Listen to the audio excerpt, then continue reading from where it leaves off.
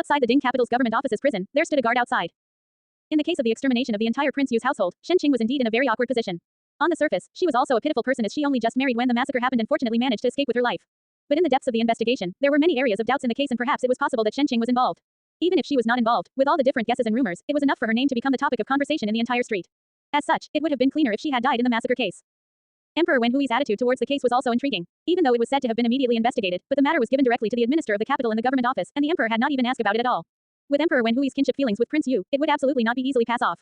Since it had always been difficult to guess the monarch's mind, the officials below were unable to guess what the emperor wanted to do and could only send Shen Qing to prison, pending for trial.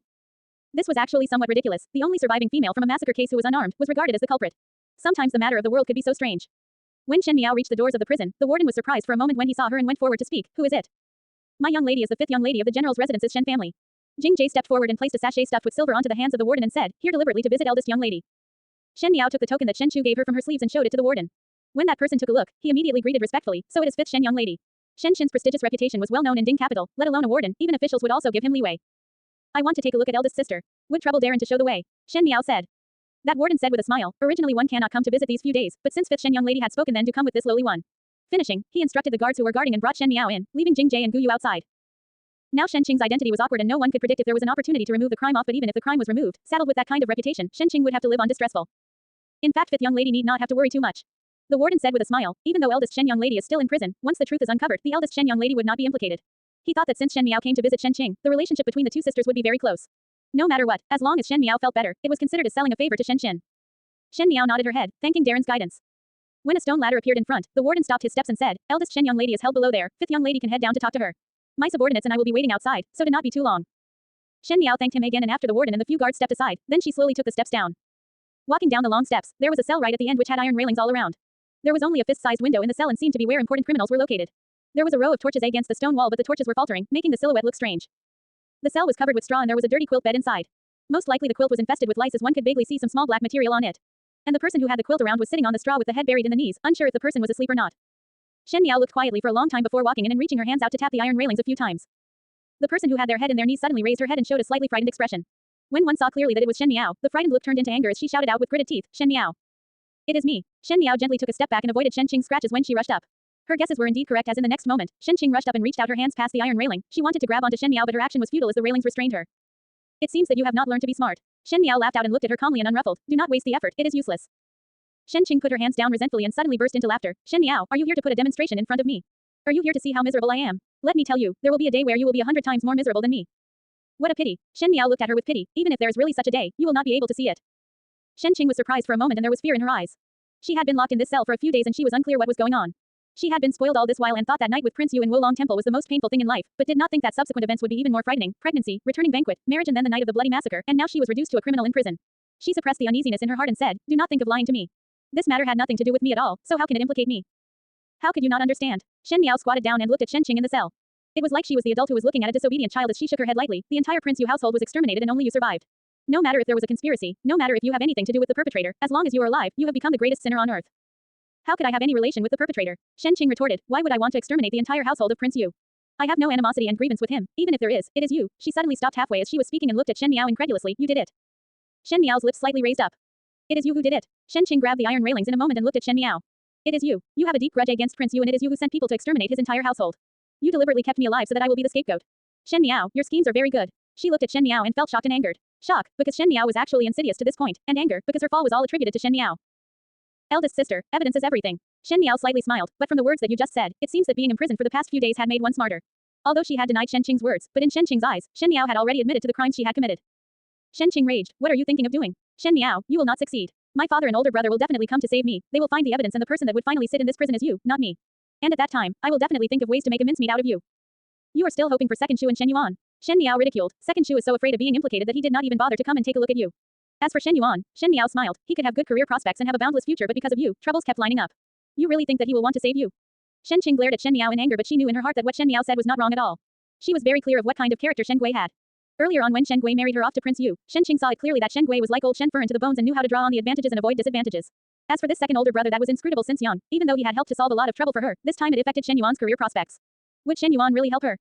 Shen Miao, stop with your nonsense. Despite an uneasy heart, Shen Qing still spoke forcefully, my mother will not watch me with folded arms. My mother would definitely think of ways to rescue me. As long as my mother steps in, with my second older brother's ability, it is not difficult for the truth to be unveiled, and at that time, the unlucky ones would be you guys. Second Shen. Shen Miao sighed. I know that Second Shen treats you very well and you are the pearl in Second Shen's eyes, and if you suffer anything bad, Second Shen would definitely protect you with her life, just like in the beginning with me. Shen Qing's unsettled emotions were a little alleviated and was a little complacent. Ren Wanyan had always been indulgent to her, and among the 3D daughters, Chen Ruchu was slightly strict with Shen Yu, and Luo Shuiyan was seldom together with Shen Miao from the beginning. It was only Ren Wanyan who was 100 times indulgent to Shen Qing.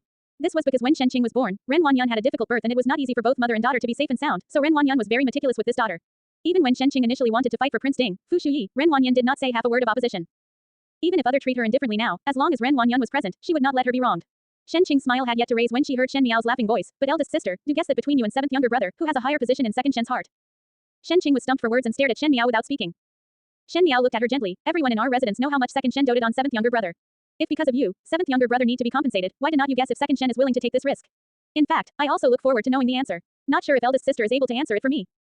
Shen Miao looked at her gently. Everyone in our residence know how much second Shen doted on seventh younger brother. If because of you, seventh younger brother need to be compensated, why did not you guess if second Shen is willing to take this risk? In fact, I also look forward to knowing the answer. Not sure if eldest sister is able to answer it for me. Shen Qing's body began to tremble violently. She knew clearer than anyone else Shen Yuanbo's position in Ren Wanyan's heart. Because of Ren Wanyan's current age, it was naturally precious to have Shen Yuanbo. Moreover, even though Shen Yuanbo was naughty, he was likable to everyone. The most important point was that Shen Yuanbo was a son. In this troubled world, it had always been particularly difficult for a female to get ahead, and in Ren Wanyan's heart, she would always be more biased towards her little son. If she would really need to make a sacrifice, Shen Qing was well aware that she is the one that would be given up. But even if her heart was filled with fear, Shen Qing was not willing to show her weakness when facing Shen Miao. She looked at Shen Miao and coldly scoffed. What you want to say? Could be that you were about to say is that no matter which route, I would still die. Shen Miao, do not you forget that I still have the royal flesh and blood in my abdomen. Since the blood of the child in my abdomen is of the royal family, no mishap will befall on me. Finishing this sentence, Shen Qing gently caressed her abdomen and a warm smile appeared on her face. This really made one felt somewhat stunned, as of a few days ago, she still beat her own abdomen and wished that this bastard was not there. Eldest sister, you really think that he is your life-saving amulet? Shen Miao light fluttering gaze landed on Shen Qing's lower abdomen and lightly said, if it was the past, with the value the emperors placed on Prince Yu of first rank, naturally the child would be saved. But now, one fear that it would become your life-taking amulet. What do you mean? Shen Qing did not understand what Shen Miao was talking about, but from Shen Miao's determined to win gaze, a fear was born in her heart. Her intuition was that Shen Miao had not lied to her, but why would the child in her abdomen would be her life-taking amulet? Naturally, Shen Qing would not know that some of the rumors had spread into the palace and into the emperor's ears, so some things had quietly changed. If it was the past, in order to preserve the blood of Prince Yu, Emperor Wenwei would not bury her as a company that early. But now, since the seed of suspicion had grown, the emperor had put up a cruel and unrelenting attitude, and one fear that he could not wait to cut the weeds and eliminate the roots, sending Shen Qing and the spawn in her abdomen to hell earlier. Seeing Shen Miao smile without speaking, Shen Qing panicked and snapped, Shen Miao, I have no animosity and grievance with you, why do you do such harm to me? No animosity and grievance. It was as if Shen Miao had heard a funny joke. She turned towards Shen Qing. When you, mother and daughter, schemed against me, was there any thoughts that there was no animosity or grievance? You, Shen Qing was unable to reconcile with her heart, and her gaze that was looking at Shen Miao was like one who was looking at some terrible person. She said, you harmed me, you will definitely not die easily. The wheel of fortune is always turning, and there would be a day that your first household would also be disowned dogs and trampled by others. You all will not die easily. Speaking till the end, her voice became sharp as if it was the only way to hide the fear in her heart. At her verbal abuse, Shen Miao's expressions did not change at all. She softly said, the saying of the reversal of the wheel of fortune is not false, but to wait for the heavens to reverse it would be somewhat complicated. In the world there are people that scheme, and fortunately their efforts are not wasted, as those traps get used one way or another. The so-called not dying easily that Shen Qing said, she had already tasted it in her previous life. At that time Luo Shuiyan had already passed away, Shen Chu had drowned, and in the first household of the Shen family, Shen Qin and all the servants were jailed. From what the eunuchs of the cold palace said, Shen Qin was squatting in the most horrible jail, and his shoulder blades were pierced with chains to prevent him from escaping, and was also branded with a convict word on his cheek. For a general who kills on the battlefield, this was undoubtedly the thing that was most unacceptable. If one were to say that the physical torture could be endured, then the psychological humiliation was the thing that was most painful to Shen Qin. And at that time, she was locked up in the cold palace, watching Fu Ming being pushed down from the position of the crown prince and watching Mei Fern being immensely pleased with herself. Shen Qing was already somewhat confused. She was after all young and had not experienced much, and Ren Wanyan had always doted on her while growing up. Once something out of the ordinary happened, her ability to bear with it would often be very, very low. She screamed, Shen Miao, you are not human. You will not die easily. Shen Miao quietly looked at her. Shen Qing, how is the feeling of seeing each of your hopes smashing into pieces? Shen Qing looked at Shen Miao with hatred. When I was at the end of the road and the path was exhausted, you came to send me away, so this time, I will send you off. She said with a gentle smile, but there was no smile in her eyes at all, but her pupils were brighter than the stars like black clouds had enveloped in the other person's body. In the last lifetime before she died, she saw Shen Qing and Shen Yu standing behind Mei Fern with a sweet smile on their faces. The first household of the Shen family's end was miserable, and the second's and third's household's contribution could not go unnoticed. She retook this arduous lifetime, so that she can pull down the individual poisonous snake fangs that have yet to grow out, then slowly torture them. Shen Qing did not understand her words and bitterly bit her teeth down as she said, Shen Miao, you will not have a good death. Shen Miao stood up and looked condescending at Shen Qing. Shen Miao's slightly delicate face in the sinister cell had a kind of dignity and elegance that one could not look up close, and in that majesty, there was also a touch of a dark violent manner, especially the sneer on her lips. As the edges of the purple dress fluttered in front of the prison cell, that figure gradually disappeared, and the last words that Shen Qing heard was, Shen Qing, you are the first one. In the eastern courtyard of the Shen residence, the day was of an exceptional silence. Shen Gui stayed in the room with a dark look on his face. He had inquired the eunuch from the palace, and Shen Qing's matter was a difficult one to settle. Most likely there were some problems between Emperor Wenwei and Prince Yu, and this question was more graver than the officials' guesses. Now that there was no room to advance or retreat, if one were to meddle with Shen Qing's matter, one feared that Emperor Wen Wei would not be happy, and if one did not care about Shen Qing, the rumors would get more intense, and when there was trouble, the first one people came looking for was him. He continued to let out long sighs and short gasps, so Wan Yiniang walked to his side to gently massage his shoulders.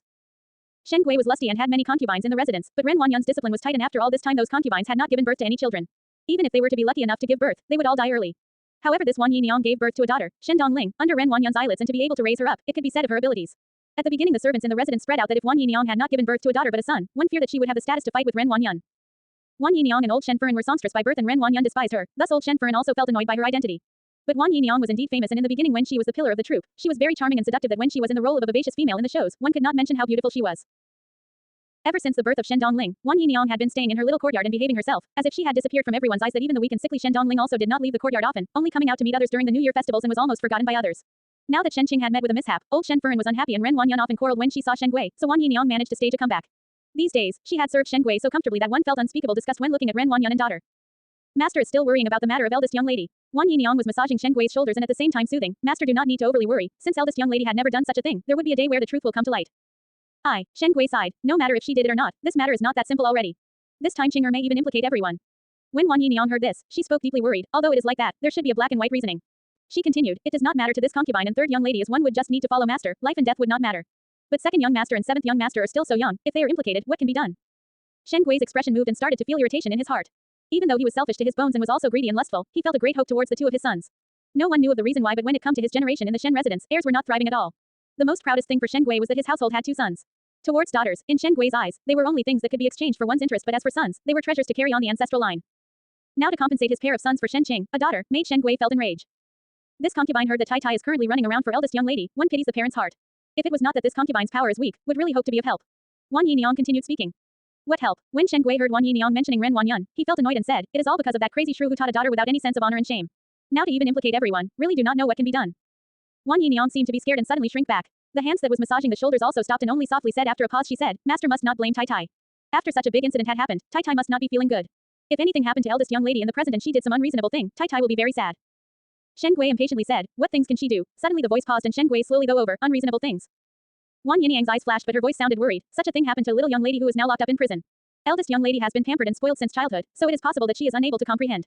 It is better to let someone go and persuade her from doing something silly. Shen Gui suddenly stood up and looked outside. The sun was about to set and the skies turned dark, particularly early in the winter days. He said, I will go out for a while. It is so late, where is Master going? Wan Yiniang asked.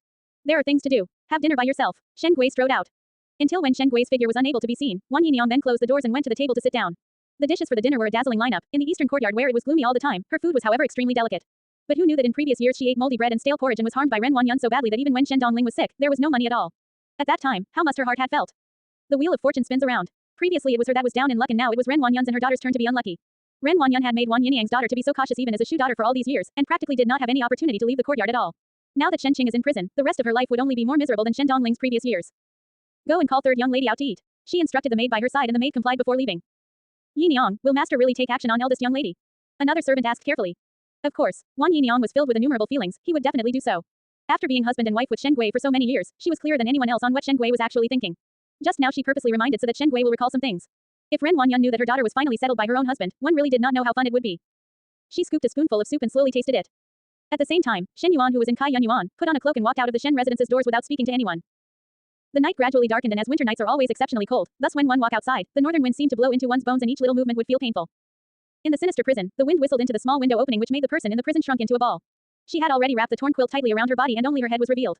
She struggled to get up to close the windows that the wind was blowing into. But as she was not tall enough even when she stood on tiptoes, in a moment later, she gave up on this intended plan as she was afraid that by using more strength, it would make herself even weaker. When the warden who was doing his round saw this scene, he only smiled and did not go forward to help. As one stayed in this sinister place for a long period of time, to some extent one would become somewhat distorted, and most likely would feel that seeing the prisoner's suffering was also a type of entertainment, at least for now it was. Shen Qing took a glance at the warden and quickly lowered her head to cover the hatred in her eyes. In the few days after coming to this place, she had suffered what she should have and did not know if Shen Yuan and Shen Gui did arrange anything, as this warden did not treat her any difference from others and even make fun of her suffering. If one were to say if there was any special consideration, it would probably be that her innocence was not destroyed like the other female prisoners. But this might not be credited to the Shen family as she was after all pregnant with Prince Yu of the first rank's flesh and blood. Regardless if it originated honorably or not, there were still traces of a royal bloodline. Shen Qing gently and cautiously stroked her lower abdomen as this was now the only thing she could rely on. She did not know the reason, but the words that Shen Miao said in the afternoon made her felt an extreme fear. This was what she had never felt before, not even in the beginning when she was arrested she had such thoughts because she knew that there would be people coming to save her, for her family would not let her suffer in vain. But every word and sentence of Shen Miao's analysis for her crushed her hopes one by one and made Shen Qing clearly see how those she depended on would be unable to withstand a single blow. This also made Shen Qing doubt if she was able to escape unscathed. The warden took a glance at her and headed outside when Shen Qing suddenly said, "Big brother." The other person stopped and walked to her. Most likely he was unable to stand the body odor from Shen Qing's body. He disgustedly waved, "What? These days, have my family come to see me? Or perhaps have messages for me?" She held back her anger. Just a small-ranking warden even dared to use such a despising eyes to look at her. If it was the past, one could not wait to fawn her. These curry-favoring villains. The warden laughed. What is Shen eldest young lady thinking? The case is not settled. Who dare to come and see you? Besides, your family, other than that younger sister, did not ask any information of you. When the warden said till here, his tone had some ridicule to it. After all, Shen Qing had met with such a matter, and even if the crimes were washed off in the future, there would still be numerous rumors, and to bring the Shen family to such a situation one feared that her future days would also be difficult. Presumably the Shen family also intended to give up this daughter, so the warden's attitude to Shen Qing got increasingly rude. Shen Qing could not say it clearly if she was disappointment or relaxed, but after hesitating a moment she then looked towards the warden. "Big brother, if my older brother come to see me, please say that my mood is heavy and am unwilling to see anyone and not let him come and see me." Finishing, she pulled out a bracelet from her wrist and handed it through the metal railings. When she was in the prison, all the jewelry were almost plundered away. This bracelet was something Ren Wanyun put it on her hand during the day of marriage and was very precious. Shen Qing had some selfish motives and had not brought it out all this time, but thinking that she was forced without any way out, she is then finally bringing this bracelet out. When the warden saw the bracelet, his eyes brightened and seized the bracelet to carefully look at it in the light. Seeing its good color, there was a bit of a smile on his face as he said, "Since you say so, I will then help you. But it is a good thing if your older brother come to see you. Why do you push him out?" Shen Qing reluctantly laughed and said, "Because I have caused trouble for the residents and felt very apologetic, thus unable to face them." The warden nodded his head, but there was contempt in his gaze. If one was such a self-respected female like that, how would one commit adultery behind the family's back and even getting pregnant before marriage? Now to say that one was very apologetic and unable to face others, it was really putting on an act. But after taking one's bracelet, the warden had no reason to refuse, so he complied with the matter and left. After waiting for the warden to leave, Shen Qing then squatted down and helplessly held her shoulders and buried her head into her knees. Nowadays she often did this action as she did not know if what she did was correct or wrong, and also did not know where the road ahead was and could only not look or think, as if when she opened her eyes again, she could return to being the previously unrestrained Shen family eldest young lady. She slept drowsily for an unknown period of time, until she heard someone tapping on the metal railing. She then looked up still in a daze. The swaying lights reflected a familiar face. If it was in the past, seeing this face would make her happy, but after Shen Miao spoke those words, Shen Qing was so scared when she saw this face again that she fell onto the ground as she looked panicky at the person in front. Shen Yuan said, "Is younger sister doing well?" "Second older brother, why are you here?" Shen Qing asked as she took a step back quietly. When Shen Yuan saw her movements, his brows slightly frowned, but he did not say anything as he took a key out from his sleeve and opened the cell door. When Shen Qing saw his actions, she was surprised for a moment before happiness appeared on her face and she stood up suddenly. "Second older brother, you are here to save me." Shen Yuan shook his head, temporarily unable to rescue you. He took out a pack of snacks from his arms and handed it to Shen Qing. "Came over to take a look at you and give you something to eat." Shen Qing was somewhat disappointed. Shen Yuan had walked in and seemingly felt that the prison was somewhat dirty as he had some traces of a disgusted expression on. When Shen Qing saw that, she felt somewhat sad. She subconsciously opened the oiled paper bag that Shen Yuan handed over, and in the oiled paper bag, the snacks smelled savory and were still warm. It was her favorite chestnut cake. "You have suffered these few days," Shen Yuan said in a rare gentle way. "Knew that you loved eating this the most, so one brought it for you to eat to one's heart's content." Shen Qing's nose turned sour and her tears almost fell. These days she had been eating stale food and did not even eat till one's fill. She lived every day in a state of apprehension, and now to see the sights of the things she once loved and that Shen Yuan was exactly right beside her, all the grievances that she felt all poured out. "Do not cry. After eating and after waiting for a few more days, I will rescue you out of here," Shen Yuan gently consoled. Shen Qing looked somewhat in a sorry state as she took a piece of cake to her mouth. Taking a glimpse at Shen Yuan's gentle smile, her hand suddenly trembled as if a bucket of iced water was poured over her head. Incomprehensibly, Shen Miao's words in the afternoon echoed by her ears. He could have good career prospects and have a boundless future, but because of you, troubles kept lining up. You really think that he will want to save you? The cake was near her mouth, but Shen Qing was unable to take a bite at all. The most precious thing between one's association with others was trust. If it was like in previous times, Shen Qing would certainly not hesitate in choosing to trust Shen Yuan. But ever since the matter with Prince Yu, Shen Qing had witnessed the cold-bloodedness of the Shen family members. This second older brother was really willing to give up his good career prospects for her and was also willing to take such a big risk to rescue her. If it was Shen Qing herself, one feared that there would be some hesitation.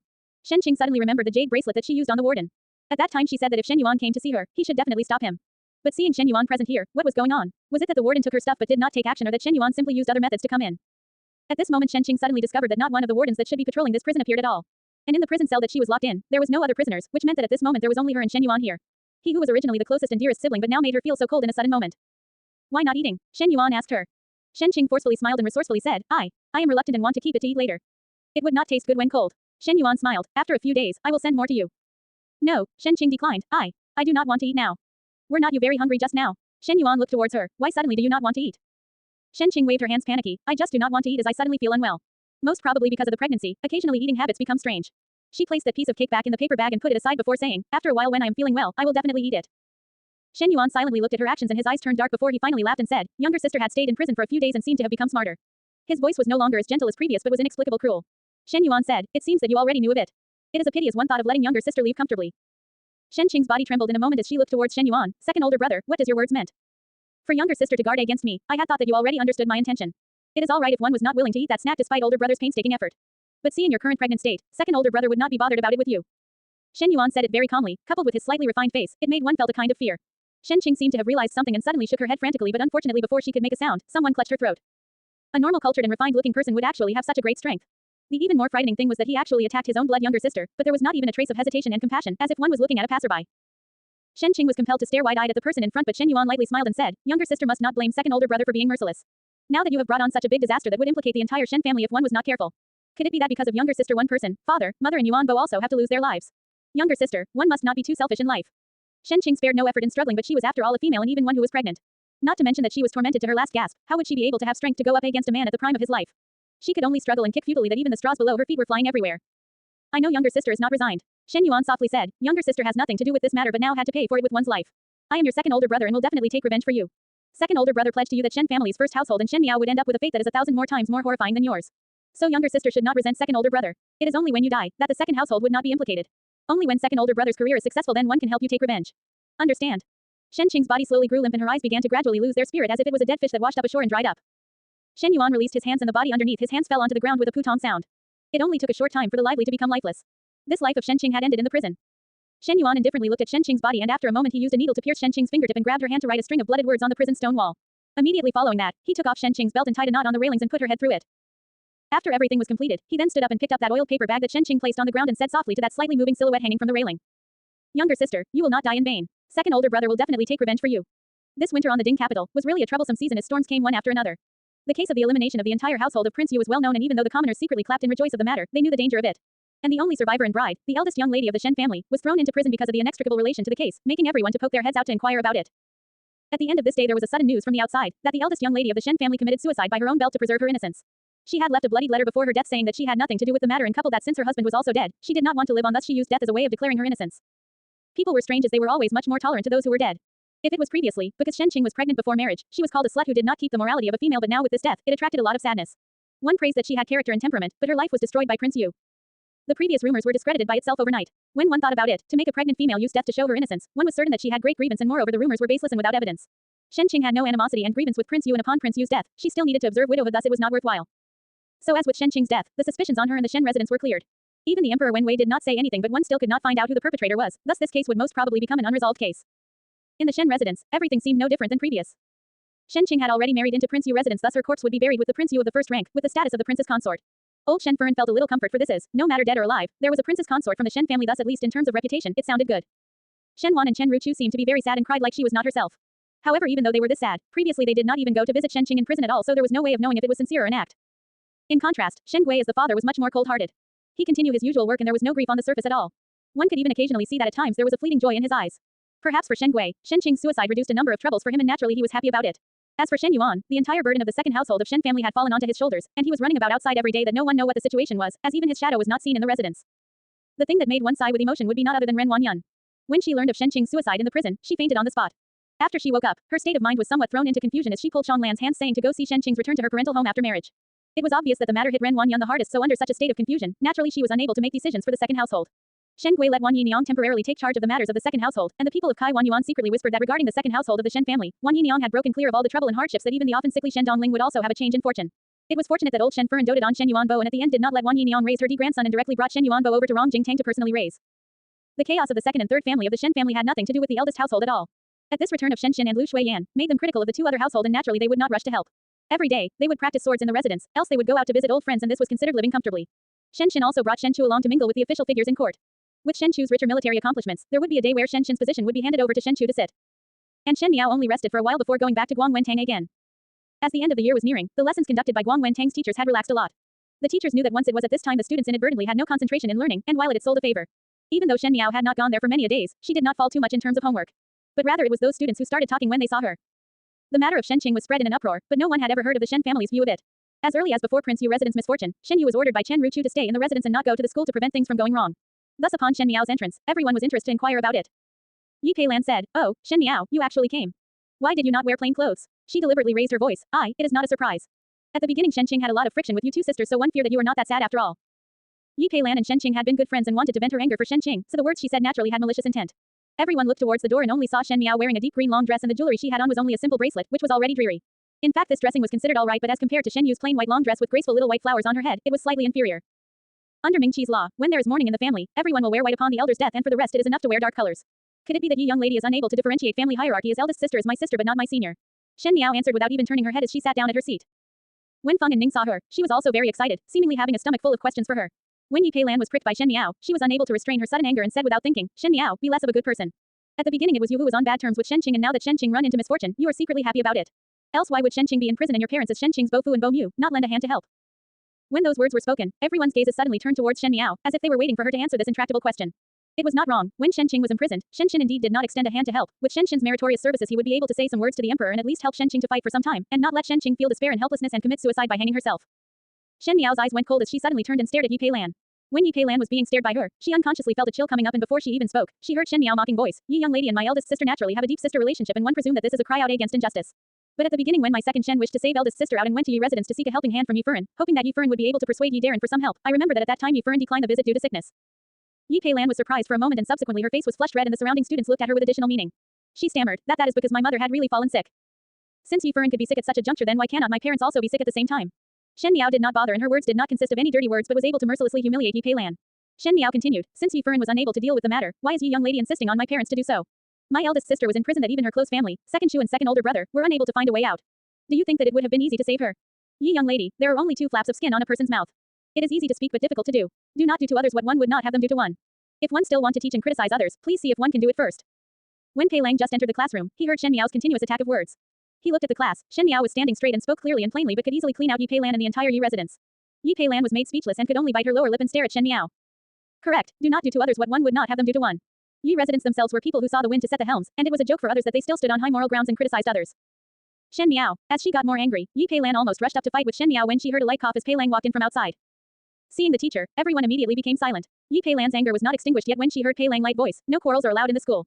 After finishing his words, he looked warningly at Yi Peilan. Everyone knew that in Guang Wentang, even though Pei Lang was only a scholar and had a mild temperament, he was very respectable. Despite Yi Peilang's arrogant temper, she dare not raise her voice. Shen Miao sat down on her seat and Feng and Ning nudged her shoulder and spoke softly, Teacher Pei is helping you out of trouble, Yi Peilan is really too much that even Teacher Pei cannot take it. Shen Miao looked up and just nice met Pei Lang's eyes. In his mild expression, there was a little look of probing, as if wanting to see clearly what she was thinking. As she met Pei Lang's eyes her lips slightly hook up and slowly smiled. Pei Lang was slightly startled. This young female's face was delicate and pretty but was at the side of looking dignified and cold. The smile that appeared, however seemed to have brought a charm of a female adult, which contained a trace of an indistinct allure, making one could not help but want to delve into the secret. But just at that moment, Shen Miao lowered her head, as if that flash of a smile was only an illusion. The rumors in the Ding capital, regardless of how big or small they were, the Feng Xian pawn shop naturally would be willing to let everyone know. Ji Yushu buried his head in an abacus and said towards the two persons, the sale of the Zhonan's Chen family deal is very worthwhile. Such a big sum of money. This pawn shop do not need to be open for 3 years. You will really swallow all this money and not leave fifth Shen young lady any. Gao Yang jokingly said, in any case, our people were the ones selling the news.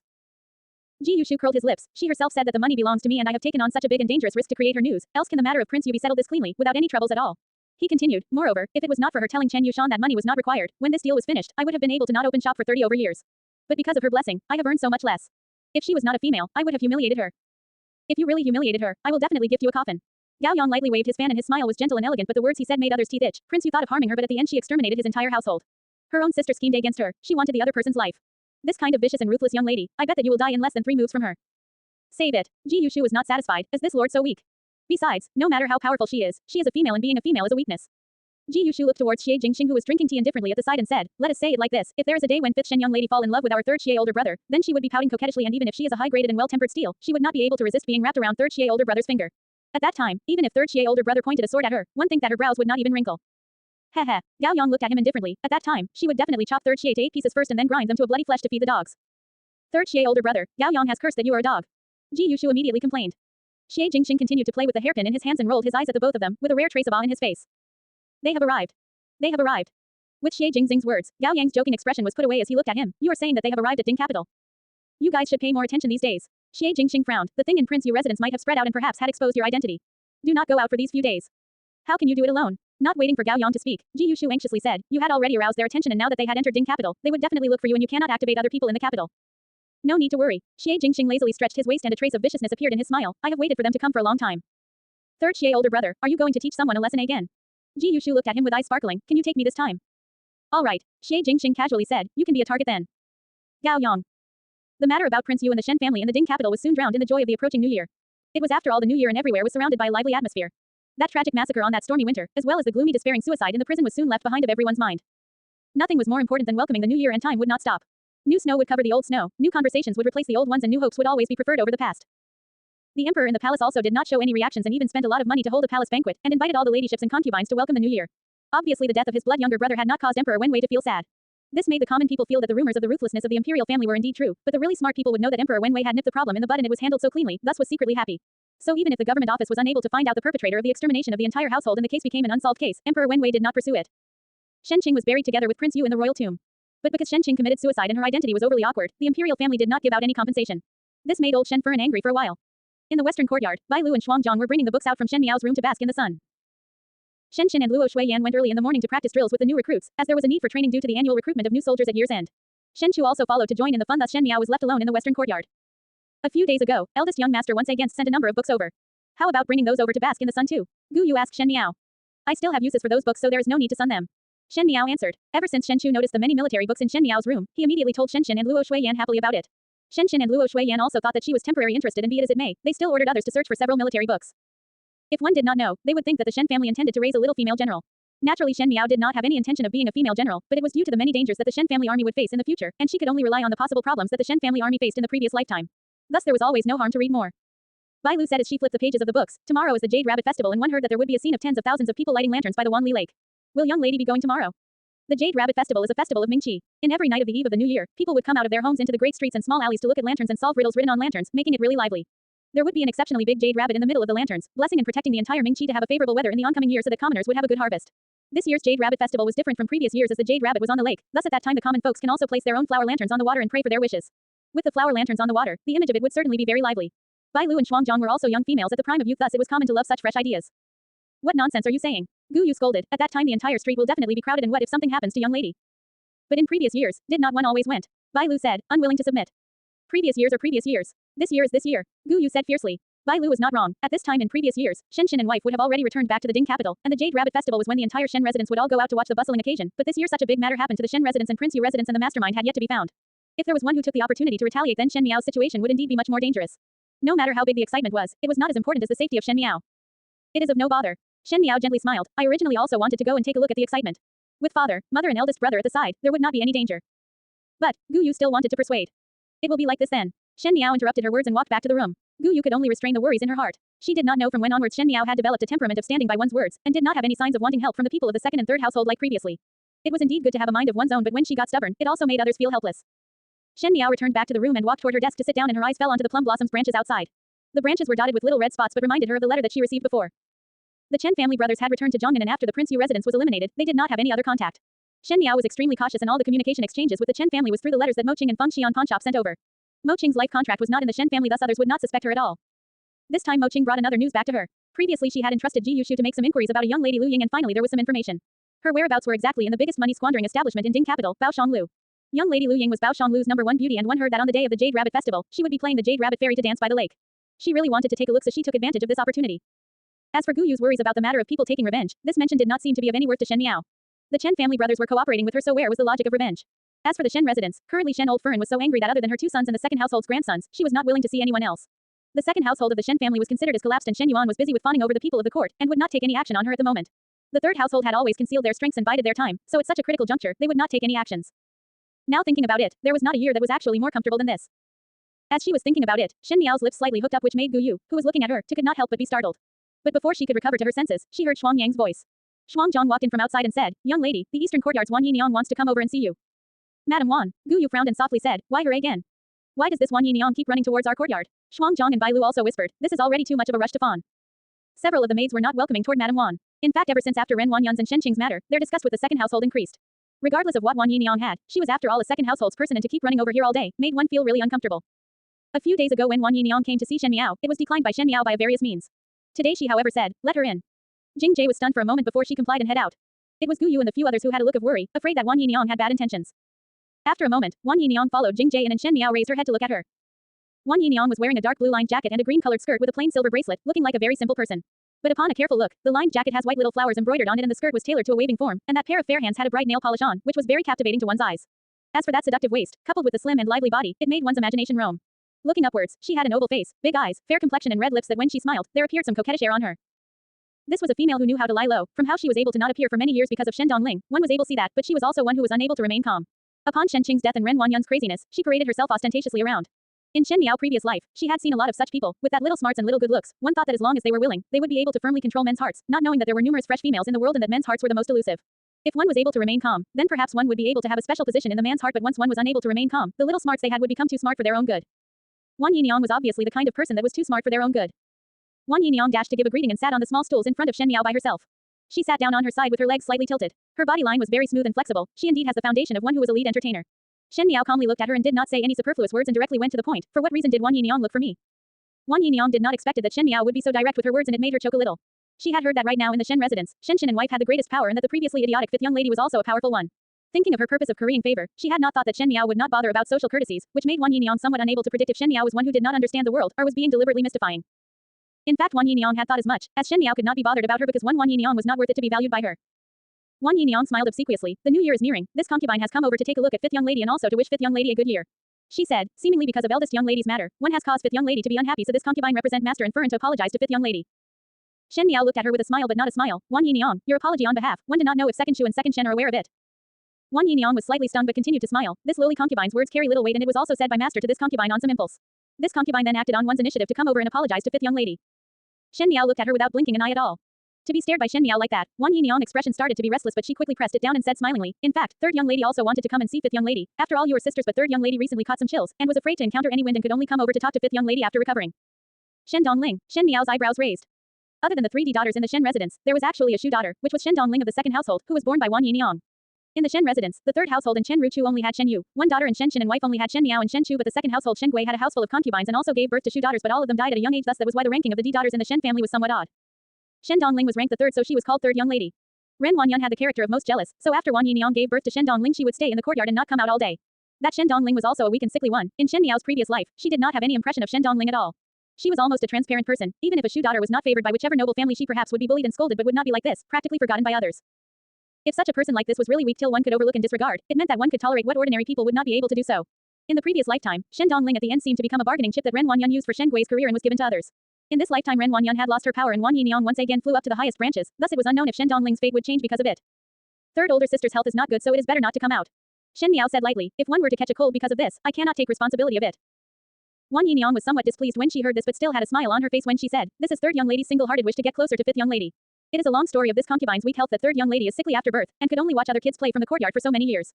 It is all this concubine's fault. As she said, she tilted her head and used the handkerchief in her hands to cover her mouth as if she was extremely distressed.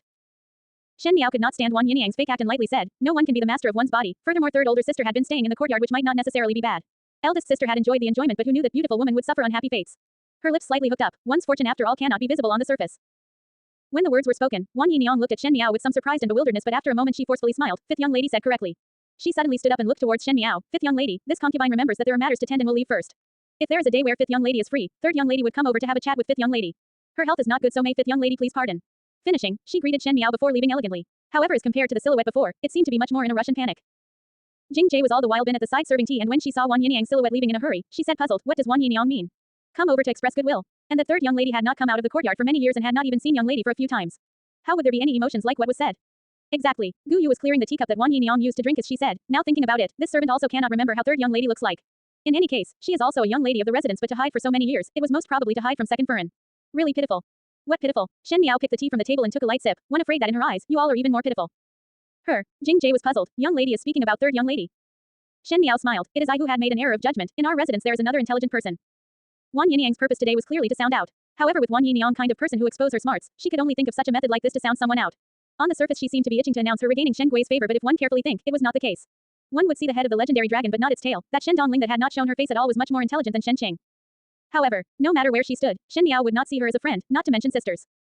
One must be on the guard. She put the teacup in her hands down and reminded the maids by the side. But at the other end of the words, Wan Yinyang was returning back to her courtyard in a rush and closed the doors. 3 steps became 2 steps as she went forward and faced the silhouette behind the screen, Linger. The silhouette behind the screen paused and looked towards Wan Yinyang. Wan Yinyang gave a sigh of relief and sat down on the wooden chair and repeated word for word the conversation with Shen Miao. She originally was a lead opera singer and had a good memory, so she was able to repeat the two persons' conversation as if it was actually happening in front. After finishing speaking, Wan Yinyang then said, Linger, what is fifth young lady's meaning behind those words? My heart trembled as I listened to it. You say, does the matter with eldest young lady involve fifth young lady? Yinyang have to guard one's tongue. The person behind the screen said, eldest sister's matter had passed and whatever was said outside is as such. One must not mention about the matter again, otherwise, it would only harm oneself. I just feel that my heart is somewhat unsettled. Wan Yinyang said. A light sigh came from behind the screen and the person who was sitting down placed the embroidery down from her hands and stood up to walk over to Wan Yinyang's side. That was also a delicate and pretty young female that is compared to Shen Qing's magnanimous, Shen Yu's gracefulness and Shen Miao's dignified presence. This young female was soft and weak and her facial features followed those of Wan Yinyang's. Her face was oval with large eyes. If her eyes were much more spirited then she most likely would be cursed by others to be a little vixen, but she looked so pale that even her lips looked like there was no blood. Thus the seductive charm was reduced and seemed to be somewhat harmless. She was wearing a rather old beige-yellow coat dress. That coat dress might have belonged to Wan Yinyang, and as this young female's figure was not as fully developed as Wan Yinyang, thus when she wore it there were much more empty spaces that it discounted the beauty she had, making her look somewhat ordinary. That young female was indeed the Shu daughter of the Shen family's second household, Shen Dongling. Now everything is much better than before. Shen Dongling comforted. At least Yinyang and I can go out confidently and do not have to be threatened by Furin. This Shen residence is indeed difficult to live in. Wan Yinyang looked at her daughter and her heart had soured. In the beginning I had a voracious desire for wealth and thought that by entering the Shen residence, one would be able to sleep in comfort without worries in the second half of one's life. Who knew that it would be this difficult in the noble families and even implicated you? For so many years, in order to continue living under Furin's eyes, one had to live like this. Moreover the people in the residence are powerful, even that originally wordless and quiet fifth young lady is currently that scary. Yinyang, Shen Dongling shook her head. No matter if fifth younger sister is involved in eldest sister's matter, after all the mastermind had helped us. Even if Furin want to turn over her fortune, it would be difficult now. Even though second brother is powerful and Furin have the rank and position, but she have no more good prospects and would not be able to beat us. This is also true. Wan Yinyang looked at Shen Dongling delightedly, finally broke clear of all the troubles and hardships. But Ling today you let me go ahead to feel fifth young lady out but fifth young lady treated me coldly, one fear that she was unwilling to accept our goodwill. Now what can be done? Not willing to accept then not willing to accept. Shen Dongling smiled. Fifth younger sister seemed to be an intelligent person. That being the case, from now onwards it is better not to provoke her. If it is possible, let her deal with second older brother. Second young master. Wan Yinyang was surprised for a moment. Second young master already entered officialdom and fifth young lady is just a little young female. How could she deal with second young master? Yinyang should relax one's heart. Shen Dongling said. Fifth younger sister is not a simple character. She is the sharpest knife in the Shen residence. The small moves in the eastern and western courtyards of the Shen residence were perhaps not known outside. Other than the residence people, most likely in other people's eyes in the Ding capital, the general's residence was harmonious and everyone was benevolent and filial. Before this year it had always been so, but unfortunately the world kept changing and at times the seeds were buried too deep, and there would suddenly be a time where sprout would grow. In the training courtyard outside the Shen residence, Mo Qing was exchanging blows with Shen Chu's close soldiers. Akai was currently Shen Chu's subordinate with the best martial arts skill, but Mo Qing was able to fight evenly with him. In the beginning when Shen Miao introduced Mo Qing to Shen Chu also wanted to test out Mo Qing's skill and after testing, Mo Qing was indeed quite good. Naturally Shen Chu was very happy. There was no weak soldiers under a strong general, so the more strong soldiers he had, the more resounding the reputation the Shen family army had. Ever since recruiting Mo Qing, Shen Chu had been expressively boasting Shen Miao's foresight and occasionally pestered Shen Miao to go the haunts of the common people to discover such talents, but Shen Miao blocked it off with a roll of eyes. In the previous life there was only one commanding guard. With Shen Chu's logic, was there commanding guards in all the big streets and small alleys. After Akai and Mo Qing finished a round of hand-to-hand combat, they were so tired and sweat was dripping down. Akai swallowed a big mouthful of water and said, "It is indeed refreshing to exchange blows with Brother Mo. Brother Mo's entire body of sword skills is indeed superb that make one eyes heat up." Mo Qing cupped his hands. Brother Akai has overpraised. My sword skills are not considered superb. There are people beyond people and heavens beyond heavens. There are many superior people in this world. Could it be that there are people who are of even higher skills than Brother Mo? Akai smiled. Then I must widen one's knowledge. Mo Qing did not speak as his mind was at the night in Wolong Temple. He carried Shen Qing and changed the rooms with Shen Miao. It was that night that had changed the fate of two people. That night there was a black-clad person that swept into the room from the window and easily took his sword within 5 moves. Under that person's hands, he was as weak as a child and he heard Shen Miao calling him Little Xie Marquis. That young male's sword skills had truly reached perfection. Akai sighed before speaking, not sure if one could kill enemies with Brother Mo in the battlefield. Such a happy matter, I actually could not wait for it. Unfortunately the general will be staying in the capital for 6 more months for the young lady. If one were to join hands against the enemies, one must wait for half a year more. He looked at Mo Qing, speaking of which our young lady has a discerning eye for heroes. To be able to discover a person like Brother Mo, it is indeed rare. Young lady is truly an incredible person, Mo Qing said. After following Shen Miao for a long time, he disdained some of Shen Miao's actions. As a female, Shen Miao was cold and ruthless, without any compassion, but one could not hate her as the people she dealt with were those that had set her up to death. Mo Qing remembered the day when Shen Miao parted the carriage's curtain and asked him with a smile, "Are you willing to sell your entire body filled with martial arts skills to our Shen family of military lineage?" A true gentleman would sacrifice his life for a friend who understood him, and from a certain point of view Shen Miao was Mo Qing's benefactor. Akai hammered a punch at him. "I know you are picked by young lady and naturally find her good. Do guard her well during the Jade Rabbit Festival tomorrow." Mo Qing suddenly raised his head and looked upwards. Why? Akai also looked over at his gaze and was unable to make head or tail out of it. There is nothing. Probably I felt incorrectly. Mo Qing shook his head and ignored the strange feeling in his heart. At the other end of the wall there were 2 people squatting at the moment, wearing bamboo hat and had their face tightly covered that one was unable to see their appearance in a glance. One person said, "This Shen residents indeed have talented people. For a guard to have such an ability that almost found both of us." Indeed. The other person pressed his voice down to discuss. There are so many guards outside and with Shen soldiers watching over, it would be overly risky to take action from inside and probably would not be easy to succeed. Instead one would inadvertently alert the enemy, and if in the future Shen Miao will be protected so well that a single drop would not leak, then it would be even more difficult to take action. Above had sent down instructions and it was difficult to have such little news. That person said to the companion, "If one was able to achieve the outcome from questioning her then this trip would not be wasted, and both you and me only need to wait to be promoted. How can one give up halfway?" Naturally one cannot give up. The person wearing the bamboo hat smiled. Did not the 2 guards just said that during tomorrow Jade Rabbit Festival Shen Miao would be going, and during the surge of crowd, it would be easy to do something. At that time a wave of people can be used to draw the Shen family people away and another wave of people can take her away. Do it cleanly and neatly. That person's words were filled with thick vicious intentions. In order to nip the problem in the bud, throw the body into the lake after asking and do not get any other ideas. Naturally. During the day of the Jade Rabbit Festival, it was indeed extraordinarily lively. After Shen Miao had taken her dinner, Bai Lu and Shuangzhong hurriedly ran over and spoke, "Young lady, there are people in the city who have lit fireworks. One heard that there would be continuous fireworks that would be lit at night and it will look very good." The anticipation in her words was unable to be concealed. What is there to be flustered? Gu Yu was combing Shen Miao's hair as she scolded. One will eventually head over and see. There is no need to rush for the moment. Her voice hardly faded when one could hear Shen Chu's smiling voice coming from the outside, as younger sister ready. Father and mother are in the front hall waiting for us. Replying eldest young master, Jing Jie relied outside. Young lady's hair is yet to be combed. Kindly wait for a while more. How can a little girl's hair take so long to be combed? Shen Chu muttered, already caught up to the time for a soldier to gear up armor. After saying that he roared towards the house, younger sister, I will head to the front hall to wait for you first, you come over yourself all right. Shen Miao complied from the window side. At the same time Gu Yu finished combing her hair and was picking and choosing from the box, and finally she found a jade hairpin and inserted it into Shen Miao's head. Shen Miao took a glance at the bronze mirror and could not help but be startled. Why this piece? This servant finds that this hairpin goes well with the clothes that young lady is wearing. Gu Yu smiled, and this hairpin is delicate but not complicated, which match with today's simple spiral coil style. Shen Miao could not help but reach to the hairpin in her hair. It was the begonia jade hairpin that Xie Jingxing gave to her. This hairpin was later thoroughly vetted by Gu Yu and the rest, and it was definitely invaluable. Thus Shen Miao initially wanted to return it to Xie Jingxing, but later dropped the idea as she thought that perhaps there would be a day where she would be overextended, and she most likely would be able to use it for exchange of some money to spend. But if Xie Jingxing was aware of that, one did not know how angry he would become. This young lady felt that the hairpin is not good. Gu Yu looked hesitantly at Shen Miao before saying, how about changing to another one? Eldest young master had sent over a number of jewelry that were bestowed from the palace, and most likely one would be able to find some good-looking hairpins. No need. Shen Miao interrupted her. One feared that by searching for it would only delay more time. Leave it as it is. It is nothing more than a hairpin. Gu Yu tidied her collar for her again and draped a cloak over before smiling. Now it is completed. Do not forget the little warmer. Jing Jie handed a hand warmer to her. When Shen Miao and entourage reached the main hall, all the people of the Shen residence was already present there. Because in previous years the entire Shen residence would travel together to the Jade Rabbit Festival and thought that it would be the same this year. Chen Ruchu and Shen Wan were talking, and Shen Yu wore a light pink long dress with 12 plaits, which had many winding patterns. In this kind of cold weather, what she wore was considered very thin inside, and on the outside, she wore a pink peach embroidered cloak which was also visually attractive but useless, as it most likely would not be able to even resist the wind, but she still had a very satisfied appearance on. When she saw Shen Miao coming, she even smiled as she called her fifth younger sister. Shen Miao nodded her head at her and turned over to see Shen Gui's side. It was as if there were no difference from previous years, even if Ren Wanyan and Shen Yuanbo were not present. In those previous years, Ren Wanyan would bring along Shen Yuanbo, but now Ren Wanyan was mentally ill due to grief and could not go out. Shen Yuanbo was young of age and there were many kidnappers on the streets, thus old Shen Furen wanted Shen Yuanbo to accompany her in the residence. Shen Yuan stood beside Shen Gui, and behind them Wan Yiniang was holding a young female's hand as that female looked over. This was the Shu daughter of the second household, Shen Dongling. Shen Dongling was wearing a long apricot-colored lined jacket, most likely because of her so-called chills. That lined jacket was massive and thick, but it seemed to make her look very thin. In fact, if one were to look seriously, her facial features followed those of Wan Yiniang's delicate beauty, but one did not know why. Her temperament was so plain that she was almost invisible. She did not greet Shen Miao and just quietly looked. One did not know if she was shy or cold. Shen Miao retrieved her eyes back but heard Shen Chu boast loudly, "Younger sister, now you appear even better looking."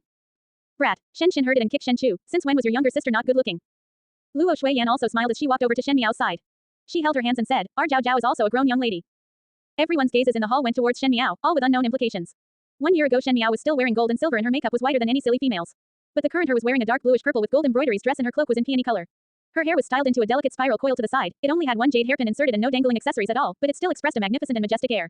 Her facial features were clean and clear, and that pair of eyes were as clear as a young beast.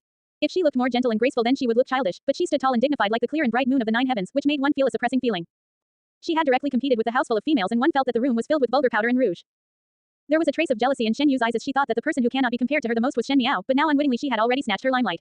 Shen Yu was most confident of the elegance and beauty of her scholarly style, but seeing Shen Miao today, a sense of inferiority was born. She raised her head and looked towards Chen Ruchu, wishing to see a little look of disdain of Shen Miao, but she saw a trace of heaviness which made her heart cold.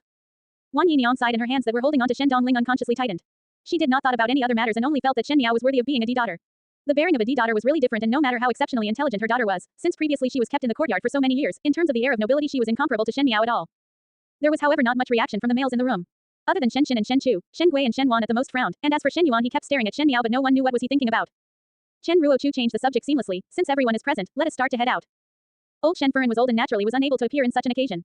In the Shen residence, other than old Shen Furen, Shen Yuanbo and Ren Wanyun were left behind. All the concubines of the second household also remained. The rest of them started heading to the streets to mingle in the Jade Rabbit Festival. If it were like in previous years, naturally there would be laughter the entire way, but because Shen Miao were in the large fire that burned the ancestral hall this year, Shen Xin and Shen Chu almost intentionally kept their distance from the rest and only talked to Luo Shuiyan. The guards of the Shen residence were following at the back. In fact, in order to maintain the safety of the people in the Ding capital and stop kidnappers from abducting others in crowded areas, the city guards would put up patrols at both sides, and thus it could be said that it is considered relatively safe. Shen Xin did not talk to Shen Gui and Shen Wan, thus they did not bother to court a rebuff and talk to themselves. Shen Yu previously would walk together with Shen Qing and Shen Miao. Shen Miao would highlight her literary knowledge, but now Shen Miao could not bother with her, and Shen Yu was not willing to let Shen Miao steal her limelight, so she went to chat with Shen Dongling. When Wan Yiniang saw that Shen Yu was willing to get closer, naturally she was happy, but one did not know if it was Shen Dongling who was being shy, but she was not warm with Shen Yu as Shen Yu was never this open-hearted. However, Shen Dongling had a timid appearance, thus after a few moments, Shen Yu also lost interest. When this entourage of people walked on the streets, the atmosphere became somewhat awkward. They seemed to be at odds, as there would always be enjoyment when an entire residence traveled together instead of enjoying the moment just by themselves. As Shen Miao walked, she was seriously looking at the lanterns and riddles along the streets. Shen Xin and the few did not like to guess the lantern riddles as they were rough people of the military family. How would they be able to set their heart down to guess words from riddles? Using Shen Chu words, if younger sister like those colorful lanterns, tomorrow eldest brother will go to the capital to find a master to make an exact same one. There is no need to spend so much effort. Shen Chu would not be able to understand Chen Ruchu's and the rest's elegance. After waiting with great difficulty for Chen Ruchu and the rest to finish guessing the lantern riddles, when they were about to walk forward, suddenly Wan Yinyang said to Shen Gui, Master, heard that there will be a dance from the Jade Rabbit Fairy on the lake tonight. This year the Jade Rabbit Lantern will be set off on the lake, so let us go there to see it. But Chen Ruchu frowned when she heard this and said softly, that Jade Rabbit Fairy comes from Baoshanlu and we also brought our residences young ladies along, so one fear that it is somewhat not good. What kind of place Baoshanlu was? It was the biggest money-squandering establishment in Ding capital, and the young ladies there had warm flesh and fragrance of a beauty. How several men had abandoned their wives and staked 1,000 gold to spend a night with the young ladies of Baoshanlu, thus making the main wives felt shameful of. However, no matter how much those Tai Tai and Furin disdained, they are unable to change that fact that Baoshanlu's young ladies were all talented performers. Thus this year's Jade Rabbit Fairy ended up performed by one of Baoshanlu's young lady. Third Furin, Wan Yinyang softly said, although that is said, it is after all only a performance. One think that in front of so many people that Jade Rabbit Fairy would not be able to do any inappropriate things and one would only be watching the festive. There is no need to be that serious. Wan Yinyang initially did not want to fight with Chen Ruchu, but like Ren Wanyun, she could not stand Chen Ruchu's loftiness and ever-present scholarly attitude. As compared to Ren Wanyun, Wan Yinyang hated Chen Ruchu more because she was born in the troop, and today when Chen Ruchu suppressed at Baoshanlu, she no doubt also looked down on her. When both of their tit-for-tat were heard by others, in a moment the atmosphere started to get interesting. Males would not intervene in females' dispute, and Shen Dongling could only clutch Wan Yunyang's hand and tightly purse her lips without speaking. Shen Yu had the heart to argue for Chen Ruchu but found that by doing so she would lose her daughter status, so at the moment no one spoke. Who said that going to Wanli Lake is to see the Jade Rabbit Fairy? In the silence Shen Miao gently spoke, it is not every day where one can see tens of thousands of people that will be setting off lanterns. Moreover, the rich and poor are unable to choose their birth, and thus there is no need to look down on another because of it. No matter what identity she has, today she is the Jade Rabbit Fairy. A person with a clear heart would not care about these superficial things. Everyone was first surprised for a moment before Shen Xin threw his head back and laughed. Zhao Zhao said correctly. The rich and poor are unable to choose their birth, and what kind of ability is that to look down on others? Luo Shuiyan also smiled. As the soldiers of the army that fight on the battlefields, some came from officials' families but even more came from ordinary commoners. Some of them could not even afford rice to eat, and some of their families elderly almost starved to death, thus talking about family background, each had their own hardships. Thus they would never look down on the poor, and Shen Miao's words were in line with their minds. Younger sister, Shen Chu patted Shen Miao's shoulder, your tone is one who can bear the entire world in their mind. With this kind of vision, I as your brother am ashamed of being inferior. She obviously knew that Shen Chu was teasing the words she used, but Shen Miao was despondent. In her previous life she married Fu Shuyi and became the empress, and it was because of love, but as an empress the responsibility that was placed onto her was not one less than anyone. The words of motherly model of the world were to ensure that all the ordinary folks lived in peace and worked happily, and the person occupying that leading position must love one's citizens. This was what Fu Shuyi taught her, even though Fu Shuyi himself was unable to achieve it. As they echoed one another at one side, Chen Ruchu's face was however green and white. Was not Shen Xin praising Shen Miao's frankness indicate her hypocrisy? Shen Wan's expression was also somewhat gloomy, and Shen Yu had long burst into anger but held down the sarcastic words she had for Shen Miao. Wan Yinyang thought that Shen Miao's words were helping her, and the next moment there was a hint of joy on her face. When Shen Dongling saw that, she slightly shook her head. Shen Yuan still had a cold smile on his face, and Shen Gui was acting ignorant. Then let us go to Wanli Lake. Since Luo Shuiyan was used to being a female general, it was natural of her to give a command. Even if the rest of the Shen family was reluctant, because of the Shen family guards behind, they could only keep up. Wanli Lake was located slightly west of the heart of the Ding capital, and the entire lake was embedded into the city. When it was spring, it looked like a piece of jade, but during winter, when there was some snow descending, the image of the fluttering snow on the lake with boats floating by and one discussing about matter over wine was such an enjoyable thing. There was also some snow today, but under the many lights, those snowflakes had become crystal clear jade flowers that were lit as they fell onto the ground. The willow tree by the lake was covered with little snow crystals, making one unsure which was snow and which were the lights. But before one walked to the side of the Wanli Lake, one was able to hear the sound of fireworks. Upon raising one's head, one would be able to see in the dark skies large pieces of fireworks that made the people's eyes flower. Below, people's hearts were moved, lovers stood side by side and held hands, and if an entire family was out for fun, when they looked up, they were able to see a moment of eternity. Young lady, quick look. Jing Jie said excitedly, those are the fireworks by Wanli Lake. Heard that the fireworks would be lit the entire night tonight. It really looks good. Gu Yu also murmured. Ha, the Ding capital is indeed truly flourishing. Shen Chu said to Luo Shuiyan, it is more fun than our northwestern region. Luo Shuiyan also sighed as she walked. After walking more, one suddenly saw the crowd run up brainlessly, and no one knew what the rush was for. Shen Xin seized a male who was running by his side and asked, this young brother, what is up in front that is making everyone run up? The Jade Rabbit Fairy has arrived. That person said, everyone is heading to take a look at the Jade Rabbit Fairy. He took a glance at Shen Xin and suddenly said, this brother is new around, the Jade Rabbit Fairy this year is performed by Lu Ying of Baoshanlu. It better for this brother to quickly go. Finishing, he happily ran away. When Shen Xin turned his head back, Luo Shuiyan said lukewarmly, still do not go over and see young lady Lu Ying. What words Furin is talking about? Shen Xin wiped the sweat on his forehead, I do not even see enough of Furin, what kind of person is young lady Lu Ying? She is certainly not as beautiful and magnanimous as Furin. Although it was said as such, they were already here, and Luo Shuiyan would not be a wet blanket for everyone, so they headed forward. As they waited in the crowded area, suddenly one heard someone shouting, young lady Lu Ying is here. Young lady Lu Ying is here. Shen Miao was small in size and was unable to see what was going on above, so Shen Chu took her to the stone platform at the side and placed her there while he stood by her side. When Shen Miao raised her head, she was able to see a flower carriage approaching that was surrounded by people. In the depths of winter this carriage was actually decorated with fresh flowers, showing the attentiveness of the person behind. The flowers were in such beautiful purples and brilliant reds that they did not seem real, but just at this time one was able to see clearly the person in the flower carriage. It was a young female who was sitting on the carriage wearing a moon-white cotton dress with a velvet cloak. Her hair was styled into a flying immortal bun that made one desire to be one. Her forehead and brows were perfect and her teeth were like weaving shells, and the most moving feature was her pair of narrow eyes, which slightly hooked up at the end, making her look flirtatious without a cause. Cold but attractive, light but heavily smeared, as if with her entrance the wind beside had a trace of a warm scent. This Jade Rabbit Fairy was said an immortal but had the vibe and air of the human world, but to say that in the human world her enchanting coldness was not part of it. Lu Ying was not considered as extremely beautiful, and based on her facial features they were slightly modest as compared to Wan Yinyang, but there was a cold enchanting vibe in her bones which was able to hook the desires of the people. This Jade Rabbit Fairy was an immortal or demon, it was really thought-provoking, but for the ordinary men, it was a soul-hooking death call. Shen Miao's gaze landed on Lu Ying for a moment, but then she turned around to see the surrounding area, wanting to see if that person had come. After looking for a round and not discovering, Shen Chu saw her actions and spoke curiously, "Younger sister, what are you looking at? Why is older brother not looking at this young lady Lu Ying?" Shen Miao directly turned the conversation around. Even though Shen Chu was not stupid, he would not think more when he talked to Shen Miao. Thus when he heard Shen Miao inquiring this, he answered, "I do not like this kind." Shen Miao raised her brows and said, "Then what does eldest brother like?" Shen Chu was unable to speak at all. Shen Miao felt that this distressed look of Shen Chu was very interesting and wanted to laugh. In the previous life Shen Chu married that vicious Seosao and had never met a lady he admired from the beginning to the end. Now reliving a lifetime, she did not know who would be fated to be her Seosao in this lifetime.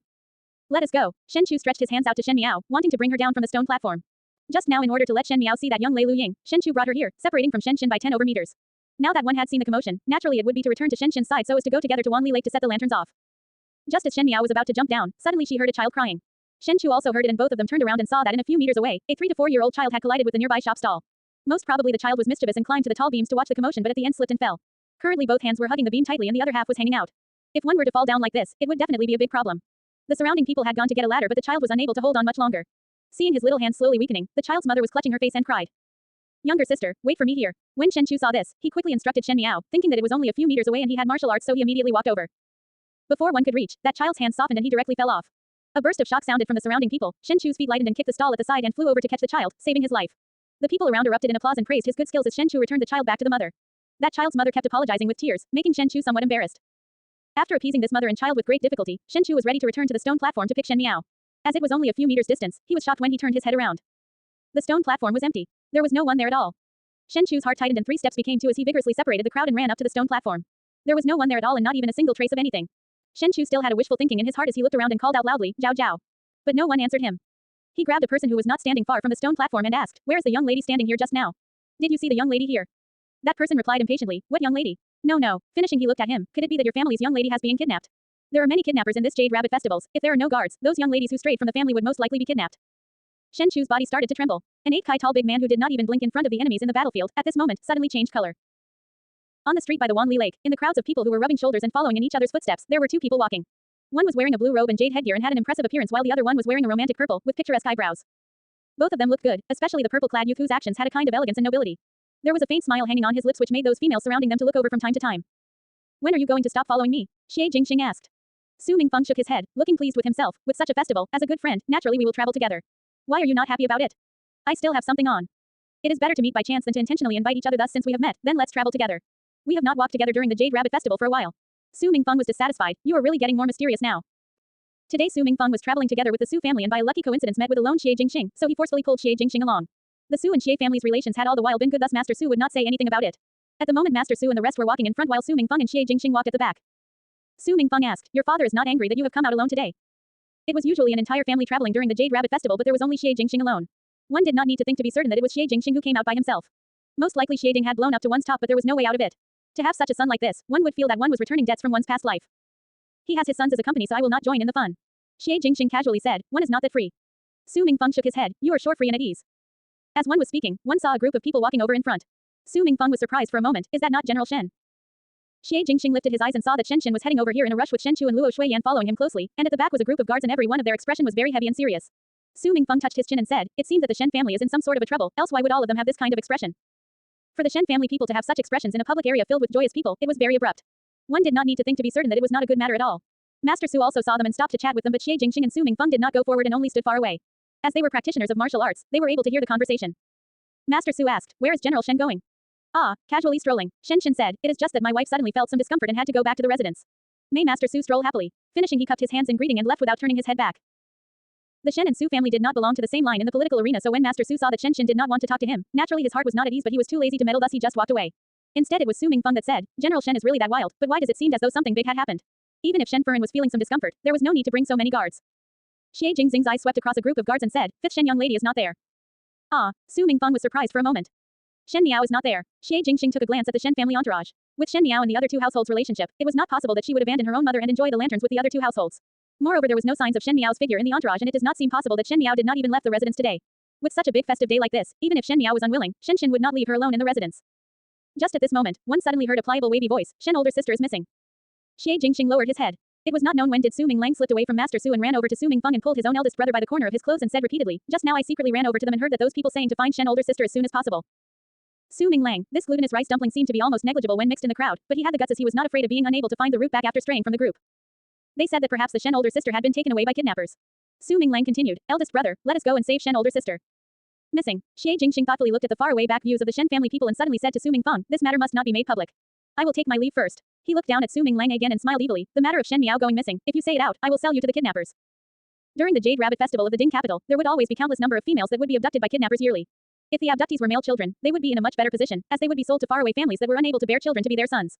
If they were female children or young females, they would be miserable, as those that do not have good looks would be passed around the brokers and sold to big families to become low-ranked maids, and those who looked good would be worse off than the normal-looking ones.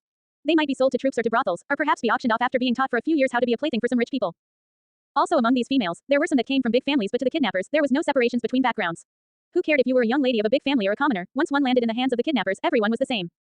Shen young lady was abducted by kidnappers. In the room, Ji Yushu suddenly stood up and walked to and fro for 2 steps, showing some worried expressions. Shen young lady looked not bad and her bearing is extraordinary. One fear that once landed into the hands of the kidnappers, she would definitely be sold off. Even though I also like young lady Xiao Yao, but one did not wish Shen young lady to become such a young lady. Third Xie older brother, should we go and save her? Gao Yang snorted disdainfully at Ji Yushu's words, are you all right? With Shen Miao's means and methods, how is it possible to be kidnapped?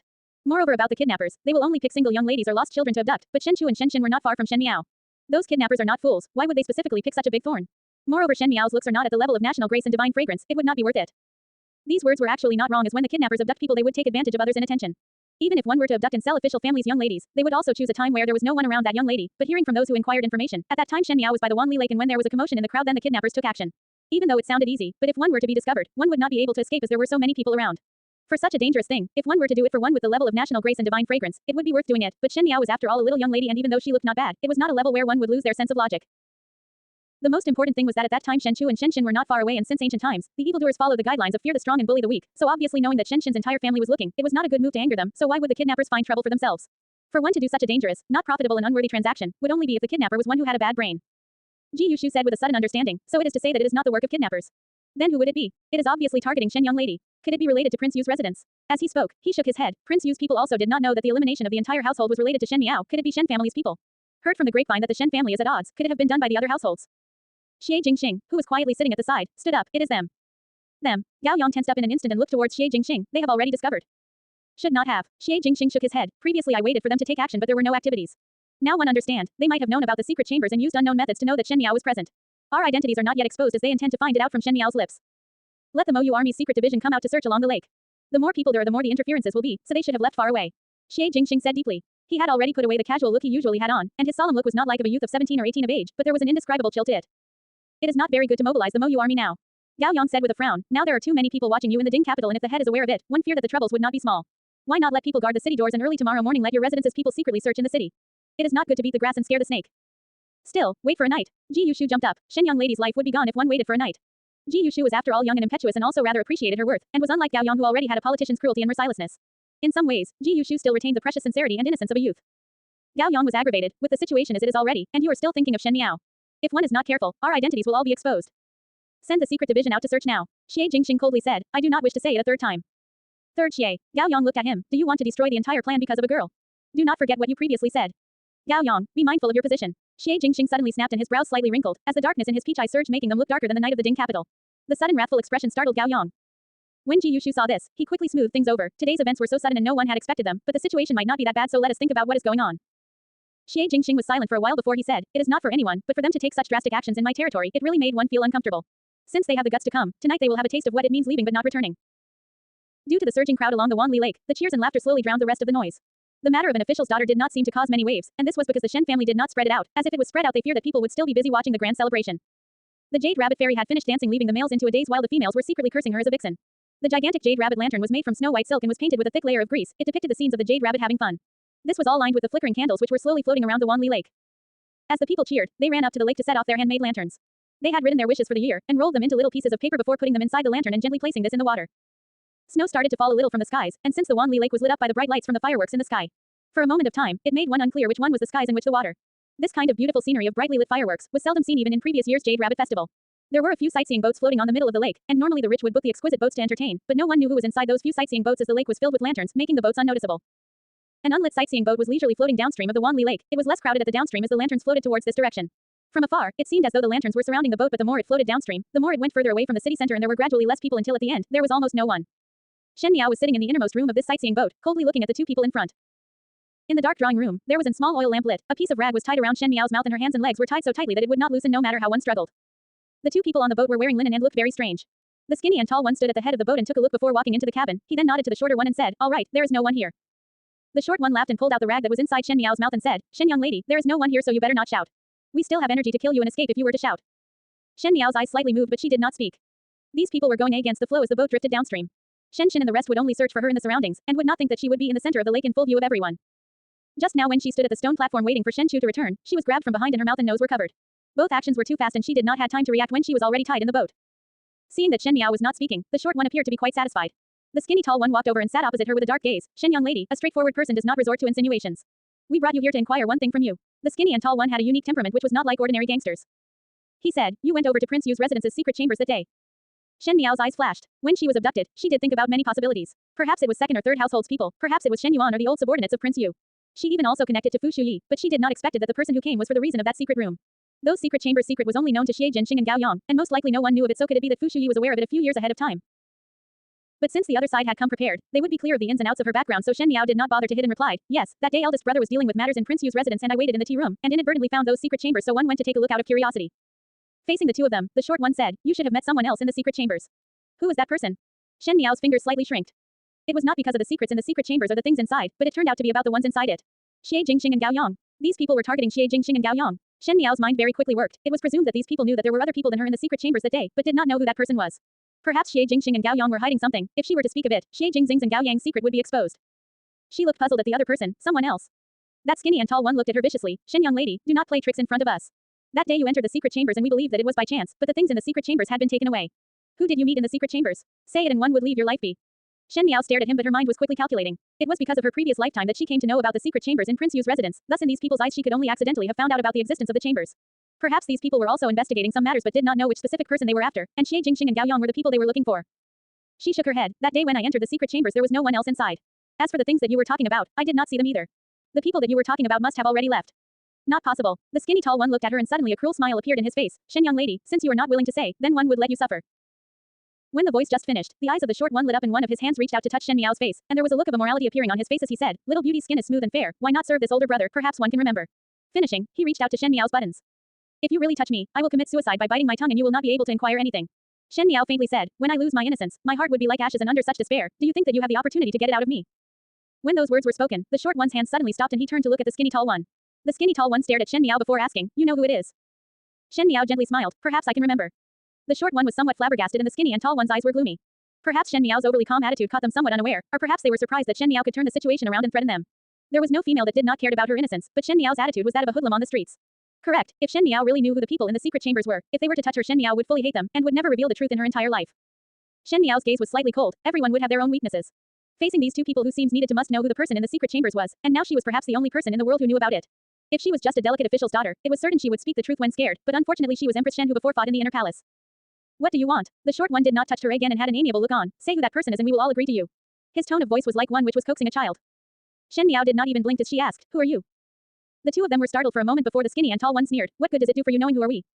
Perhaps I would be able to remember who that person is." Shen Miao gently smiled as she looked at him. "You are prolonging the time." Shen Miao did not express an opinion. The short one quickly stood up and without even thinking he gave a slap to Shen Miao. It seemed that his patience had exhausted as he said, "Smelly bitch, since you would not do this the easy way, then we will do it the hard way. Do not talk any more nonsense with her. Shen's army is outside guarding and we cannot get out, so first bring her back and when we return." His smile became somewhat twisted, "Naturally one will have a way for her to speak the truth." He leaned over and touched Shen Miao's face with his disgusting hand. "Little girl, this grandfather just took the trouble to treat you well but still you do not wish to live, then do not blame others." Shen Miao's dark gaze got cold and suddenly she raised her hand and used a knife to pierce towards the other's face.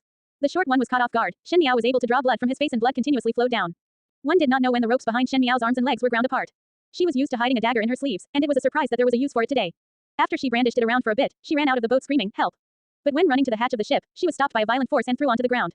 Her entire back was knocked onto a wooden table on the boat and it was so painful that she sucked in a breath of cold air and the boat even rocked for a few times. Her reaction was still fast as she immediately got up and ran out. The skinny tall one sneered and kicked her knees and a bitter pain burst out. Shen Miao recovered to her senses and reached out with the dagger in her hands to stab the person's eyes. The skinny and tall one jumped in shock and dodged to the side to avoid her sharp dagger as he cursed, "Poisonous woman," and snatched the dagger from her hands. Shen Miao endured the pain in her legs and climbed to the cabin windows and jumped down without even blinking. "Want to run?" The skinny tall one coldly laughed and did not hesitate to throw the dagger in his hand over and straight into Shen Miao's calf. Even though it did not penetrate it deep, a dark red trace started forming quickly on the lake. Shen Miao knew how to float on water but this was winter and the water in the Wanli Lake was biting cold. When one enters it, they would only feel that their entire body was an ice block and could only paddle a few times before feeling their whole body stiffen and become unable to move. The skinny and tall one was about to jump into the water to fish Shen Miao out. After all, Shen Miao had information about the people in the secret chambers, but before he could make a move, there was a burst of an unknown bamboo cannon. When one raised one's head to look, the west side was lit by a firework. The situation has changed. The short one wiped the blood off his face and said, "Withdraw. Take her away first." The skinny tall one scolded and wanted to jump into the lake, but who knew that his body would jolt violently, and then he saw two black-cladded persons that unknowingly had already been standing on the head of the boat. Both of the black-cladded persons had a gold-embroidered eagle pattern sewn on their shoulders. The short one cried out, "Mo Yu army. Why is the Mo Yu army here?" Before the two people recovered to their senses, the two black-cladded persons already reached to the front, and in a flash of silver, both the short ones and the skinny and tall one's frightened looks stopped at that moment as they slowly fell down. In the lake, Shen Miao was still fiercely rummaging. From the words of the short one and skinny and tall one, they were not just the two black-cladded persons, and it seemed that there were forces behind them, and those forces sounded quite powerful. Shen Miao had a kind of intuition beyond imagination that if she were to fall into both of their hands, she would be able to find a way out, but if she were to end up with those forces, even if she were to die, the Shen family would never be able to find the murderer. 89 to 94. But one did not expect that with this drastic jump that cut off her means of retreat, she would trap herself in a dead end. Seeing that the two black-cladded persons did not come to save her even after a long time passed, could it be that she would die here in the ice-cold lake? Her head started to feel heavy and a buzzing by her ear started to sound, like she was sinking into an ice house. It was evident that the surface of the water was just in front and one could even see the lanterns floating downstream, but one was unable to grab it, only see it. Just when her eyes were becoming unclear, she suddenly saw a figure swimming over from afar. That figure was rather vigorous, and under the bright lights of the lake, it was as if one that had come down from the skies, bringing the light to her as one swam. That person swam to Shen Miao and with a pull, clutched her waist and swam to the surface. In such a world of ice and snow, the lake was biting cold and it is difficult for one to swim, but he was able to swim comfortable even with an additional person. When one swam up to the front of the boat, he picked Shen Miao up and set her on the hold of the ship before flipping himself over. Shen Miao was choking on a few mouthful of water, and when she got on board the ship, she had yet to turn herself over and could only held her throat to cough a number of times.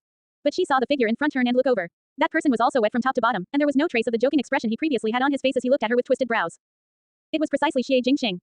With the energy she was using to look at Xie Jingxing, Shen Miao saved the effort to be surprised. That two black-cladded persons came because of Xie Jingxing, and it may be assumed that Xie Jingxing himself came to know of the news and thus rushed over. She used up her energy to lift herself up, and it was only then she saw there were two corpses on the hold of the boat. They were the skinny tall one and the short one, and from the hold walked out two black-cladded persons, and one of them walked over to Xie Jingxing's side and whispered something. Xie Jingxing waved his hand and those two persons left with the two bodies, and even wiped clean the boat of blood stains. Shen Miao did not bother to think about who those two persons were, as even a fool could also guess that they were Xie Jingxing's people. She moved her body and felt that there was no part of her body that was not sore and in pain. She had been soaking in the icy cold waters for more than half a k1/4 of an hour, and it was so cold that she was trembling.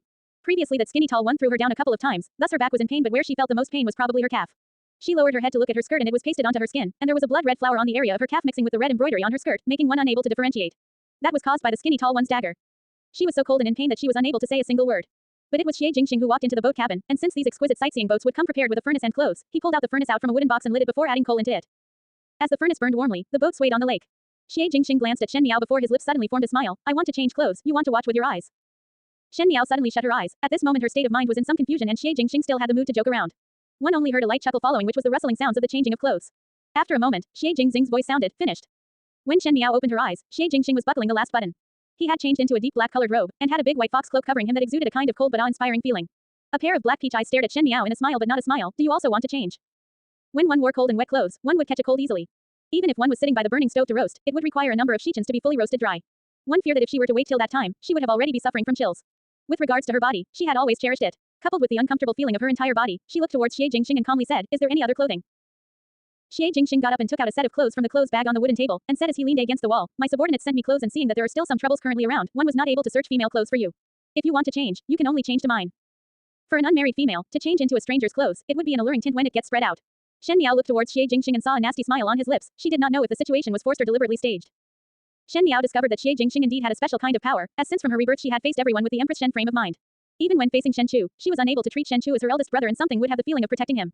But on every encounter with Xie Jingxing, he would always try to distract Shen Miao with his vile actions, and to be teased this much was something not experienced by Empress Shen before, but by a fifth Shen young lady who was naive to the sinister world. She took a deep breath in her heart before saying, "Give them to me." Her reply was a little unexpected to Xie Jingxing, thus he looked at her with doubts. "You want to wear my clothes? Is there any other clothing here?" Shen Miao asked. Xie Jingxing smiled and threw the clothes he held to her. Shen Miao caught them, and after much tolerating she said to Xie Jingxing, "Request little Xie Marquis to turn around." When Xie Jingxing heard this, he sized her up as he looked at her from head to toe meaningfully. Currently Shen Miao's clothes were pasted onto her body. She was petite in size and undoubtedly revealed some youthful figure of a lady, and the sari appearance revealed a lovely attitude. Xie Jingxing said full of interest, "Little girl who is still wet behind the ears knows about embarrassment."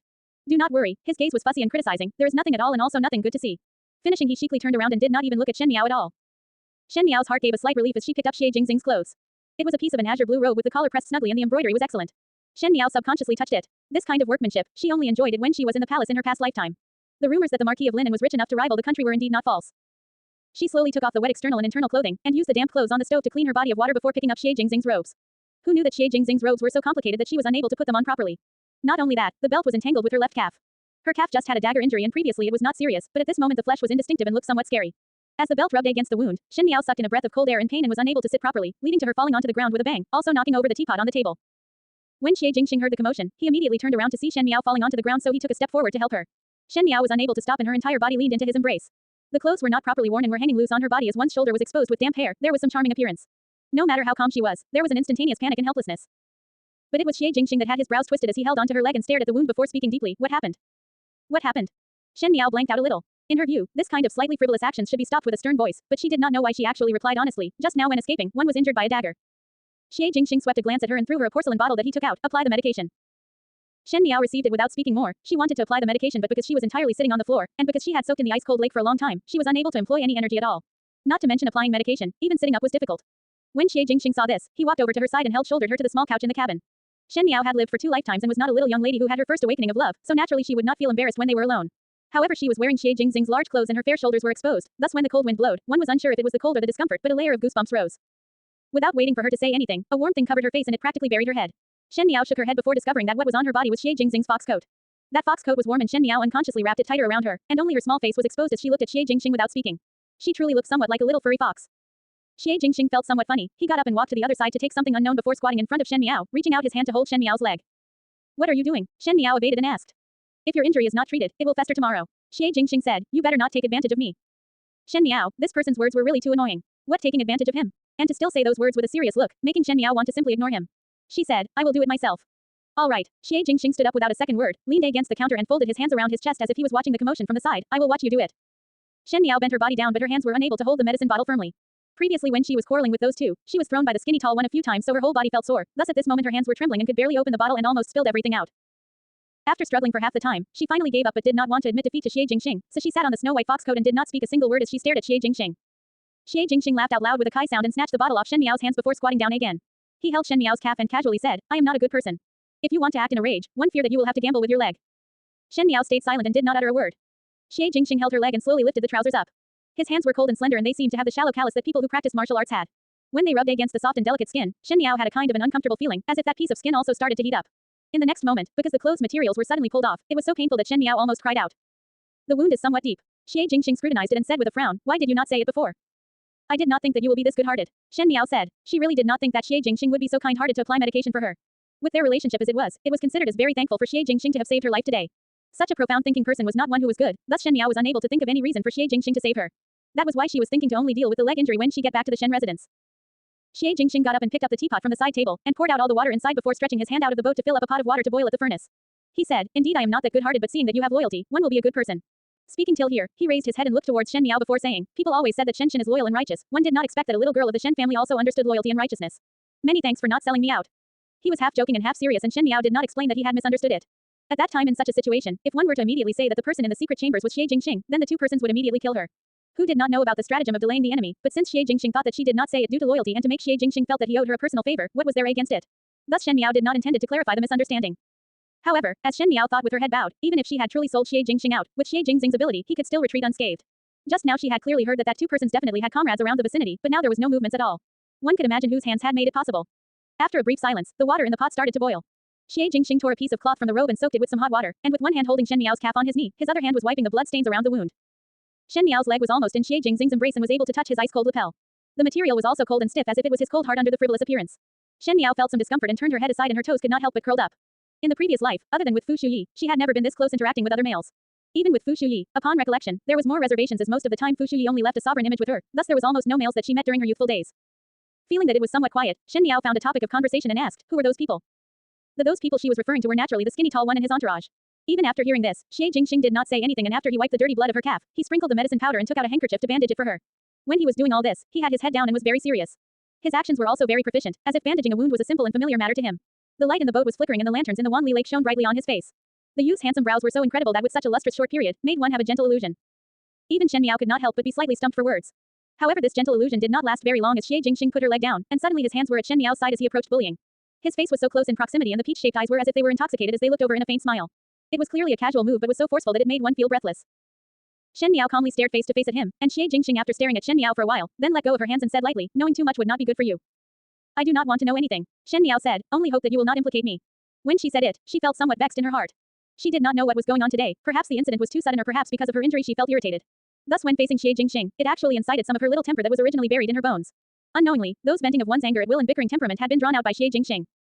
As long as you know proper restraint, no one can implicate you. Xie Jingxing said. He tidied up the messy clothes on the boat and found a long pole to hang Shen Miao wet clothes to lightly dry. When can I leave? Shen Miao asked. There are people outside watching, so it would attract criticism if one were to leave now. Moreover, with you and me together, one may falsely accuse me. Xie Jingxing's words could still make one mad as before, so for my innocence, when the boat dock, I will bring you to the princess residence. The princess residence's people would send you back. Shen Miao was slightly startled. Princess residence. Princess Rongxin. Xie Jingxing fiddled with the piece of charcoal. She will help. Princess Rongxin was also born by the late emperor's concubine, and even though she was not as doted as Princess Yuqing, she was also one of the late emperor's favorites. Among the children of the late emperor, Princess Yuqing and Princess Rongxin had the deepest sister relationship. When Princess Yuqing married to the Marquis of Linen, Princess Rongxin married to the then top scorer of the imperial examinations, but unfortunately that top scorer died of an illness after a few years and Princess Rongxin never remarried. She moved back to the princess residence and had been living as a widow for many years. Thinking of Princess Yuqing's and Princess Rongxin's relationship, she would help Xie Jingxing on this. Shen Miao gratefully glanced at Xie Jingxing. He actually thought longer term. Even if one were to think of ways to get the Shen family over, upon seeing them, a female and male alone with untidy clothes, one would inevitably thought more. With the Shen and Xie family's relationship, who knew if it would be even more complicated in the future? With Princess Rongxin stepping forth, it would be considered a good idea. Hearing the sound of fireworks, Shen Miao was originally leaning against the boat window and looked out at the sound. In the dark skies of the Ding capital, the multiple colors on it were actually bright fireworks. As what Bai Lu and Shuangjiang mentioned, the fireworks would not stop for the entire night and the mood was different when one watched with the surging crowd as when one watched on the quiet lake. You like to see these? Xie Jingxing raised his brows. I do not like it. Shen Miao replied. In Mingqi's royal family's annual banquet, the emperor and concubines would have fun together and set off numerous fireworks in the imperial gardens. At that time she had just returned from the Qin country, and suddenly there was an additional Mei Furan in the palace who had an unfailing favor of the emperor. On the night of the banquet, Mei Furan and Fu Shuyi were at the imperial gardens drinking and having fun, while Shen Miao sat at Kuning Palace with Wan Yu and Fu Ming in company. When she alone saw the fireworks being discharged and disappear, that was the coldest fireworks she ever saw. But after that, she did not like these things anymore. What's so good to look at things that disappear in a fleeting moment? Visually attractive but useless appearance. Her tone had a touch of extreme anger but her gaze was somewhat sad. Xie Jingxing glanced at her astonished and after some thought, got up and took something out from a cupboard. He walked over to Shen Miao's side and handed something over to her. One did not know how long it would take for the boat to dock. Since today is the Jade Rabbit Festival, you should also make a lantern.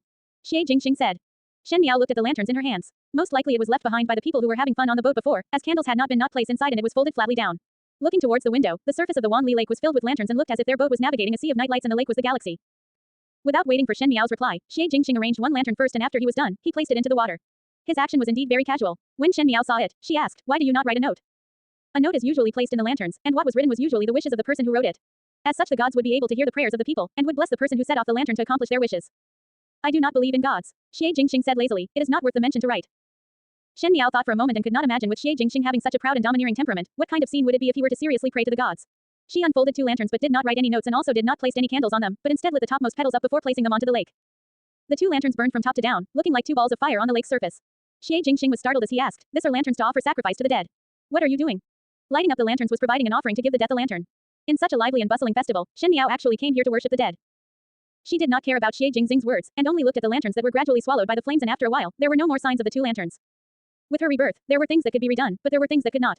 For example Wan Yu and Fu Ming. In this lifetime, it was goodbye and farewell. There would not be a gentle and magnanimous princess and a sensible and composed crown prince. A handkerchief was handed to Shen Miao. When she raised her head, Xie Jingxing impatiently said, "Why cry again?" Shen Miao touched her cheeks. Unknowingly her cheeks had become wet. Most probably she was so overwhelmed with emotions that she did not know that her tears fell. She took the handkerchief as Xie Jingxing said, "You have some code of loyalty so in the future if one were to have any difficulty, one can come to look for me." The words without any rhyme or reason made Shen Miao stun for a moment before she looked at Xie Jingxing. The youth's side profile was very serious and tall under the lights from the lake. He leaned against the window and looked towards Shen Miao and there was a complex look that flashed by but he said indifferently, "I do not like owing anyone favors. Today since you did not sell me out, I will not ill-treat you. Seeing the numerous trouble that you have stirred up, perhaps there will be a day when you will need my help. When that time comes, taking into consideration of today's matter, I will lend a hand to help." Shen Miao said, "Then many thanks to little Marquis." Xie Jingxing smiled and suddenly turned his head to look at her and said with a ridiculing tone, "But helping is only helping, you better not fall in love with me." Shen Miao immediately laughed in anger as she said, "Little Marquis is thinking too much." Really? Xie Jingxing walked over from the window and looked down condescending at Shen Miao who was sitting on the couch. He suddenly plucked the hairpin from Shen Miao's hair and said thoughtfully, "Then why do you wear the hairpin I gave you?" He actually emphasized the word I. Shen Miao's words were cold and she wanted to say just now that it was the maids that put it on for her, but heard that Xie Jingxing continued speaking, "Today you have touched what you can touch and see what you can see, but one can forget about pledging your life." His laughter harbored evil designs, a little girl that had not yet grown up. "I am not yet that hungry that one cannot pick what one eat." This person's words were just too malicious. And worse since he liked to invert black and white. In Shen Miao's past and present life, she had met with hypocrite gentlemen who were so much devoted to righteousness that they inspired reverence. But it was the first time meeting a rogue who was able to make one mad in one sentence. "I do not like little Marquis and will not like in the future." "Little Marquis can rest assured," Shen Miao said with sarcasm. "That is good." Xie Jingxing stared at her and his smile still had an amusement to it, but in his dark eyes, there was a somewhat warning and indifference for a fleeting moment. He said, "Little girl, I am not a good person." Shen Miao did not speak. Xie Jingxing was not a good person, then could she be considered a good person? Perhaps she was one in her past lifetime, but the current her in this lifetime was insidious and vicious, completely detached from the word good. The boat quietly floated down with the current and the snow slowly fluttered down outside. Half of the lake was filled with crystal snowflakes and half with lanterns and the skies were lit with colorful fireworks. This New Year's Jade Rabbit Festival seemed nothing great but was after all special. The purple-clad youth leaned against the window and looked out of it indifferently. One did not know for how long he looked, but when he turned back, he discovered that Shen Miao had already fell asleep. When she was sleeping, there was no dignified or alienating look on her face, and because of today's suffering, her face was flushed, and with Xie Jingxing large fox cloak wrapped around her, she really looked like a little girl that had not yet grown up. Her hair was already dried up and a lock of long hair was blocking her eyes. It seemed to be somewhat itchy as the sleeping Shen Miao was frowning. Xie Jingxing walked to her side and paused before reaching out to pick the hair blocking her eyes and tucked it behind her ears. He then took out what looked like the begonia hairpin that he plucked out from Shen Miao's hair and with a spin, gently inserted it into Shen Miao's hair. He sat in front of Shen Miao with folded arms and looked at her for a while. Seeing her sleeping soundly, he raised his brows. To sleep so well in front of an unfamiliar male, really do not know the meaning of fear. After sitting for a while more, the boat swayed suddenly before stopping. It had finally reached the shore. Xie Jingxing walked to the bow of the boat and a few black-clad figures appeared on the shore. The one letting said, replying to Master, everything has been handled clean. Master will return to the residence now. Xie Jingxing looked back to the cabin and said, go to the princess residence first. Tai Yi, bring a horse carriage over. He turned and walked back to the cabin and had to knock a few times before Shen Miao looked up sleepily. Xie Jingxing said, reach the shore. Already reached. Shen Miao suddenly woke up and looked out of the window before she started heading out, but since the injury on her leg had not healed, she almost fell when she stood up. Xie Jingxing grabbed her arm and after thinking, he reached out and wrapped the fox coat around Shen Miao tighter, and directly carried her in the fox coat up and headed out to exit the boat. Shen Miao was in shock and unconsciously reached out to gather her hands around Xie Jingxing's neck. When she looked up, Xie Jingxing's lips were hooked up. Behave yourself. Do not take advantage of me. Shen Miao, Xie Jingxing had a hand over her shoulders and since he was tall and had long limbs, it was effortless for him to carry Shen Miao. Shen Miao's head was leaning against his embrace and could feel his tall, straight chest and strong heartbeat, and she actually started feeling uncomfortable.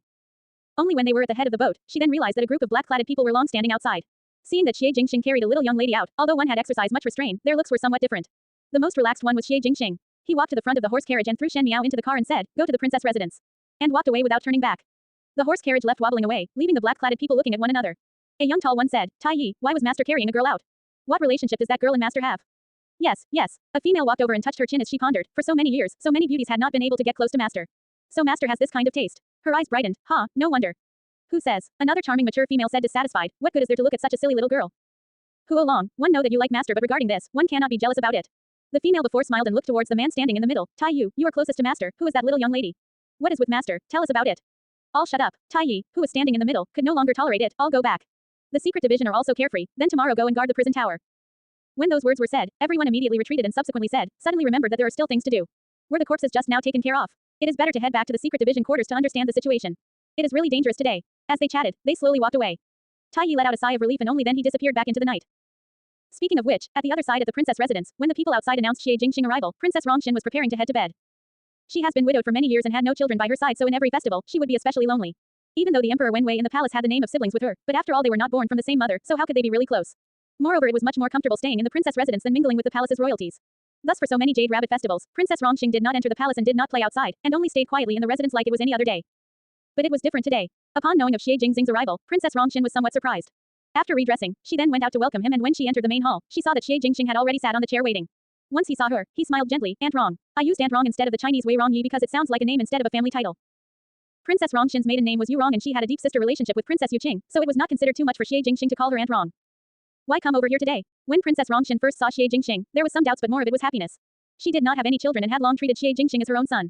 She pitied Xie Jingxing life experiences and when Princess Yu Qing passed away, Princess Rongxin went over to the marquis residence to give her condolences. She even cursed and berated Xie Ding badly.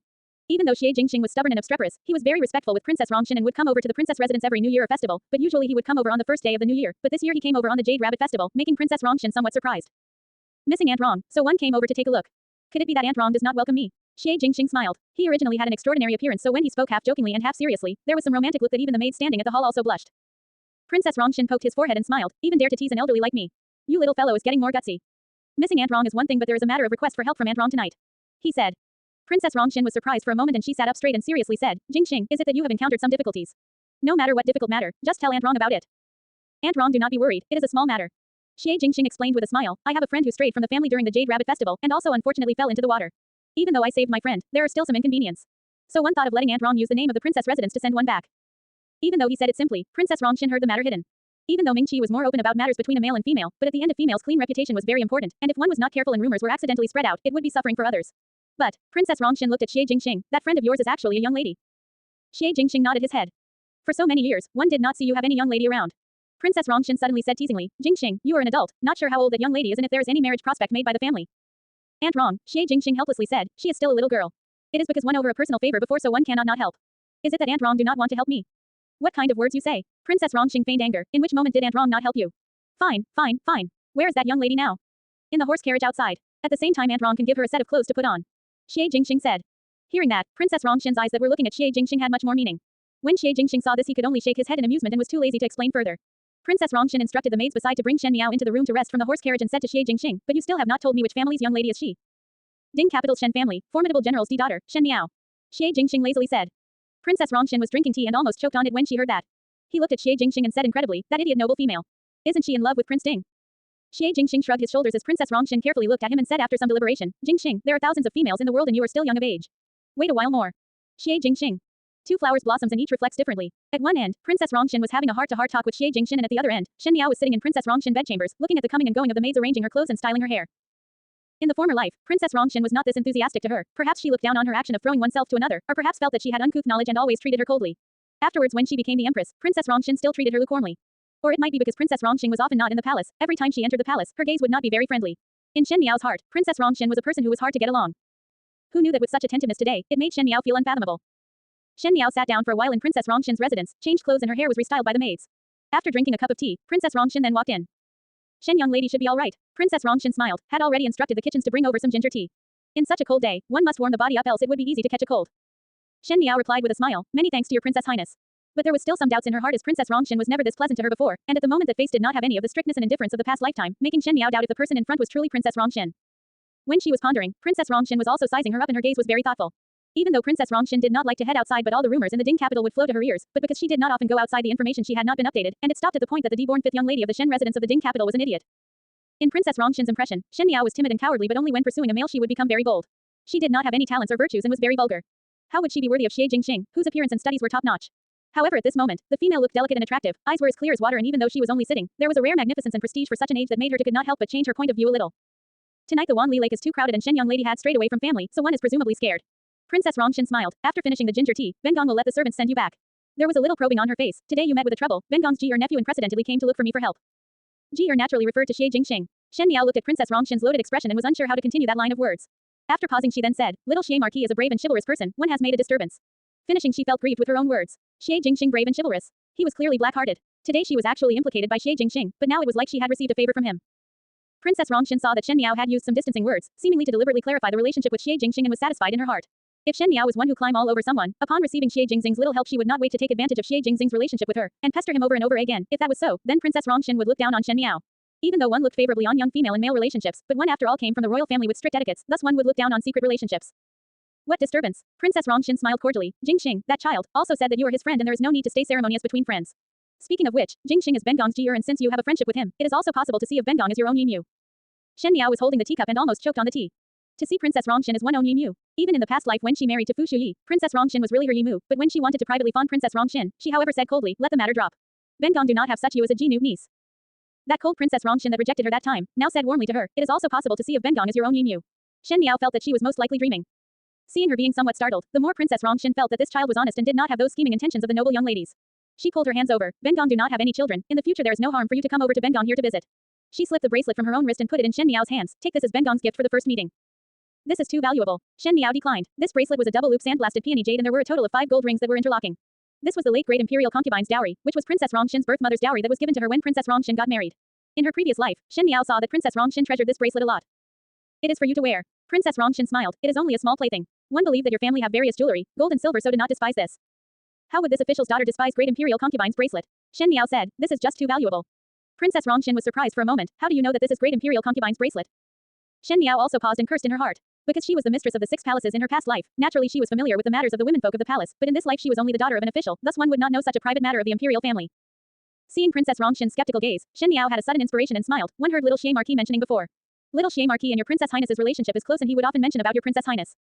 So it is like this. Princess Rongxin's face softened down and said with gratification, Ben Gong also treated him as one's own child for all these years, it is good that he still have a conscience. Speaking of that, her gaze towards Shen Miao was not the same, but he actually told such a matter to you. Shen Miao's body stiffened and heard Princess Rongxin said, it seemed that he had truly treated you as a friend.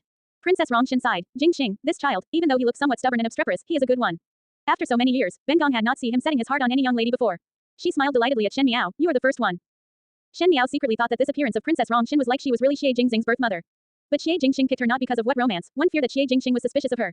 It was really a headache to take every step while having to deal with that kind of intelligent people. Just at this moment the maid brought over the freshly brewed ginger tea. Princess Rongxin was chatting with Shen Miao and was also watching her drink the ginger tea. The more she casually chatted with Shen Miao, the more Princess Rongshin liked her. She discovered that not only that Shen Miao was not the idiot that was rumored to be, but was also experienced and knowledgeable and even had great magnanimity. Even though it was simply chatting, but with each of Shen Miao's actions and her looks, she wondered how did an unmarried female that was raised in the inner courtyard have such a broad vision. Thinking of the previous matter of Shen Miao in love with Prince Ding, Princess Rongshin was a little concerned in her heart. Even though Prince Ding was also her Jier, but as compared to Fu Shuyi, Princess Rongshin was more biased towards Xie Jingxing. And with such outstanding young lady like this, Princess Rongshin did not wish her Jier to miss the chance, and thus she kept praising Xie Jingxing as she chatted with her. Princess Rongshin had a cold and old-fashioned character that let alone outsiders, even with relatives including Emperor Wenwei, she would put on a cold appearance, but today to be actually talking pleasingly with an unfamiliar young lady, made everyone's jaws in the princess residence drop. But one did not know that in the previous lifetime when Shen Miao married Fu Shuyi, she looked forward to please all of Fu Shuyi's relatives, so she had inquired a lot on Princess Rongshin and naturally knew to adapt to one's fancy. There was little success in the previous life, but because of the layer of relationship with Xie Jingxing this time, it happened to fit Princess Rongshin appetite. If she knew that Princess Rongshin was that easy to please, in her previous life she only needed to build a good relationship with Xie Jingxing, why the extra trouble? Talking till a stick of incense almost burned complete, Princess Rongshin then got up and said, the time is not early, if one did not send you back to the residence, one feared that General Shen and Shen Furen would be too anxious. Ben Gong had already prepared the horse carriage to send you back. When she finished speaking, she stood up and called for others. When Shen Miao followed Princess Rongshin out, she was shocked with the disposition of forces. Princess Rongshin's horse carriage was incomparably gorgeous, but what made one shocked was the squad of guards that were wearing swords. Princess Rongshin smiled, there are a lot of people on the streets today. With more people guarding, it would prevent any accidents from happening. There was no way for Shen Miao to refuse the other party's kind intentions. Moreover, by borrowing Princess Rongshin's prestigious disposition of forces, she could fix some people in the Shen residence. She accepted the goodwill and relayed her thanks to Princess Rongshin before going up the horse carriage. The crowds on the Ding capital street had not reduced even till now since the fireworks were really set off the entire night. And when such an ostentatious entourage of people and carriage appeared, it was indeed eye-catching. On the wall on the corner of the street, there was a youth with a fox coat who was standing on it, and there was a middle-aged strong guy standing behind. The strong guy said, Her Princess Highness actually sent so many guards to send Shen young lady back. Aunt Rong is not a person that can bin fawn easily. That youth said with interest, this young lady of the Shen family really have great ability. The middle-aged person remained silent until he suddenly heard that the youth beside spoke, how about the survivors that were caught today? Replying master, all of them were locked in the tower prison. 3 of those were suicide soldiers and had already committed suicide by consuming poison. The remaining 3 had their jaws unhinged and refused to say anything. Then pick one and break his bones. Do not let a single inch of his body off. I do not need to teach the logic of killing the chicken to scare the monkeys. Yes, the strong man hesitated, those that sneaked into the city. Find them out and kill without pardon. The flow of people in the Ding capital was bustling, but there was danger and unsettledness under the bustle. But there were no traces of all that in the general's residence. Within the main hall of the Shen residence, everyone was standing solemnly. Shen Xin and wife were standing in the middle and could not conceal their worries while Shen Chu was filled with annoyance. After searching for the entire night they were unable to find Shen Miao's whereabouts. Shen Xin and wife were not fools and knew that in such a situation, most likely she was not abducted by kidnappers. Who would not care that within a few steps the Shen family guards were present and still kidnapped Shen Miao? Normal kidnappers would not take such a big risk, thus one feared that someone was out for revenge. Shen Xin and wife did not know the matter of Prince Yu's residence, but Shen Chu was well aware of it. Shen Miao was more or less involved with the extermination of Prince Yu's entire household, and if Prince Yu's residence's faction was determined to take revenge for their master, one could imagine what kind of ending would Shen Miao have if she fell into their hands. Shen Xin even dispatched the Shen family's army and also secretly informed the city garrison to bring up their guards. They even searched house to house in the capital and were unable to find anything, thus as time passes, Shen Xin and the few of them almost went crazy. Chen Ruchu gently and tenderly spoke, eldest brother and eldest Sao, the matter cannot go on like this. Why not? Report it to the authorities. If the authorities are aware, it would mean that the capital administrator could come forward to search instead of us. This is another way. Correct. Shen Wan also spoke, eldest brother, the longer the matter drags on, the more disadvantageous it is to little 5. The Shen family had been outside searching and others would be suspicious when they see them. Shen Yu stood behind Chen Ruchu and had her head lowered so that others would not be able to see her raised lips. She deserved it. The news of Shen Miao going missing was the happiest news she heard for the day. She did not need to think more and was only hoping that Shen Miao would be like Shen Qing and lose her innocence before being sent back. From then onwards she would be the only daughter of the Shen family. At that time, so what if Shen Xin and wife have military power in their hands and Shen Chu that older brother is there to protect? Shen Miao's reputation would be destroyed and would not be able to raise her head for the rest of her life. No way. Luo Shuiyan brows tightened and looked fiercely at Chen Ruchu. If one were to make a report to the authorities then Zhao Zhao's reputation would be ruined.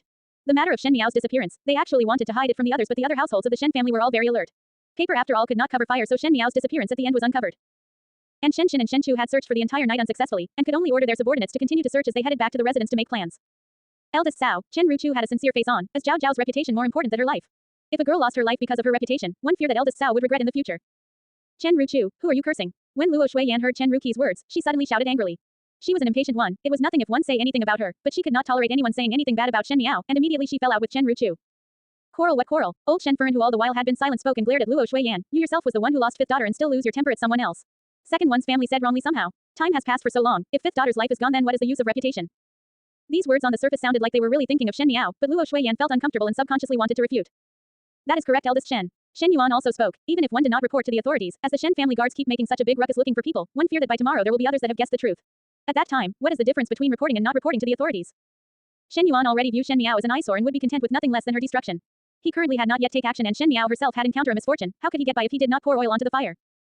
Shen Gui was even happier, but he was not used to standing out, and only showed some regret as he said, little 5 is a good child, how could one meet with such a matter? Eldest brother, do you have any enemies? The person Shen Gui hated the most was no other than Shen Xin. The more meritorious Shen Qin's achievements were, the more it suppressed him. Thus, if Shen Miao had an accident because of Shen Qin, then Shen Qin would feel guilty for the rest of his life. So Shen Gui pointed the sharp knife towards Shen Qin's heart. Wan Yiniang pulled Shen Dongling over and stood behind Shen Gui. She was just a Yiniang and had no place to speak. Even when she listened to the rest and did not say anything, her hands that were holding Shen Dongling tightened as she was secretly happy that Shen Dongling was not abducted. Shen Dongling lowered her head and one did not know what expression she had on. Enough, eldest one. Be it left or right, it would be known to others. At present reporting to the authorities would perhaps let little fit to suffer less. Better to report it early. Old Shen Fern said that, but a radiant look flashed in her eyes. What she hated the most was old General Shen's Yuanpei son that suppressed her sons in every matter. It was fortunate that Shen Miao failed to live up to expectation as it made her heart feel so much better. No one knew since when Shen Miao had been suppressing Shen Qing and Shen Yu, and in addition Shen Chu was shaking the residents every day and that made her heart panic. Now it was rare to see Shen Miao fall into bad luck, so old Shen Fern was actually secretly delighted. She could not wait to report to the authorities and let the entire Mingqi know that Shen Miao was abducted by kidnappers. Best was if she lost her innocence so the Shen family's eldest household would not be able to raise their heads, then this would be something to be happy about. Before Shen Qin and Luo Shuiyan spoke, Shen Chu already clenched his fists tightly. He was young and impetuous, but that did not mean that he could not observe the scene. These people on the surface all said to be thinking of Shen Miao, but their eyes were filled with secret delight and gloating as they threw rocks when one was down. It was of no wonder that Shen Miao changed so much in a year, and had now deep thoughts and was so mature that she was not like a child. This was all forced out by the Shen family. There was never a clearer moment like this for him to understand what kind of environment Shen Miao had been living in. Luo Shuiyan and Shen Qin exchanged a look and their eyes were almost fierce and malicious. If one were to say that there were some misunderstandings regarding the fire at the ancestral hall, it was because they did not see the cause of the matter, but this scene was clearly presented in front of them. Luo Shuiyan was furious, but Shen Qin was extremely shocked and disappointed. He treated them with sincerity, respect and even helped them, but when his daughter was in trouble, what he saw was secret delight. Shen Qin suddenly felt that the past picture of loving and happy scenes were so mocking. Shen Yu worriedly said, would these people do anything to fifth younger sister? Fifth younger sister has a good appearance, and one heard that those good-looking young ladies would be sold even further away by the kidnappers. If they were not kidnappers then to use such a great effort, they would not treat fifth younger sister well. As she spoke, 2 tears flowed down as if she was in a very sad state. Shen Dongling, who was quietly standing at the side, saw the ironic scene in front, but still looked on blankly without speaking. Eldest brother, to report the case to the authorities or not? Shen Wan asked. Just at that moment when the atmosphere was at a stalemate, suddenly one heard the voice of a footboy outside. Furin, master, fifth young lady have returned. That footboy ran into the main hall and did not even rest. Fifth young lady was brought back by the people from the princess residence. Everyone first jumped in shock when the footboy said that Shen Miao had returned to the residence, and Shen Qin and wife were pleasantly surprised and have yet to recover to their senses when princess residence words was uttered. It was Shen Wan's whose heart moved and took a step forward and asked, which princess residence? That footboy panted heavily and said with excitement, it is Her Highness Princess Rongxin that sent a lot of people to bring fifth young lady back to the residence. The guards are standing outside the residence's doors. Princess Rongxin. Chen Ruchu's footsteps paused and bit down on her lips all of a sudden. Princess Rongxin disregarded matters of the imperial court, and for the men, it was nothing much, but for women, it was not the same, especially to the circle of noble ladies in the capital. Now all the women folk in the palace all would sell Princess Rongxin a favor, but Princess Rongxin was one who was difficult to get close. She was serious and old-fashioned, and many noble ferns that wanted to fawn her would at the end suffer, and this legendary serious and old-fashioned princess actually personally sent Shen Miao back. Seeing the kind of disposition of forces, it was not low at all. Chen Ruchu's heart almost went crazy with jealousy.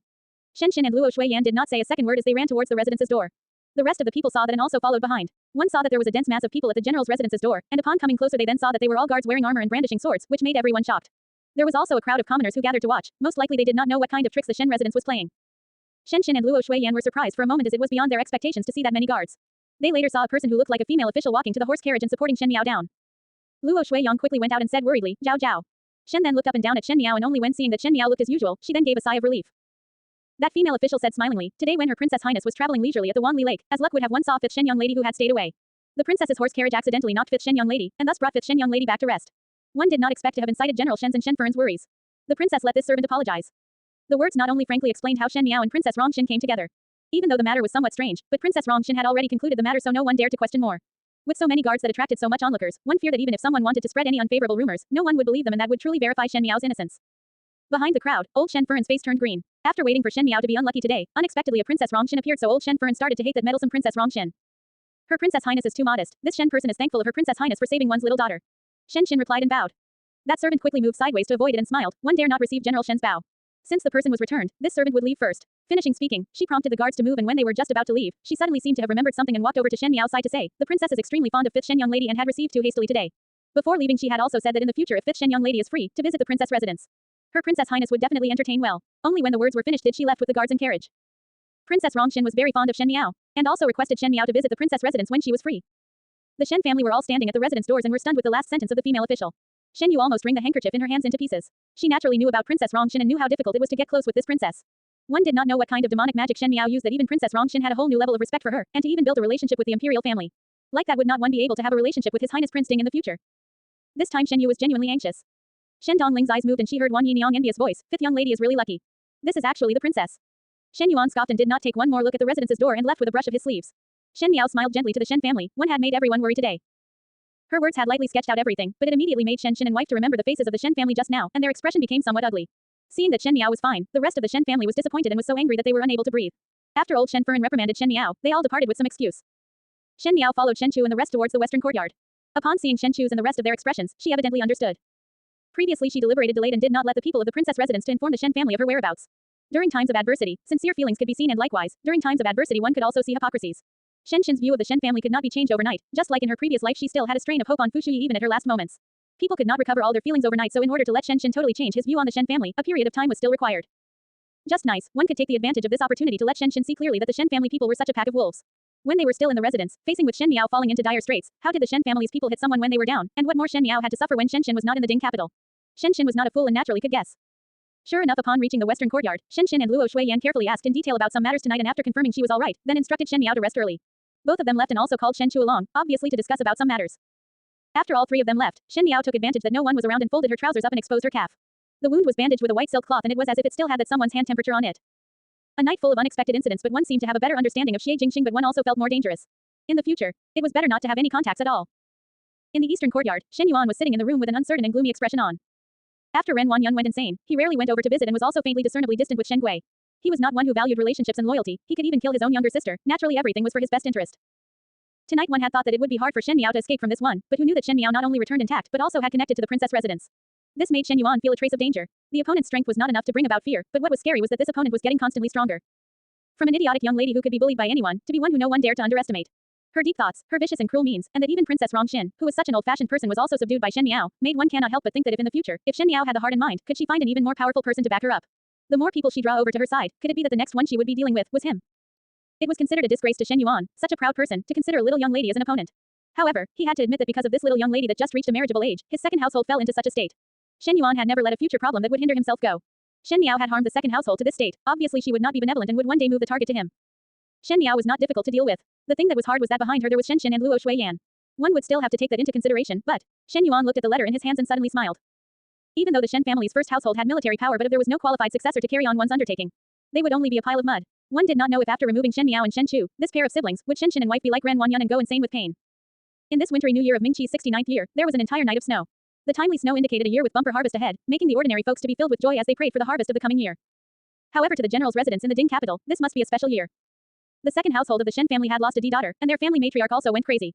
Moreover, the most powerful eldest household seemed to be in discord with the other two households and was not as close as in the past, and there were even signs of obvious estrangements. The Huang family that was previously engaged to Shen Qing became total enemies with the Shen family because of Shen Qing's matter, but since Shen Shen and couple were not in the Ding capital all year, they were not furious with them. As for the Wei family who was engaged to Shen Miao, because Luo Shuiyan personally stepped in, they also verified that it was all a misunderstanding.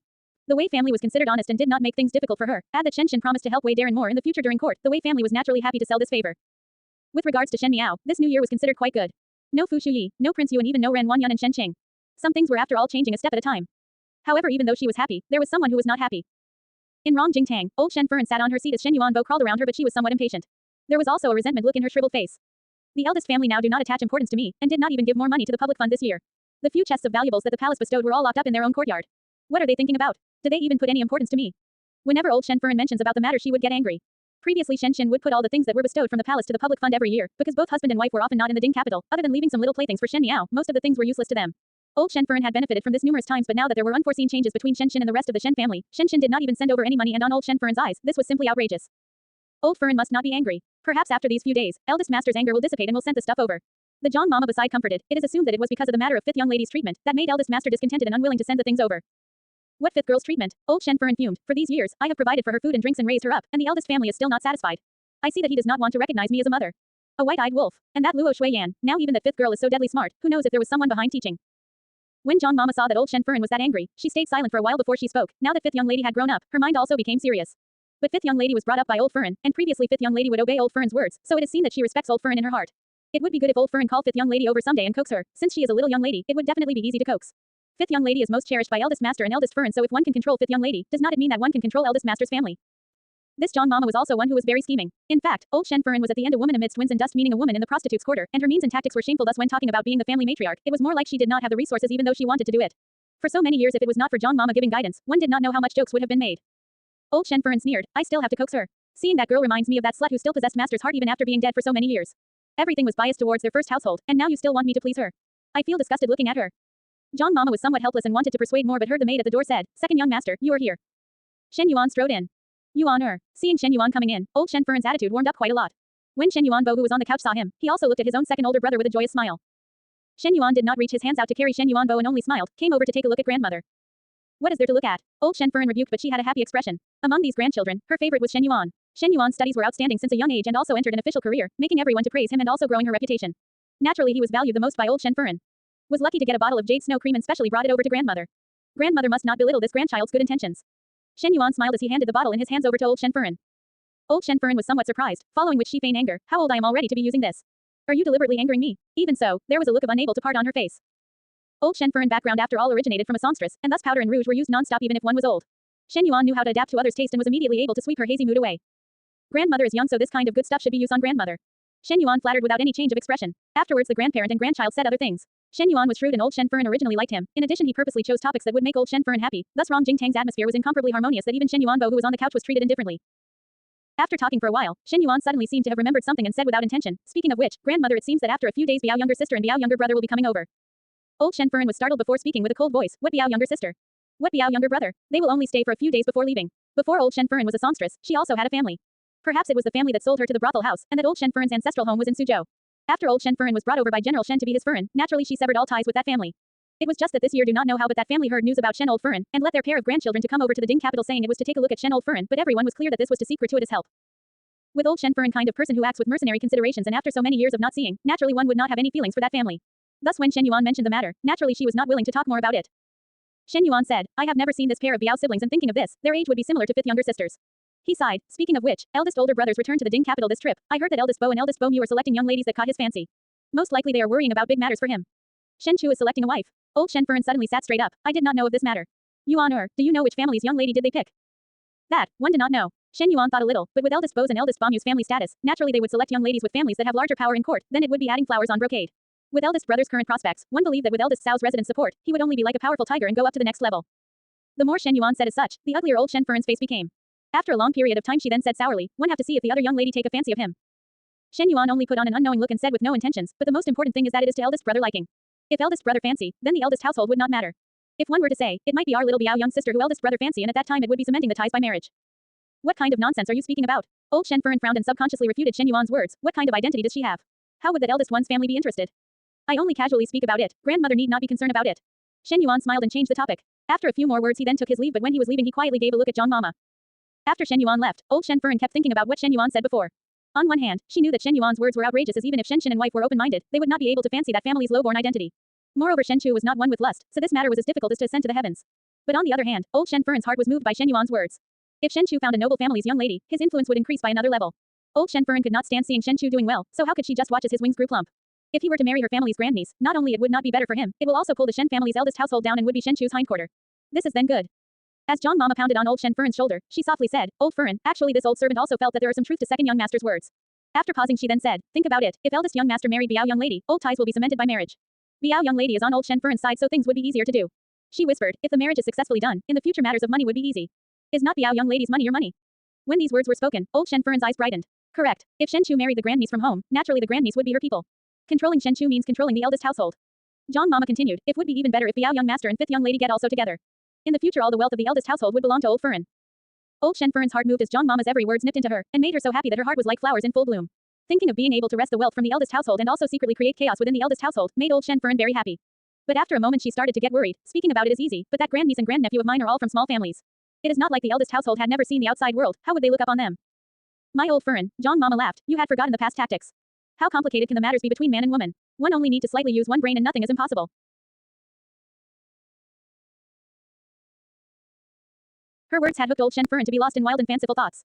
In a moment later, old Shen Furen also smiled. Most likely she wanted to smile charmingly but because one was old, it looked weird. That old state of spring made her look especially ugly as she said, that said, when a man enjoys and female loves, it is just those little matters. Finishing she gave a look to Zhang Mama and when both of them saw the deeper meaning behind each other's eyes, old Shen Furen said, someone come and bring the box in my room. One had not yet seen my grandniece and grandnephew and one should give them a present for the first meeting. Outside the room, Shen Yuan looked at the low laughter from Rong Jingtang, and a trace of a cold smile appeared in his eyes as he slowly walked out of the courtyard. In the western courtyard, Shen Miao passed 10 pieces of banknotes to Mo Qing.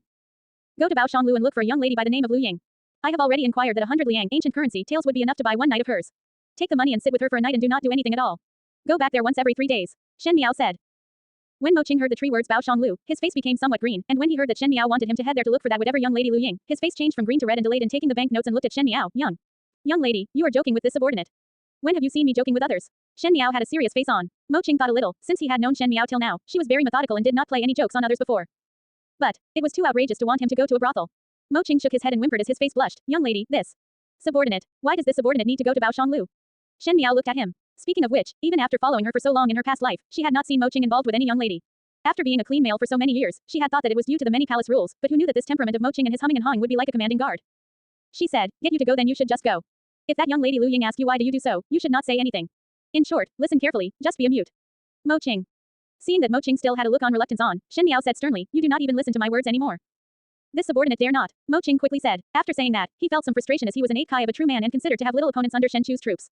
Why was his heart panicking when Shen Miao roared? It was reasonable to say that he was here to protect Shen Miao, but when he was under Shen Chu, he was not so cautious with him. Could it be that after he had followed Shen Miao, his sense of servitude had become this strong? One was still puzzled after much thought but heard that Shen Miao continued speaking. I heard that young lady Lu Ying is heavenly charming, and have lots of tricks and means that there were countless who had fallen to the stones beneath her dress. Even though she was not considered the symbol of Bao Shanglu, she is still a very popular young lady. I selected you because one knows that you are an upright gentleman and also have a strong resolve. Letting you sit for a night meant sitting for the entire night. Do not take advantage of the opportunity to do other things. If the matter is mucked up then you no longer need to stay in the Shen family's army anymore. Mo Qing's face turned green and then red as he had never ever felt this hard pressed before. Disregarding the fact that Shen Miao had said it that explicitly, she actually used a gaze to closely examine his entire body, and stopped for a moment at that particular area at his waist. If it was not that Shen Miao was the mistress, one feared that Mo Qing would have turned around and leave in a huff.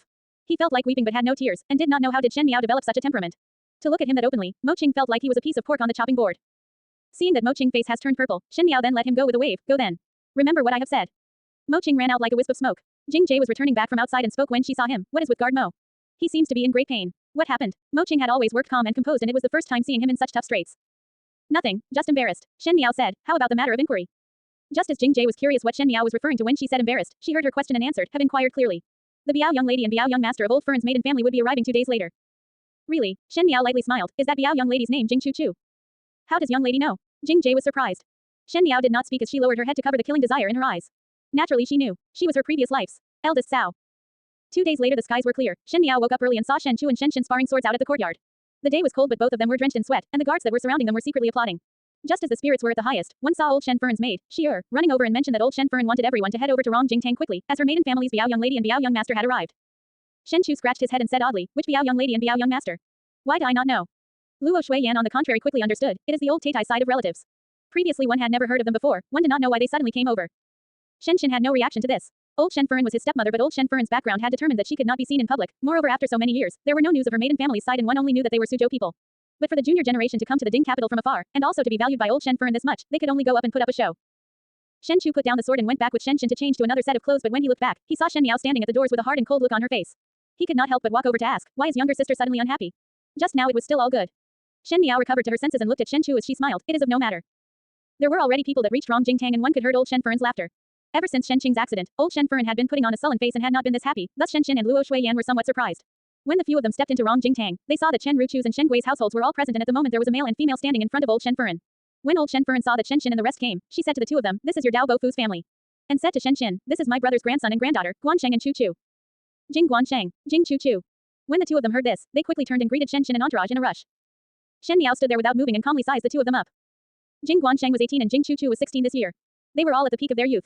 Jing Guansheng looked ordinary and was slightly fat but his complexion was fair and had some literary air.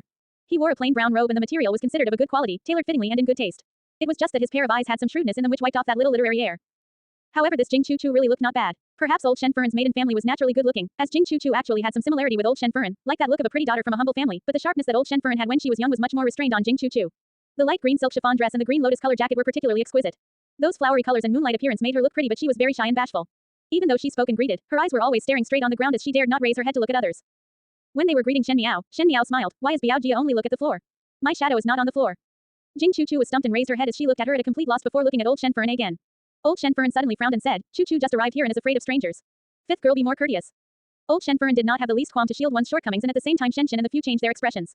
They would not let Shen Miao feel wronged by unknown relatives that did not have a strand of blood relations, so their initial impression of Jing Chu Chu immediately cooled down. Old Shen Fern was unaware of it but Shen Yuan frowned and quietly glanced at Shen Miao. Shen Miao said beaming, afraid of strangers. No problem. Stay a few more days and one would not be afraid anymore. One would get familiar with this place after all. Her words seemed cordial and had some rare kind of warmth but when heard by smart people, one would not feel that that was the case. Jing Chu Chu smiled shyly at Shen Miao before lowering her head again to twist the handkerchief in her hands. It seemed that she would blush if she took an additional look. However it was Jing Guangshen, who was standing at the side, that faced Shen Miao and smiled in a cultured and refined manner. Shen Miao's gaze had never fell onto Jing Guangshen. She kept staring at Jing Chu Chu but was able to hear the grinding of her own teeth. Jing Chu was always like this, shy and bashful, not the least scheming, and always kept her head down timidly, as if everyone was able to bully her. Thus when the incident happened and one saw her and Shen Chu lying on the bed drunk, everyone then scolded Shen Chu worse than a beast. But who could think that this kind of young lady who looked as pure as white paper would at the end put a green hat on Shen Chu, and because of the manslaughter of the adulterer, Shen Chu was sent to prison. All the mistakes that were made in the army after the marriage and that Shen Chu fell off the horse and broke his leg most likely involved Jing Chu. And at the end Shen Chu's corpse was found in the pond by others, but Jing Chu fled without a trace with the first household's money. Nothing was more poisonous than a woman's heart. But Shen Miao found that this rabbit-like docile face in front of her was more poisonous and sinister than a snake. Even though Shen Chu did not like her, after marrying Jing Chu, he still treated her sincerely. With Shen Chu's character, he would absolutely not let Jing Chu suffer. But Jing Chu was out and out white-eyed wolf. Shen Miao kept on staring at Jing Chu that even Shen Chu, who was a careless one, also felt that something was wrong and asked puzzled, younger sister. Jing Guanshen also said, why is fifth younger sister keep on staring at Chu? Jing Chu took a step back and nervously tilted her body to let Jing Guanshen block Shen Miao's line of sight, seemingly afraid. Shen Miao gently smiled. Biao Jia is just too beautiful, thus one was not careful and had overlooked. Shen Yu bit her lips. Now that Shen Miao's appearance was gradually developing, she had already seized much of her limelight. Now with an additional Jing Chu, her heart was extremely uncomfortable. Jing Chu blushed and softly said to Shen Miao, younger sister is the one that is beautiful. Shen Miao smiled and did not comment. Old Shen Fern lightly coughed twice before saying, since Chu and Guanshen has arrived, they are our residence's guests. Fifth girl and eldest boy, do bring them around for a spin on normal days. Obviously there were still Shen Yuan and Shen Yu, otherwise there was still Shen Dongling. There were more than Shen Miao and Shen Chu, two grandchildren in the Shen residence, but against expectations she urged both of them repeatedly. Shen Miao's lips slightly hooked up and she glanced over at Jing Chu who had her head lowered before smiling very warmly, I naturally would take care of older sister. Her face had been delicate and pretty, but in this house full of womenfolk, there was a kind of calm air, and with that slow blooming smile just now, there was an unspeakable charm. It was still alright with Jing Chu, but Jing Guansheng looked till he was silly. Seeing Shen Miao behaving as such, old Shen Fern was extremely satisfied. She smiled, that being the case, you all can withdraw. I still have some things to talk with Chu. After so many years of not seeing, one did not know if the family is doing well. Old Shen Fern had a kind and devoted expression, but when it landed in Chen Ruchu's eyes, there was additional meaning. But she only complied respectfully and followed everyone out of Rong Jing Tang. Outside Rong Jing Tang, Jing Guanshen faced Shen Miao and said, what does fifth younger sister like to do at home? Shen Xin and Luo Shuiyan walked in front and did not hear this conversation, but it was Shen Chu who heard it and vigilantly walked over to Shen Miao's side and looked at Jing Guanshen without speaking. Shen Miao gently smiled, nothing much, just read some books. Coincidentally, I too like to read books in the residence. Jing Guansheng smiled, most probably can teach Biao Mei a little. Shen Miao glanced at him and the look of contempt in her eyes was so evident that Shen Chu also felt it. He was surprised and felt it was unexpected. How was Shen Miao so unfriendly to someone she met for the first time, but he only heard Shen Miao speaking, forget about it.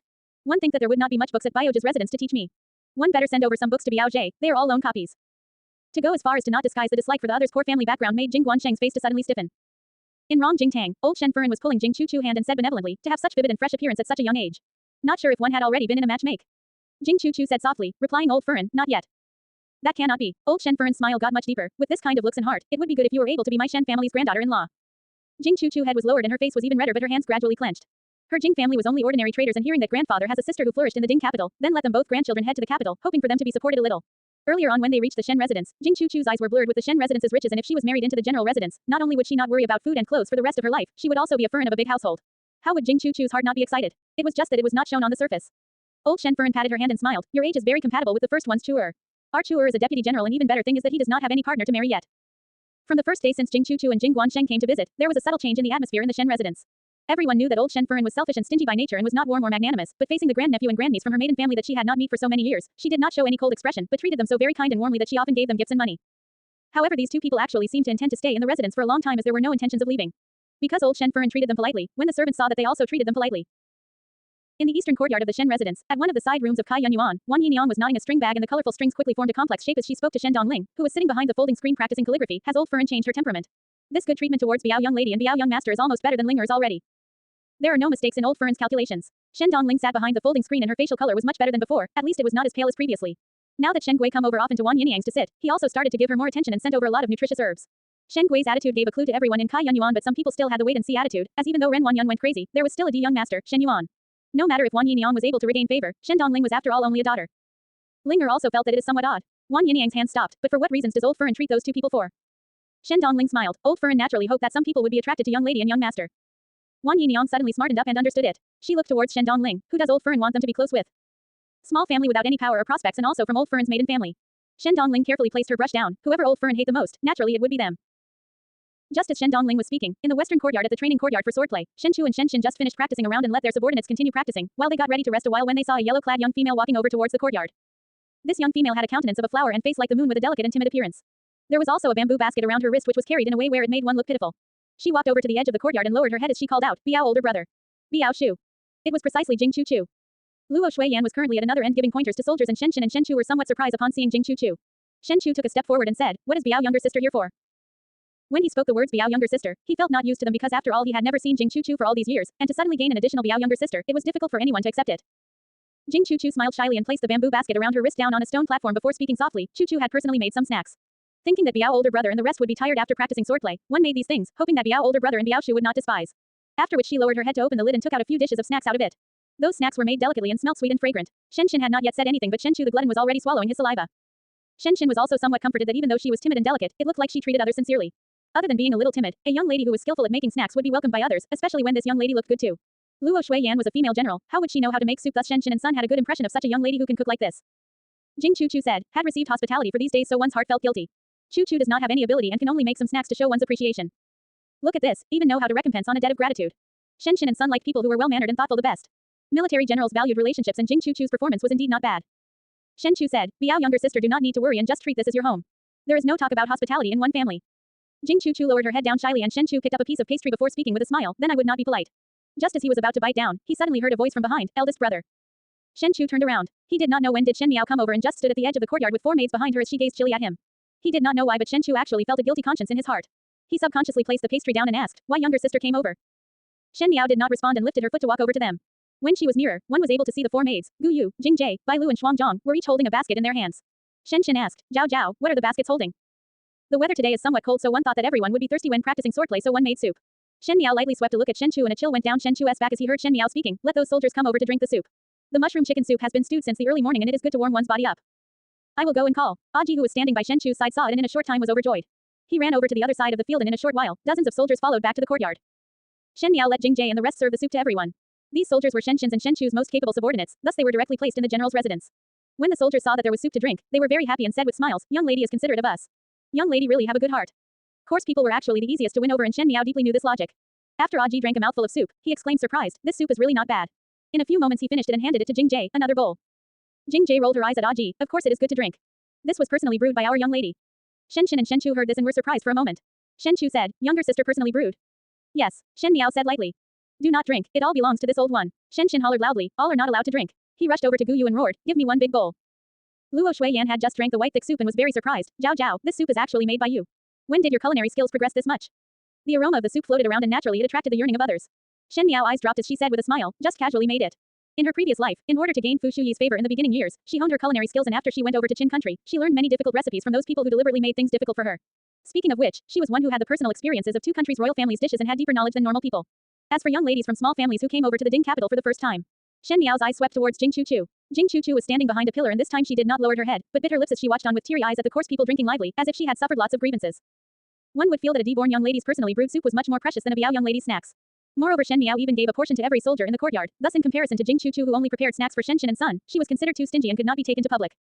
Jing Chu Chu was ashamed and angry and her gaze towards Shen Miao had a trace of hatred. Shen Chu also wanted to drink the soup but Gu Yu and the rest did not give him any.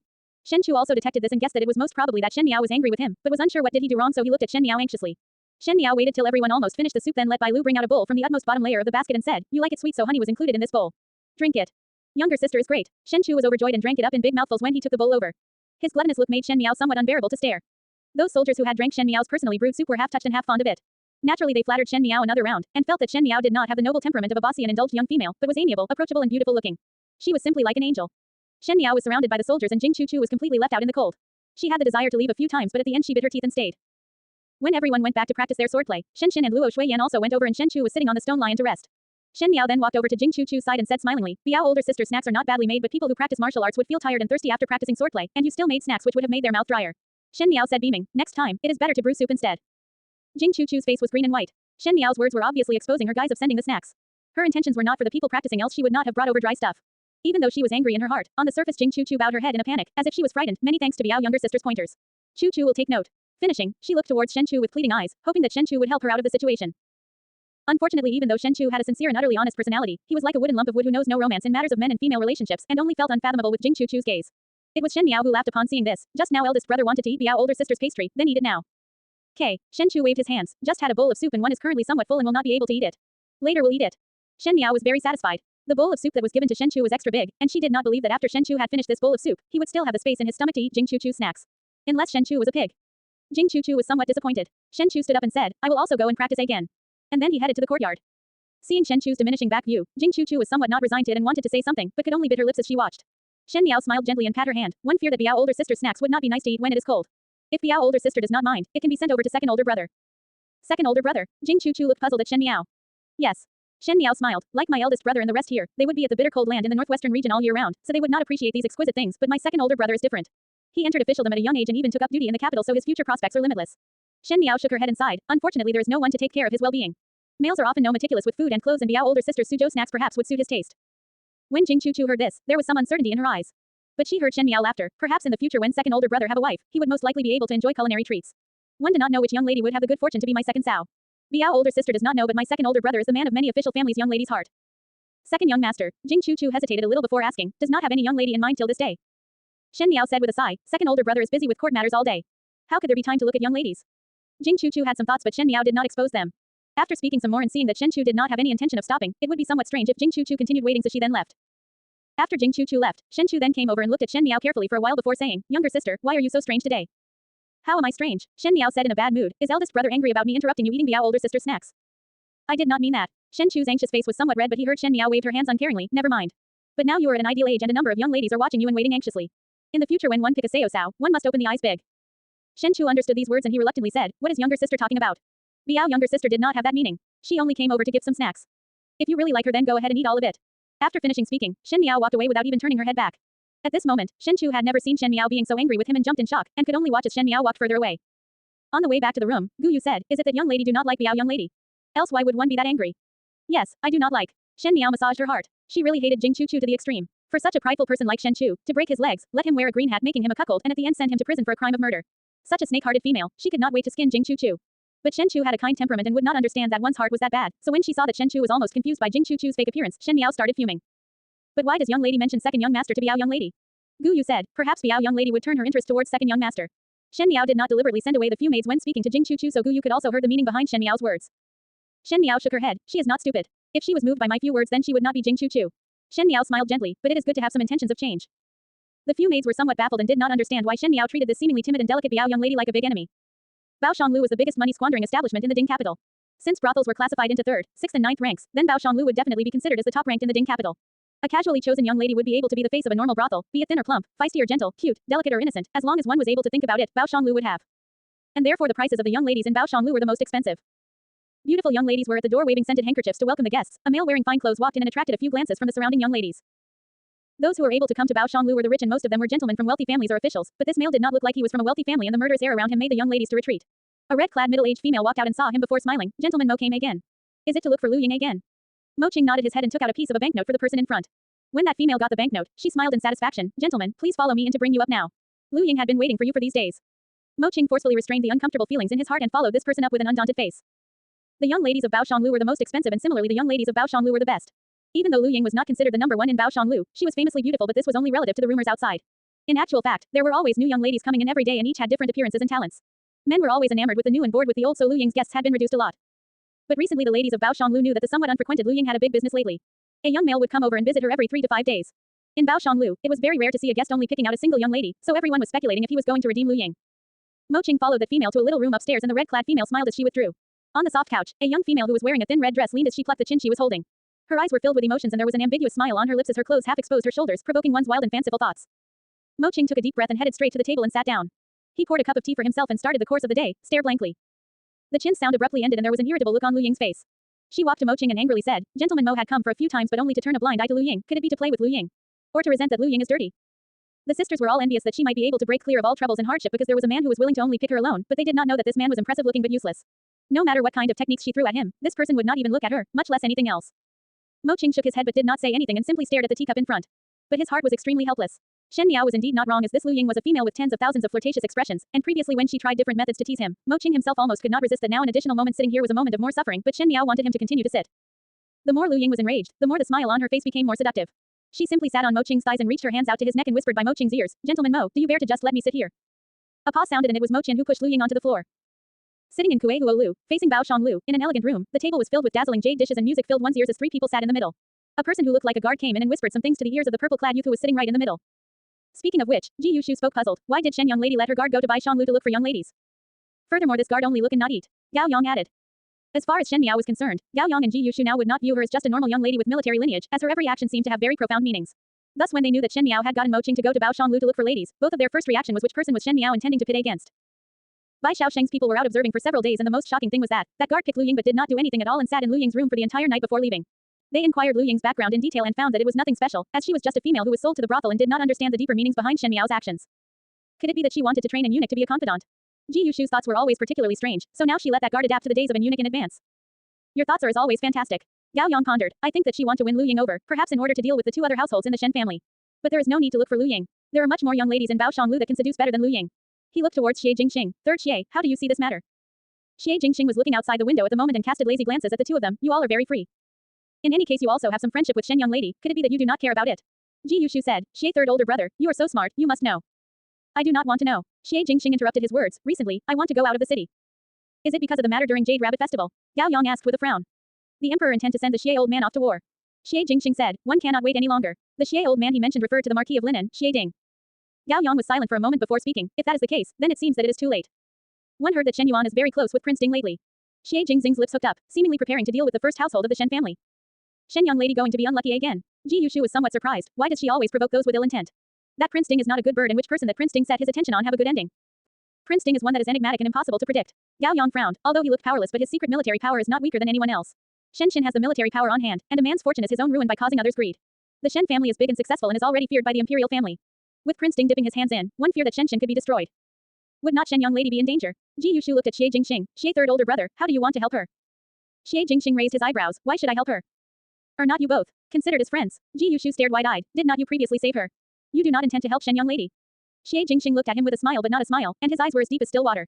It was clearly a dissolute style but the words that were spoken had a cold thin indifference. I need the Shen family to delay some time for me, so for Prince Ding to deal with Shen Xin. It is very good. Ji Yushu drew in a mouthful of cold air. In the Prince Ding's residence in the Ding capital. A young male was sitting on the highest seat, dressed in plain-colored illustrious robes. He looked cold but when he was talking to people below him, he was however very cordial which melted that cold look a little. This was not someone else but Prince Ding, Fu Shuyi. At the moment there were a few strangers sitting in the middle of the hall and these people were all Prince Ding's, Fu Shuyi's, aides. He knew how to put people to good use and also respected the wise. For an ordinary prince, even though he was to give money and land to aides, there was not one that would be as respectful as him. Not only that, they would sit with him on an equal footing. Even when speaking, he would be extremely respectful and it was because Fu Shuyi's had such an attitude that he attracted a lot of wise aides. It was precisely because of these wise aides that Fu Shuyi's schemes and grand plans were able to stay hidden from the rest of the world, including Emperor Wen Wei. The young person that was sitting in the middle was clad in blue, and his looks were out of tune among these top official aides because he was too young. He stood up and Fu Shuyi asked, Shen Yuan, do speak your thoughts out. Shen Yuan cupped his hands in obeisance towards Fu Shuyi. He just entered officialdom and became Fu Shuyi's people secretly. This Fu Shuyi was one who was good in attracting talents and with the kind of ambitions that Shen Yuan had, so Shen Yuan would tolerate to live alone and simple so Fu Shuyi would view him positively. Shen Yuan said, at present everyone is secretly building up forces and whoever have the troops, whoever would have more bargaining chips. Currently Ming Qi's military power is southern Xie, northern Shen. Even though the Xie family military power is magnificent, but his majesty would be sending the Marquis of Lin into war at the start of spring, so there are definitely other plans. The Xie family cannot be touched but the Shen family is different. Shen Yuan paused before continuing. Shen Xin took the initiative to request to stay in the capital for half a year more, and there are many who want to draw Shen Xin to their side. The Shen family army is a big variable and if one is unable to get it then it would be better to ruin it. If this is considered then it would even be of the same mind as his majesty, and also prove to his majesty that one did not have any ambitions. Shen Yuan himself was a member of Shen family but used the word Shen family, which indicated clearly that he did not put himself together with Shen Xin, and was against him. Fu Shuyi smiled at him, perhaps he understood but pretended not to know as Shen Yuan's words were after all, only bringing him benefits and no harm. He said, what you said was not bad but now there is no trace of any loophole in the Shen family, so even if one were to find a mistake, there would be no rationale. Shen Yuan did not speak. Fu Shuyi's eyes flashed and his tone got even more amiable, but since you are in the Shen residence, you would definitely know things that ordinary people would not know of. He looked at Shen Yuan, if this matter can truly control the Shen family, your credit would be the largest. Hearing the assurance he wanted, Shen Yuan then respectfully spoke, replying Your Highness, early on this official's people were mixed in the Shen family army and when they went to the northwestern region to fight, there are some matters that were not done according to the rules. At the moment evidences are still being collected but once the evidence is completed, this official would definitely offer it up with both hands. This official assured that this time even if the Shen family army is not completely collapsed, it would be at least badly affected. Fu Shuyi faintly smiled, then would need to trouble you for your care. Shen Yuan bowed down and smiled. It was a lively new year in the Shen residence. Originally it was because of Ren Wanyun's and Shen Qing's matters that the atmosphere of the general's residence became depressing, but after the arrival of Jing Chuchu and Jing Guansheng, old Shen Furen was filled with enthusiasm. She often allowed both siblings to walk around the general's residence and Shen Yu was one who was accustomed to deal with people, thus in a short time she and Jing Chuchu referred to one another as sisters but no one knew if it was sincere or not. Although Shen Yu treated Jing Chuchu and brother well, the place where this pair of siblings liked to run the most was the western courtyard. Especially Jing Chuchu, who often sent over snacks to those who were practicing swordplay. With the previous experience, when coming over she brought a share of soup for everyone, but as compared to the soup that Shen Miao made, the taste was not as wonderful. Those soldiers were frank and outspoken people and keep constantly thinking about the soup that Shen Miao made, and did not show much gratitude to Jing Chuchu's efforts. Today was also the case. After the food that Jing Chuchu brought over was finished, Shen Chu did not talk with her and wanted to continue practicing his sword but was stopped by Jing Chuchu, Biao older brother. It is better for Biao younger sister to return earlier. Shen Chu smiled candidly. The people here practicing swordplay are all coarse and there are no eyes on swords, thus it would not be good as one accidentally hurts you. Besides, you keep on running here all day and you are a female so it is not a good thing to watch as males practice swords. It was actually in order to expel the guest. Jing Chu-Chu's face flushed red in a moment and looked at Shen Chu incredulous. Her eyes were wavering with ripples, as if in the next moment she would be crying. Normal males would have tender and protective feelings for the fair gender when they saw her actions. But Shen Chu was not one who appreciated beautiful people and just stood there blankly without even going forward to comfort. Seeing Shen Chu being like this, Jing Chu-Chu's originally flushed face became white suddenly. She hurriedly lowered her head and picked up the basket. Chu-Chu understand. Shen then picked her skirt up and ran away. Those who did not know would think that Shen Chu did something to her. After Jing Chu-Chu left, a person appeared behind the column. It was Shen Miao who then said, "Eldest brother, you really do not know how to cherish flowers." Hey, Shen Chu scratched his head. I am afraid that younger sister will get angry. Why would I be angry? Shen Miao said flutteringly. Shen Chu suddenly felt a burst of cold wind whiz by and he said, younger sister do not like Biao younger sister.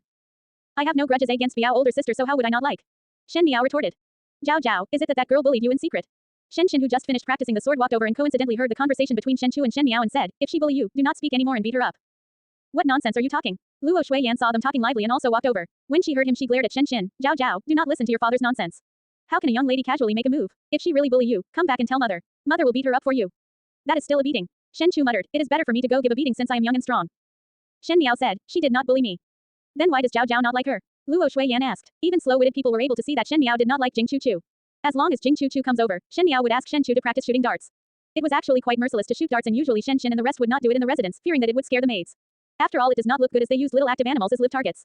Every time Jing Chu-Chu came over, Shen Miao would say, father, eldest brother, I want to watch darts shooting. Jing Chu-Chu would pale every single time but would still stand at the side and often vomited after watching. Shen Miao enjoyed this and never seemed tired of it as her heart felt comfortable every time Jing Chu-Chu vomited. Over time, everyone in the courtyard could see that Shen Miao deliberately messed with Jing Chu-Chu. Shen Xin and the rest did not quite understand, but upon seeing Shen Miao throwing a temper, they thought that it was most likely some discord between young ladies, and because it was not good for men to directly intervene in young ladies' matter, they let Shen Miao continue with her temper. Most likely they were just too curious that they could not help but ask. I do not dislike her. Shen Miao said. Just as she finished speaking, Jing Jie, who was standing at the side, opened her mouth. Young lady like quietness, but that Biao young lady and Biao young master often come over to talk to young lady. Especially that Biao young master who just had to chat with young lady. Young lady had always not liked to talk to strangers and it is assumed that it is a bit annoying. Jing Jie made those remarks with a serious expression and Shen Miao could not help but turn back and look at her. Shen Xin's and Luo Shuiyan's faces changed as Jing Jie's words on the surface sounded that Shen Miao was annoyed by the siblings from the Jing family, but actually there were additional meaning to the words. For a Biao young master to often come over to talk to a Biao younger sister, it was somewhat of an effort of entanglement. Luo Shuiyan angrily spoke. What is the meaning of that nephew of yours?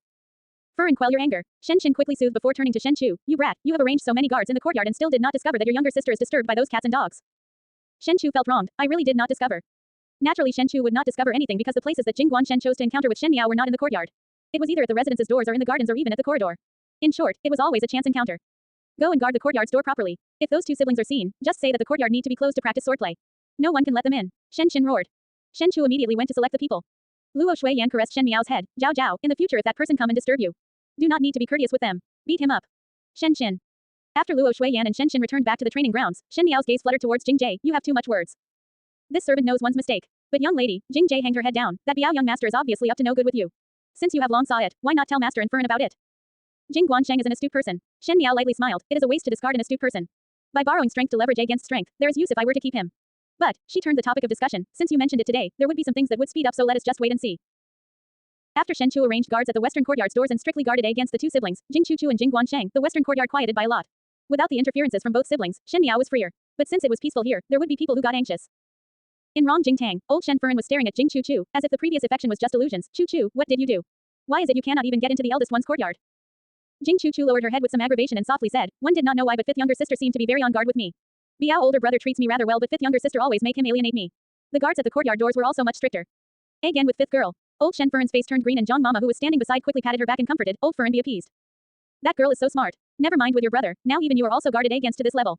This angers me to death. Old Shen Fern's original intention for Jing Guansheng and Jing Chu was that one would deal with Shen Miao and the other would deal with Shen Chu. But Shen Miao was after all a female and in matters of female and male, once anything happened, the one who suffers would always be the female. With Shen Xin's and Luo Shuiyan's temperament, most likely they would take action. As for Shen Chu, the person who suffers was Jing Chu so logically this would be skewed to their side. Previously the western courtyard people were all very casual and since they were people who fight on the battlefield, they were not preoccupied of these little things but who knew that the western courtyard started to change their behavior and now they even locked up their courtyard's doors. Old Fern, John Mama sighed, this kind of attitude of fifth young lady, one fear that she is already suspicious of Biao young lady, thus one fear that there will be some difficulties to move a step forward. When Jing Chu heard this, her heart was somewhat humiliated. She feel that she is pretty and smart and in the Suzhou region, even gentleman Wang Sun would also fall for her soft and weak act, thus she felt so unhappy at the moment. What you mean is, old Shen Fern frowned. Serious illness requires ferocious medication. John Mama reminded, if this matter were to drag on, it would be too late when eldest master arranged any marriage with whichever young lady of noble families. Old Shen Fern quickly reacted and played along, what you say is not wrong. If one wait till that time, it would be too late. She looked towards Jing Chu and a loving smile appeared on her face but when others see that smile, it looked very fake. She said, Chu, do you actually want to marry Chu or not? Jing Chu hang her head down, want. Are you willing to do anything to marry Chu? Jing Chu was surprised for a moment and vaguely guessed it out before her heart started jumping. When dealing with a male, she was able to do it skillfully and easily. Chu's pitiful look enabled her to grab onto the hearts of the rich and wealthy young masters easily. But in the general's residence, Shen Chu was the son of the formidable great general and that could not be compared with wealth, so naturally she would be moved. Even though she had never done such a thing before, but hearing old Shen Fern's words, it was as if a lot of golden leaves and silver flowers appeared. She clenched her fists and said softly, Chu is willing. Old Shen Fern smiled in satisfaction. For a few continuous days, the Shen residence had calmed down a lot, as Jing Chu and Jing Guansheng stayed at Rong Jing Tang's courtyard and not go out. No one knew what they were fiddling about. This day when Shen Miao was walking along the corridor to head out, coincidentally she met Jing Chu. Jing Chu was wearing a white jacket with a light jade green colored skirt with a jasper hanging. In the Ding capital, young ladies from Suzhou were considered a unique flavor and it was enough to make passersby to stop. Fifth younger sister. Jing Chu rushed over to greet her. Shen Miao smiled gently. Where is Biao older sister going? It was rare for Shen Miao to talk to Jing Chu, so she was startled for a moment before speaking, returning to the room to do some embroidery. She lowered her head shyly. Anyways, there is nothing else to do. Since there is nothing to do, then why not go out with me? Shen Miao said, I am about to go to the jewelry shop to select some. If you do not mind, you can also go and pick some jewelry. Jing Chu this time was stunned as Shen Miao usually treated her lukewarmly and no matter how she tried to get closer, it would be unsuccessful. But it was an unprecedented thing to be willing to bring her out. Jing Chu had seen many infighting between the Yinyangs and Tongfangs in her own backyard, and thus her first reaction was alarm. But after hearing that Shen Miao was going to the jewelry shop, her eyes suddenly brightened. She seemed to be sizing Shen Miao up. Shen Miao was wearing a snow green colored dress with lightly inked crane patterns on her skirt and overall there was only color. She always wore dark and deep colors but did not look at all old-fashioned, and instead made her complexion look like jade and very noble. Jing Chu was secretly jealous as she thought that her appearance was not far from Shen Miao, but when she stood together with Shen Miao, she inevitably felt ashamed. Shen Miao's air of nobility was inborn and with one look, one could tell that Jing Chu was from a small family. The more one was jealous, the more yearning one would have. Jing Chu's eyes fell onto the lotus pearl hairpin on Shen Miao's hair. That pearl was big and round, almost blinding Jing Chu's eyes with its flashing luster when it moved. She quickly lowered her head so that her greedy gaze were out of others' view. Jing Chu said, since fifth younger sister has no one to accompany, then I will go along together. Bai Lu and Shuangzhong walked behind and there was a flash of slight contempt in their eyes. She was after all from a small family and was superficial.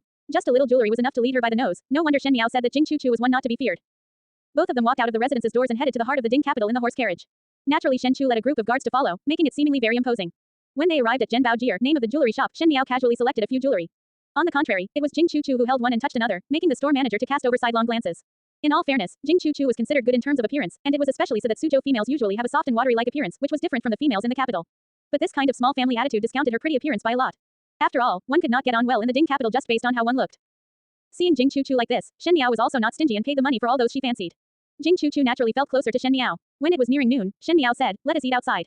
After selecting the entire afternoon one would feel somewhat hungry. Most likely you have not yet been to Ding capital's Kuehuo Luo since ordinary people do not have such a culinary treat. Jing Chu looked at the grand entrance of the restaurant and her eyes revealed a longing for it. Today Shen Miao selected jewelry and bought clothes making Jing Chu feel dizzy momentarily, as she had never seen one being this generous. It was because of this that she felt that the Shen family was rich, and had the determined heart to enter the Shen family. Shen Miao selected the seat by the second floor window and the waiter mentioned a number of dishes before Shen Miao picked a few. Those she ordered were Kuehuo Lu's signature dishes which made Jing Chu dazed. It was only after the waiter left that then Shen Miao said to Jing Chu, those who patronage here are the wealthy and respectable. Many were all high-ranked officials thus one cannot underestimate. Jing Chu nodded her head repeatedly. Shen Miao lightly smiled and picked up the tea to drink, but her hand carelessly trembled and the teacup was overturned onto her body and half the tea in the cup landed on the skirt. Jing Chu jumped in shock, fifth younger sister. It is of no matter. Shen Miao waved her hands and stood up. There is a place here to change and there are some clothes in the horse carriage. I will go now to change and you can wait for me here. Finishing she called Bai Lu and Shuangzhong, let us go. When she left, the Shen residence guards also followed to leave thus Jing Chu quickly shouted, fifth younger sister, these guards, she was after all somewhat scared. No need to worry, no one will make things difficult for you in broad daylight. Shen Miao said, moreover those who patronage here are the wealthy and respectable and would not do anything. Her expression was soft but her tone was unquestionable. Jing Chu subconsciously was unable to refute and when she recovered to her senses, Shen Miao had already walked out with a group of guards. Jing Chu's expression darkened. Shen Miao would always have an attitude of being high above in front of her, and this kind of attitude made Jing Chu distinctly feel the gap between them and thus felt even more unresigned. Moreover she had heard the people in the Shen residence talking that Shen Miao was previously a stupid and naive idiot that had no knowledge of the four scholarly arts, but still unreasonably occupied the position of the daughter of the eldest household of the Shen family. Shen and wife also give in to all her whims and wants, that without a second word they would let Shen Miao pick first from the things that his majesty bestowed. Humans would always be jealous due to comparisons and Jing Chu was crazy with jealousy of Shen Miao at the moment. She picked up the teacup in front but followed Shen Miao's action just now and took small sips from it, as if doing it would contract a little of Shen Miao's air of nobility. Just at this moment, a group of people walked past her and sat down in the table beside. The person who was leading was a youth that had a gentle and literary appearance clad in rich clothes, and even the clothes of the old servants following were made of fine cloth. Thinking of Shen Miao's mention of those who patronage here are the wealthy and respectable, Jing Chu's heart moved. That young person seemed to have noticed her as his gaze moved over. When one could see Jing Chu's appearance clearly, that pair of eyes could not help but brighten. Jing Chu wore an off-white jaded skirt with her snow-like complexion and most importantly her soft and timid look when she saw the person, she quickly lowered her head as if she was frightened. Most of the Ding capital's females' actions were magnanimous and proper because they were all living in the royal capital, so one would rarely see such delicate and affectionate Zhongnan female. That young person's eyes were somewhat fixed on her and the more he looked, the more eager his gaze became, and the lower Jing Chu's head bent. As the time slowly elapsed, the dishes had all arrived but Shen Miao did not come over for a long time, leaving Jing Chu alone sitting at the table. It was not all right for her to start eating so she took small sips of the tea and had an appearance of a loss of what to do. Finally that richly clad gentleman at the next table could no longer tolerate, and sat down across Jing Chu under the watchful eyes of everyone and softly asked, one see that young lady have been sitting alone here waiting for a long time, is it to wait for someone? Jing Chu jumped in shock, and when she raised her head to look at the other person, her face suddenly blushed and she whispered as she lowered her head, I am waiting for my Biao younger sister. That gentleman asked in concern, why is young lady's Biao younger sister not here after so long, and how can one leave young lady alone? Jing Chu blushed as she shook her head, and she seemed like she wanted to say something but was afraid to speak. Such actions and appearance when landing on others' eyes was like she was being bullied. The gentleman's heart felt certain and said, since I do not have anything on, why not one accompany young lady to wait? No need to trouble. Jing Chu quickly said, gentlemen need not. It is all right, that person said with a smile. It would only be more troublesome if some malicious people come over since you are sitting alone. For me to accompany you, it would be much better. His words were soft and he had a gentle smile on his face, making one easily feel comfortable with him. Jing Chu lowered her head and said, then many thanks to gentlemen. Young lady do not look like one from Ding capital. He asked. I am a Suzhou person. Jing Chu said. Both of them started the conversation like this, a sentence back and forth. That youth was especially good in speaking and within a few sentences was able to coax a smile out of Jing Chu. Even though she was shy, one gradually got closer due to that person's attitude. As the youth spoke about interesting information, as he seemed to have gone to many places and has a generous family background, Jing Chu's smile got deeper. In another elegant room in Kuehuolu, one was able to see clearly Jing Chu's table from afar through a decorative carved window. Bai Lu said, Biao young lady could speak to a strange male for so long. Her words had the meaning of looking down in contempt. That is not an ordinary man. Shen Miao propped her chin with her hand and lively said. Young lady know that gentleman. Shuang Zhang asked curiously and the guards who were in the room were also somewhat surprised. Shen Miao left Jing Chu alone there and changed her seating location seemingly so that Jing Chu would be able to talk to that man. Now with implied meaning behind Shen Miao words, she also knew of that man. Shen Miao smiled gently but did not speak. I say, at the other end, in one of the rooms in Kuehuolu, Ji Yushu's eyeballs almost wanted to fall out. Could it be that she knows Sun Kainan? Even though Sun Kainan is the only son of Sun Tianzhong, he had not entered officialdom and was raised in the residence as a wastrel who only knew about eating, drinking and playing. He did not even go to Guangwentang, so how does Shen Miao know of him? Gao Yang glanced over. Could it be that you believe this is a coincidence? Ji Yushu said excitedly, how is this a coincidence? Even fools can see clearly that Shen Young lady deliberately let Sun Kainan meet her Biao older sister that popped out from who knows where. When did I say that this is a coincidence? Gao Yang snapped his folding fan and put an act of waving it, but I felt that not only she knew Sun Kainan, she was long aware of Sun Kainan's likes. Do not you find it strange? Gao Yang touched his chin. Shen Miao, an unmarried young lady, is even more powerful than your Bai Xiaosheng. She had the knowledge of the known and unknown. I am really curious if she know things that we do not know about. Refrain from slandering Bai Xiaosheng. Ji Yushu refuted. Shen Young lady is originally not an ordinary person. You and me have been monitoring Shen Young lady all day long, and if Xie third older brother knows about it, he will definitely scold us for being too free. Monitoring her is more interesting than others. Gao Yang looked outside where Sun Kainan was chatting with Jing Chu and asked, why not you guess what is her purpose of doing this? Ji Yushu seriously thought about it. She want to matchmake Sun Kainan and her Biao older sister. When did you see Shen Miao being this kind-hearted? Gao Yang did not hesitate to pour cold water over him. Then what do you say of the matter? Ji Yushu was discouraged. The Minister of Personnel, and the Shen family, is there any dealings recently? Gao Yan pressed the fan against his chin, deep in thought. Back in Kuehuolu, Jing Chu had spoken to Sun Kainan for quite long, and the more both of them conversed the more agreeable they became. If someone looked over, one would have thought it was a celestial couple. After a while more, one saw a few Shen residences guards walking over to Jing Chu's side. Biao young lady's clothes did not fit and she had lost the mood, thus she had put the bill with the manager and left first. She has entrusted these subordinates to protect Biao young lady and send Biao young lady back to the residence after Biao young lady finished eating. Jing Chu was somewhat astonished. Fifth younger sister returned first. The guard nodded. How could fifth Shen young lady just leave you alone like that? Sun Kainan cried in justice. He had already got to know from Jing Chu's lips that the one she was waiting for was the fifth young lady of the Shen residence, Shen Miao. Sun Kainan did not know much about Shen Miao and only know that she was an idiot who was chasing after Prince Ding. Now from today, it seemed that Shen Miao was not only a stupid idiot, but she also liked to bully others. He wanted to be one who had tender and protective feelings for the fairer gender, so how could Jing Chu waste his effort? She immediately hung her head down and said uneasily, then I will now head back. How can this do? Sun Kainan immediately said, if one were to return now, the entire table of dishes would be wasted. No one had directly disposed of Kuehuolu's dishes before. He looked at Jing Chu who seemed to be at a loss and smiled gently. How about this? If young lady does not mind, this one is willing to accompany young lady for a meal. He put up an appearance of a gentleman, with so many guards around, why not let them send you back after eating? Jing Chu was in a somewhat loss. Since we have encountered, it meant that you and I are fated. Since fated, one must live up to the fate that the heavens bestowed. That Sun Kainan had a glib tongue. For this one to see young lady today, one had the feeling of meeting one's old friend, thus one start chatting with young lady. Not sure if this one's suggestion, young lady would be willing to accept. After hesitating for a while, Jing Chu finally nodded her head hesitantly, then. One will follow according to gentlemen. Both of them began to truly eat and chat together, and far from the compartment, Shen Miao looked upon that pair and a cold smile started to slowly appear on her lips. She was familiar with Sun Kainan. It was this person who made Shen Chu wear a big green hat in the past life. Shen Chu was young and hot-blooded and dragged his broken leg over and killed this person in a breath. But it was only after one found out that Sun Kainan was the only son of the Minister of Personnel. It was because this Sun Kainan have neither learning nor skills, he would utilize his mouth and good appearance to hook females everywhere. No matter it was young females or women, he would eat them up as much as possible. Sun Tianzhong was afraid that the censors would report on him, so he would not let Sun Kainan go out normally, thus there was only a few people who knew about Sun Kainan. But in this lifetime, she could recognize Sun Kainan even if he turned into ashes. Sun Kainan liked weak and soft Zhong and females the best, else in the previous lifetime he would not be that audacious to sleep with Shen Chu's woman. Shen Miao's eyes hang down as she murmured with a voice that only she could hear, Sun Kainan, Jing Chu, Bengong personally pulled your fates together in this lifetime, so one must not disappoint. Jing Chu and Shen Miao left together but returned alone, and it seemed that it did not caught many people's attention. But in the evening, Shen Miao unprecedentedly came over to the side courtyard of Old Ferns and personally talked to Jing Chu. Coincidentally, Jing Chu was playing with the jewelries on the table. Among them there was a jade bracelet that was exceptionally eye-catching as the color was almost transparent and overall the entire piece of jade was in excellent grade. This piece of jade bracelet would at least required hundreds of liang to purchase, and Jing Chu definitely was unable to afford it. Furthermore, yesterday when Shen Miao was in Zhenbao Jier, among the jewelry that was bought for Jing Chu, this jade bracelet was not among them. Shen Miao stared at that jade bracelet from the moment she entered the room, shocking Jing Chu so much that she quickly kept it in the box. Shen Miao gently smiled. Biao older sister's jade bracelet does not look to be of an ordinary grade. Jing Chu asked softly, does fifth younger sister know about this bracelet? Had seen a similarly imported goods but the color of it was not as good as yours. Even so, the initial price it was sold was at 500 liang, so Biao older sister's piece, one fear that it would require thousands of liang of silver before one can purchase it. Shen Miao casually said, even though this jade bracelet was precious, it was less than 2,000 liang of silver and 2,000 liang of silver can purchase much better jewelry, but in Jing Chu's exposure, even if she were to exaggerate more, Jing Chu would still believe without a doubt. But Biao older sister, where does this precious jade bracelet come from? Shen Miao asked, previously one did not see you wear it before. It is given from a friend. Jing Chu softly said. An understanding appeared in Shen Miao's eyes. Sun Kainan's ability to coax females was not only depending on putting on airs and using graceful words and flowery speech, he was also willing to drop money. Else the wife of the wealthy deputy general, Jing Chu in the past life would not be a red apricot tree that leans over the garden wall. Only the first encounter and he had gifted such a big valuable. For Jing Chu who had never seen the world, it was very difficult not to be tempted. It seemed that this friend treat Biao older sister very good, Shen Miao said. Jing Chu face reddened as she looked towards Shen Miao. What is the matter fifth younger sister here for? Shen Miao slowly tidied up her clothes before saying, heard that Biao older sister was sent back by others.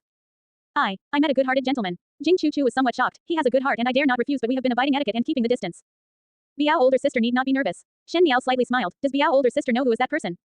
Jing Chu was surprised for a moment. Who? It is the only son of the Minister of Personnel, Sun Kainan. Shen Miao said. Jing Chu looked at Shen Miao with surprise in her eyes. Shen Miao sneered in her heart. Sun Tianzhong was very strict with Sun Kainan, so even though Sun Kainan keep hooking females, he seldom revealed his identity unless it was to bring those young ladies back to the residence as concubines. Towards Jing Chu, most likely he did not reveal his true identity. Jing Chu most likely assumed that Sun Kainan was only a wealthy man's son, but now that she knew about Sun Kainan's real identity, how would Jing Chu, who clambered over the dragon and hanged onto a phoenix, let it go? Biao older sister should know that the Minister of Personnel is a very high official rank. Shen Miao gently smiled. Their residence is not inferior in any respect to ours. The most important thing is that Sun Darren have only one son, gentleman's son.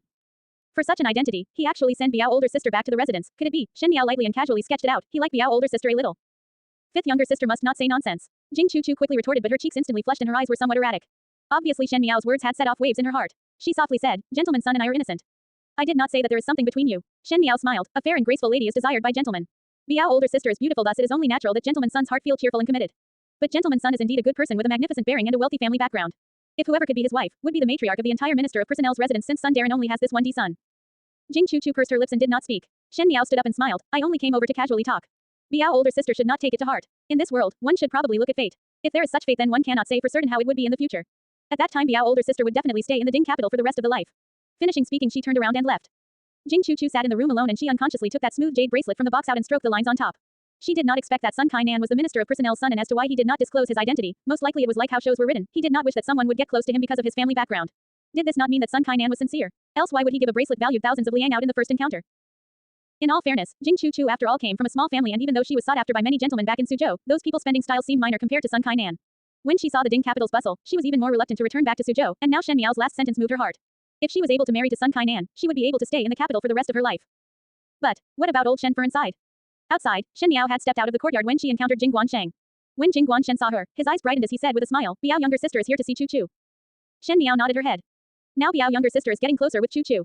Jing Guansheng wanted to come forward, but unfortunately Jing Jie and Gu Yu stepped up as if they were defending against lechers. Jing Guansheng was someone who flaunted himself as a cultured scholar and did not approach closer. It is no bother since it is all one family. Shen Miao gently smiled and headed out of the courtyard without looking at Jing Guansheng at all. Gu Yu softly asked, young lady is hopping to match make Biao young lady with gentleman's son. Shen Miao just now kept talking about Sun Kainan's good points, so when the two maids heard that, they found it particularly strange and felt that it was very similar to those matchmakers who come to visit. Since when have you seen me being so kind? Shen Miao said without any expression on her face. Then why? Gu Yu was even more puzzled. One have to let Biao older sister's heart up in a whirl. Shen Miao said with a bland smile, Old Fern and Biao older sister previously had the same goal, so both of them were naturally close, but if what they seek is not the same, guess what will happen? Jing Jie suddenly got smart. Dogfight. Then she suddenly recovered and panicked. This servant is not saying that they are dogs. This servant do not know words. What you said was not wrong. Shen Miao said, the interpretation of a dogfight is apt. In addition, on these few days, go to Rong Jingtang and build a relationship with Fu Er. Fu Er. Jing Jie was slightly surprised. Old Fern want to marry her to the steward's son who is blinded in one eye. Shen Miao said, Fu Er is very much unwilling to. Heavens. Jing Jie was stunned. Fu Er had followed Old Fern since young. Why, even if it was rearing cats or dogs, one would also have some feelings, so why would one marry a fine young female to a one-eyed person? Fu Er was efficient in her work, and even though she sounded fierce, she was very loyal to Old Shen Fern. Old Shen Fern had got an annual profit from the fields from the steward, so naturally one need to show some appreciation. Since she is not willing to come out with money, then she has to come out with people. One can only blame that Fu Er's fate is not good but was born well. Then young lady planned to help Fu Er. Gu Yu carefully asked, but a strange feeling appeared in her heart.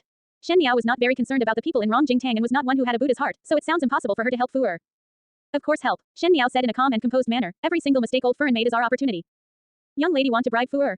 Jing Jie asked, but will Fu Er be willing to be bribed? Fu Er has always been the most loyal to Old Fern. If a loyal heart is not reciprocated, then the rebound would be even bigger.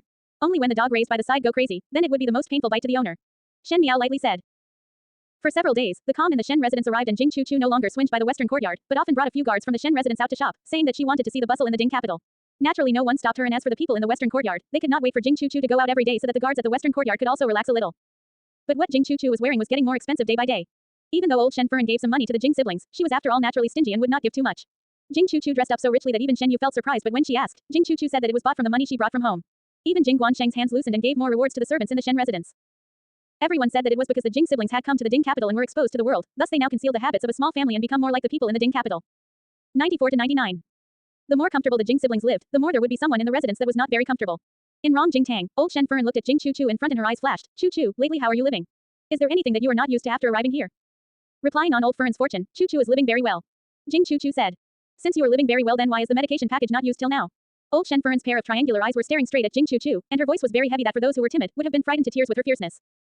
Jing Chu however lowered her head and her voice did not even change. Old Furen, Chu cannot even get closer to Biao older brother and could not find any opportunity at all. Old Shen Furen had very early on passed the medication package to Jing Chu so that she could find an opportunity to drug Shen Chu, but who knew that after so many days the Shen residence was calm and quiet as Jing Chu did not even took action. You kept going out and only returned to the residence at night. It would be strange if one is able to find an opportunity. Old Shen Furen could not help but sneer. Chu, are you willing or not? If you are not willing, then let the matter be. It is not that Chu is not willing. Jing Chu quickly said. These days she had gone out daily to privately meet up with Sun Kainan. She pretended not to know Sun Kainan's identity and Sun Kainan treated her tenderly and gifted her clothes and jewelry. It was because Sun Kainan gave her all these things that made Jing Chu's heart hesitate. Compared to Shen Chu, who would be going to the bitter cold northwestern region the entire year, it was definitely more comfortable to marry to Sun Kainan. But whether Sun Kainan was willing to marry her was another problem. Jing Chu kept on clinging to her innocence because she knew the male's disease. By letting them see but unable to touch, feel but unable to eat but unable to fill full, then one could capture a man's heart. She indeed made Sun Kainan so fascinated with her, but Sun Kainan was the minister of personnel's son and she was from a small family, so even if Sun Kainan likes, Shen Tianzhong would not agree and she was not willing to be Sun Kainan's concubine. So Jing Chu hesitated. If it was with Shen Chu, old Shen Furen could guarantee that she would be Shen Chu's official wife, but Sun Kainan treated her gently and was generous. The human's heart was always greedy and would not be able to settle for less, eating from the bowl but looking at the pot. Jing Chu was unable to make the decision, thus she did not drug Shen Chu. She had not taken action for so long and old Shen Furen was already anxious, so she called her over to ask about it. Since you are willing, then why the hesitation? Old Shen Furen asked. Chu want to ensure that it is foolproof before taking action. Moreover, the western courtyard is guarded very tightly, thus it is hard for Chu to find an opportunity. If one were to inadvertently alert them, then it would be even harder to take action again. Chu, I do like you. Old Shen Furen slowly said, but if you continue to be like this, I will be disappointed. With your timidity, one fear that it would be difficult to succeed in the future. Jing Chu lowered her head and agreed. Old Shen Furen looked at her and seemed to be somewhat loathing and said, you can go out. Jing Chu hastened her steps to withdraw.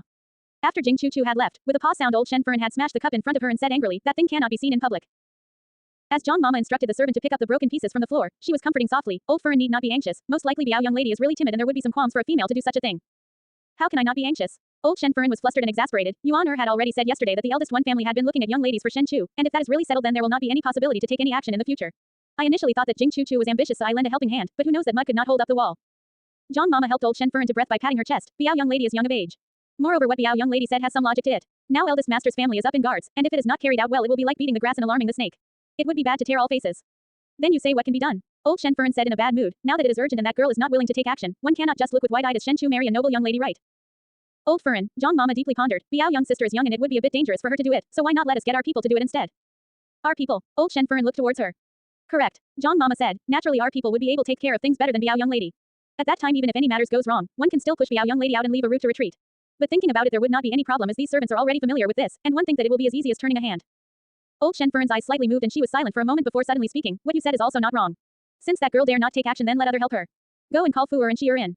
The change in Rong Jingtang's view was naturally not known to anyone, but whether the people who knew would speak about it was another matter. From the surface, everything proceeded in a well-organized manner. On this day when Shen Miao was returning to the western courtyard from outside, she encountered Shen Yuan. Ever since the Jing siblings arrived in Shen residence, no one knew what Shen Yuan was busy with, that one did not see him around much. Upon returning to the Ding capital he left early and returned late in the day, making Shen Gui unhappy as he thought that Shen Yuan was purposely avoiding him because of Ren Wanyun's matter. He had quarreled a few times with Shen Yuan and always parted on bad terms. However, these quarrels did not affect Shen Yuan as he still did not appear in the residence as before. At the end they encountered here. Seeing Shen Miao, Shen Yuan slowed down his steps and said, fifth younger sister. Second older brother. Heard that lately fifth younger sister is rather close with Biao younger brother and Biao younger sister. Shen Yuan smiled as he spoke. Is this coming back from Biao younger brothers? He unexpectedly mentioned about Jing Guansheng as if implying that there was something between Shen Miao and Jing Guansheng. Bai Lu's and Shuang Yang's brows furrowed as they found that Shen Yuan's words were not good to listen. Shen Miao glanced at Shen Yuan and did not answer his words. It seemed like second older brother just returned from second Shen's. One heard that lately second Shen's crazy fits has reduced a lot. Is it that she would recover soon? Ren Wanyun had not appeared for a long time and all big and small matters were handled over to Wan Yiniang to manage. Old Shen Furen, who usually was not satisfied with Wan Yiniang, did not say anything about it, so the people of the Shen residence were well aware that it was not possible for Ren Wanyun to be able to live as grandly as the first half of her life. Moreover, Ren Wanyun's maiden family was only a wealthy merchant, and no matter how much money they had, there was no power and could not help in anything. Shen Yuan's face paused and sized her up before smiling. Fifth younger sister recently looked much better. Is it that there are any happy event nearer? Because of Shen Qin's and wife's return, Shen Chu had been daily paying particularly attention to Shen Miao. Now Shen Miao was no longer that slow and prudent young girl and has now superior manners and looked much better in appearance. At least she would not be ignored anywhere she was placed. How would I have any happy event? On the contrary, with second older brother's busy appearance, perhaps a happy event is nearing. Shen Miao answered. Hearing that, there was a look of what could be considered as happiness that surfaced on Shen Yuan's face. He said, oh, it was seen. One often felt that previous days were troubled with bad luck, but lately second older brother is thinking of ways to disperse them. Now that things are getting smooth, most likely one would feel happy. He then looked at Shen Miao meaningfully, but fifth younger sister need not be unduly humble, as I see that fifth younger sister's good news is almost here. Shen Miao did not speak, so Shen Yuan cupped his hands and said, one still have some matters and will not talk more with fifth younger sister. We'll be taking one's leave. Finishing speaking, he strode away. Bai Lu angrily said, this second young master is really not polite at all. Those cynical words he used, everyone could hear the hostility Shen Yuan had with Shen Miao.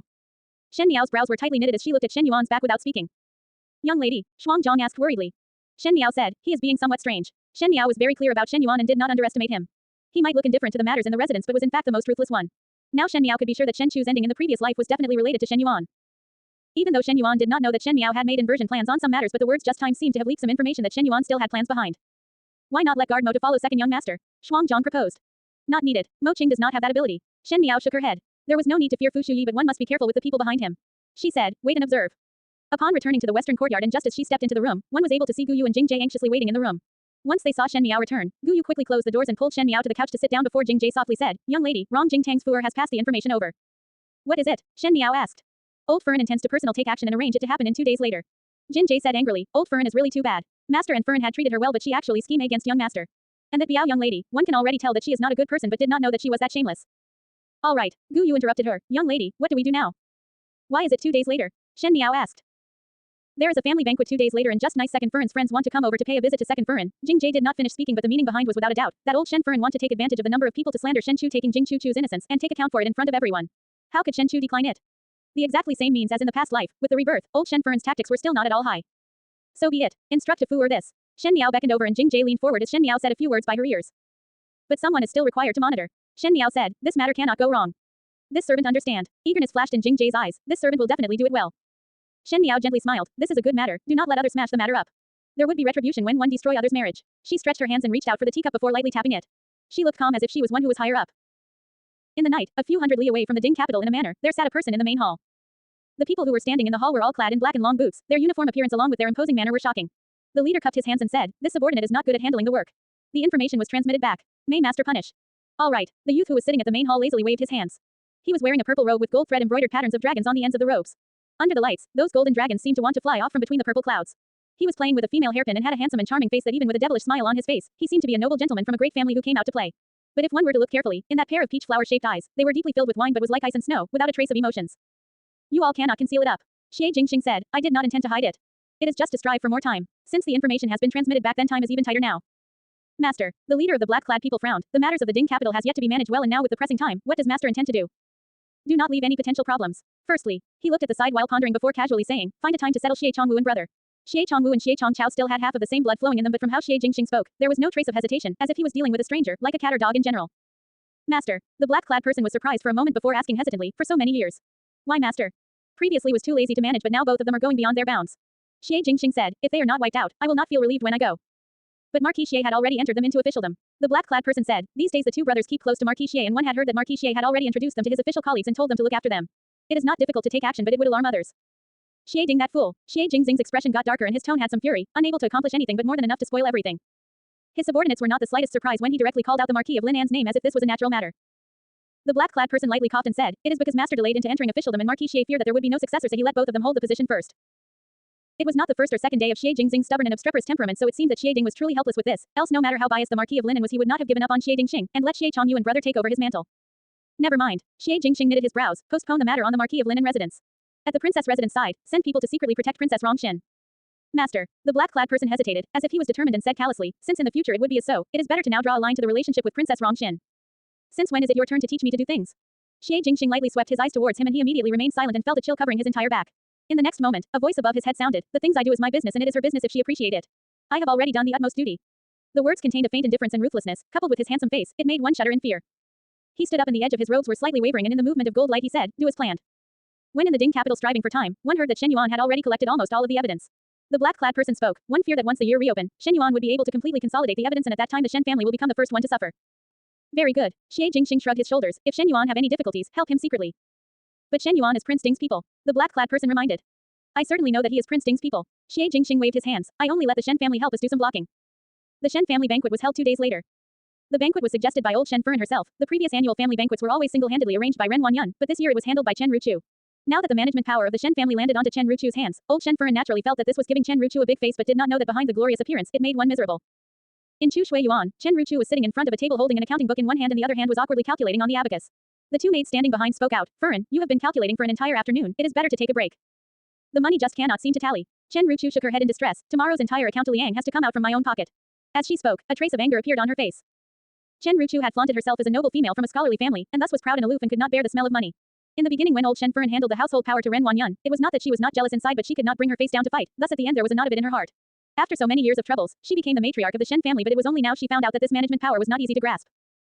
Ren Wanyan was from a wealthy merchant family and normally when old Shen Furen wanted to spend more money, Ren Wanyan could subtract it from her own dowry since she did not lack money. But the Chen family were only civil officials. If one were to speak positively, it was that breeze flowed into their sleeves but if one were to speak negatively, it was that they were poor, thus how could they be able to fork out more money to make up for it? Chen Ruchu thought that by taking over the management power, she would be able to divert money to subsidize her family expenses. But now looking at the situation, Ren Wanyan had been fishing a lot for so many years that the money in the accounting books did not tally at all. Now that the family banquet was approaching, there was not enough silver. It was still alright previously as Shenshin would receive a generous reward from the palace every year. But now that Shenshin and the Shen family relationship was in a deadlock, there was no opportunity for the public funds to subsidize, thus Chen Ruchu felt some headache. Obviously knowing that there was not enough money in the public fund, old Furen still want to hold the family banquet at this time. This is bullying Furen. Chen Ruchu's maid felt indignant for her. Eldest master also intend to do nothing to save one from ruin. Since Furen's money is not enough, why not ask master for some? Hua Yi also said. What nonsense are you saying? Chen Ruchu said, master's salary is not enough to bribe in the official circles, how can one ask him to fork out money? She continued, let me think of what to do. Shen Wan set his heart to climb up in his official career but Shen Gui was different. Shen Gui bit off more than one could chew and he did not have any ability thus could only fawn and curry favor to keep up appearances. Shen Wan was climbing up a step at a time and even though his steps were slower, he was much more practical than Shen Gui. Chen Ruchu always knew that because she was unable to give birth to a son, the only thing she could rely in the second household was Shen Wan's love for her. Thus in order to control Shen Wan, she was gentle and soft but if she was unable to resolve the small amount of money in the household then would it not be troublesome for Shen Wan? With Shen Wan's qualification, there were lots of female who were willing to enter the second household so why would she put herself at a disadvantage? Moreover, this little money will not be spent in vain. Chen Ruchu's eyes flashed. If there are profits to be harvested then it is worth to spend. Furen's intention is. Chen Ruchu smiled. It is strange that old Tai Tai did not hold the family banquet earlier or later but at this time. Moreover, I had heard that in previous days that Suzhou Biao young lady likes to head to the western courtyard. Chen Ruchu's eyes showed a trace of disgust as she spoke. Old Tai Tai's action are really low level but it is suitable. I also do not like Shen Chu. Chen Ruchu did not like Shen Yuan and similarly did not like Shen Chu.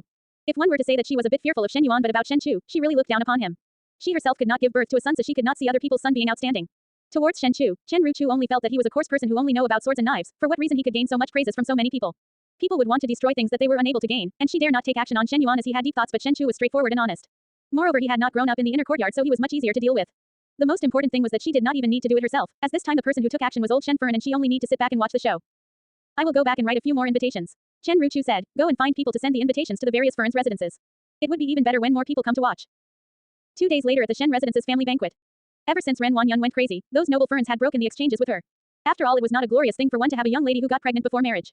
Even though one did not know what happened to Ren Wanyan, when the tree topples the monkey scatters so no one asked about Ren Wanyan. And those Furen's that originally had a good relationship with Ren Wanyan gradually got closer with Chen Ruchu. Even though one could not keep dealing with Ren Wanyan but the relationship with the Shen residence still had to be maintained. There was not only one Furen in the Shen residence, but as compared to the rough and always not in the Ding capital Luo Shuiyan, Chen Ruchu who was from a scholarly family and was much better to fawn over. Yi Furen and Zhang Furen had long came over and Zhang Xiaozan and Yi Peilan pulled Shen Yu to speak. One can only go back to Guang Wentang after the end of the year. It is really boring to be locked in the residence. They had totally forgotten about the death of Shen Qing as they chatted, and also forgotten that just not long ago they were good friends of Shen Qing. The friendship between the Ding capital noble females were that thin, as friendship could not be compared against benefits. Getting along with another was not just because of a person but the forces present behind the person. Shen Yu also smiled at their response, as if the few of them had an understanding with the rest to invariably forget about Shen Qing's matter. It was Bai Wei who looked at a distant figure and said, oh. Who is that? Is that the Biao young lady that you all were talking about? She pointed with her chin to the young female standing not far away, who was wearing a simple apricot-colored dress talking to a servant by her side.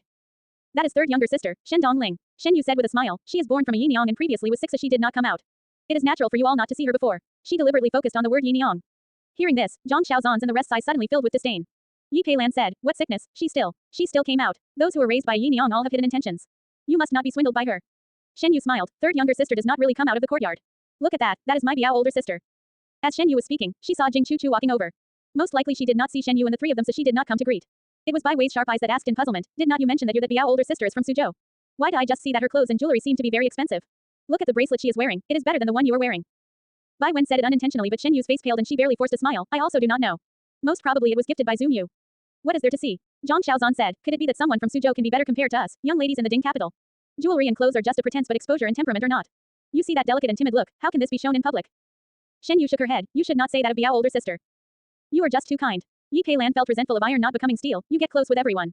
Even that idiot from your residence that you also defended previously. Now people has grown up and do not place any importance to you. Speaking of which, why have one not seen that idiot? The idiot she was speaking about was naturally Shen Miao. After she had the dispute with Shen Miao in Guangwentang, Yi Peilan has viewed Shen Miao as her number one enemy and could not wait to step on her. And the Shen Miao she was speaking about was at the moment in a room in the western courtyard, drinking tea with Shen Chu. What is with Zumyu? Shen Chu frowned as he spoke, why invite so many female guests over? No matter where one walk, there is so much twittering, so noisy. Most likely one had invited all third Shen's friends over. Shen Miao poured some tea for Shen Chu, perhaps they are here to admire your deputy general's elegant bearing. Younger sister, spare me. Shen Chu waved his hands, one is already tough to deal with, much less so many females. Even the battlefield is not this terrible.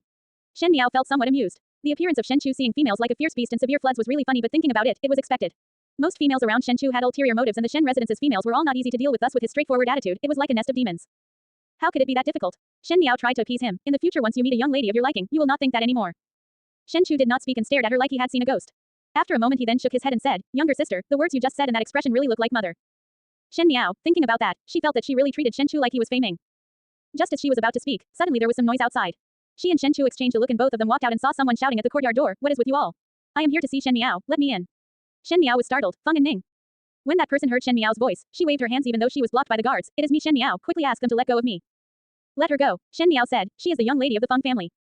After Feng and Ning was released by the two guards, she then patted the dust on her clothes bad-temperedly and said angrily, what is the matter with you? Why is there so many guards in your own courtyard? I thought that you were in trouble and when coming in I was stopped by the people outside. Shen Miao, are you crazy? It was probably the first time Feng and Ning was stopped by someone and her bossy young lady attitude came out and she lashed out at Shen Miao. But coincidentally she stepped onto Shen Chu's foot. Shen Chu stood forward and said in a cold voice, who are you? To shout that loud in someone else's house, do you know what is etiquette? Shen Miao, for Shen Chu to say one did not know any etiquette, it was really thought-provoking. After being lectured, Feng and Ning wanted to refute when she looked up, but after seeing Shen Chu she could not help but be slightly surprised for a moment. Shen Chu had a handsome appearance and was different from the weak and delicate gentleman of the Ding capital. Normally he had a smile on which made him look innocent, but when his face was cold, he became the reputed deputy general of the battlefield and had some predatory air. Feng and Ning immediately curbed her arrogance and softly asked, who are you? This is my eldest brother. Shen Miao said. Shen Chu has a little reputation in the Ding capital. Southern Xie, Northern Shen. One would often compare the little marquis of the Xie family and the deputy general of the Shen family, but it was a pity that Xie Jingxing was not willing to enter officialdom, else both of them would be the most outstanding generals of this generation. What are you here for? Seeing that Feng and Ning was somewhat embarrassed, Shen Miao asked. Once Feng and Ning heard this she complained, I come to look for you to chat. You also know after those people from Guangwentang knew that my relationship with you is not bad, they also excluded me. Who cares about that? So I came over to look for you. After Shen Chu heard this, his facial expression became a little at ease. She knew that Shen Miao was somewhat snubbed, but unfortunately because he was not around most of the year, he could not always protect Shen Miao. Seeing that Shen Miao had a friend, even though she had an arrogant temperament and did not know about etiquette, but one made do with it. Of course he and Feng and Ning also did not know that the not bad relationship was something that Feng and Ning felt herself, as Shen Miao really did not have the heart to make friends with others. Since your friend came over, then you all should chat. Shen Chu softly coughed, I will go out and speak to father about some things. Shen Miao complied and after Shen Chu walked away Feng and Ning then softly said, why is your eldest so fierce and vicious? I was scared to death just now. Fierce and vicious. Shen Miao was too lazy to explain so she said, yes, he kills people like cutting bean curd. Feng and Ning quickly patted her chest and said, fortunately I admitted my fault early and next time I would not dare to just rush in anymore. Without realizing, it was time for the Shen family banquet to start. Male and female guests were seated separately. The females were all sitting at the hall of Rong Jingtang while the male guests were under the care of Shen Gui and Shen Wan. Since Shen Xin did not have much interest in the family banquet, he did not care to go around fawning in the official circles, so he just sat down to drink. There were not many guests that came over and most of them were civil officials who had good relationship with Shen Gui and Shen Wan, and thus did not have anything to talk with Shen Xin. Thus when one looked over at the bustling table, it seemed like Shen Xin and Shen Chu were deliberately neglected. Shen Chu was not in the slightest unhappy as he was happy eating the food by himself.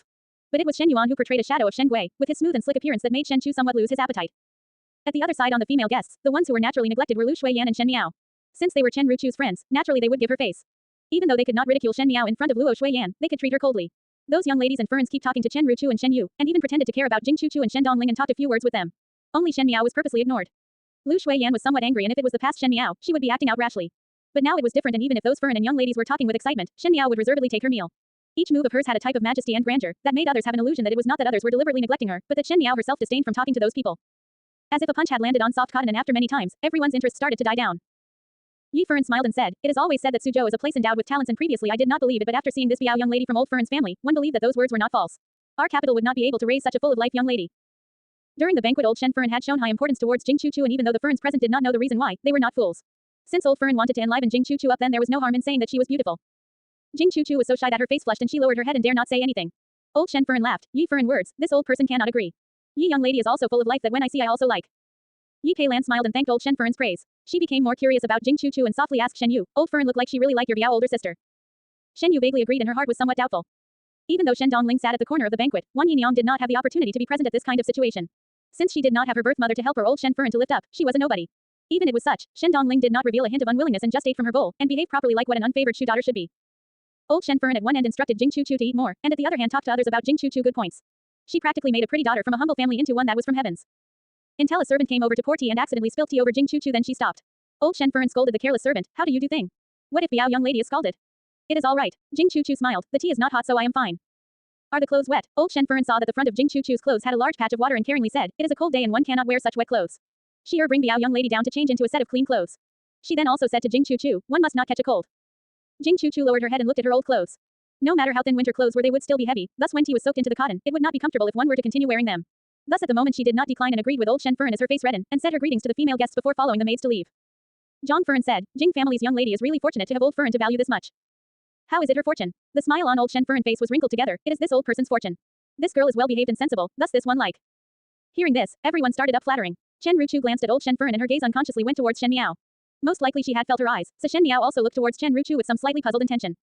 Chen Ruchu smiled and lowered her head and a trace of pleased filled her heart. But she did not see that when she was lowering her head, the doubts on Shen Miao's eyes disappeared and was replaced with a light smile. If one were to seriously look, that smile contained some kind of inexplicable excitement.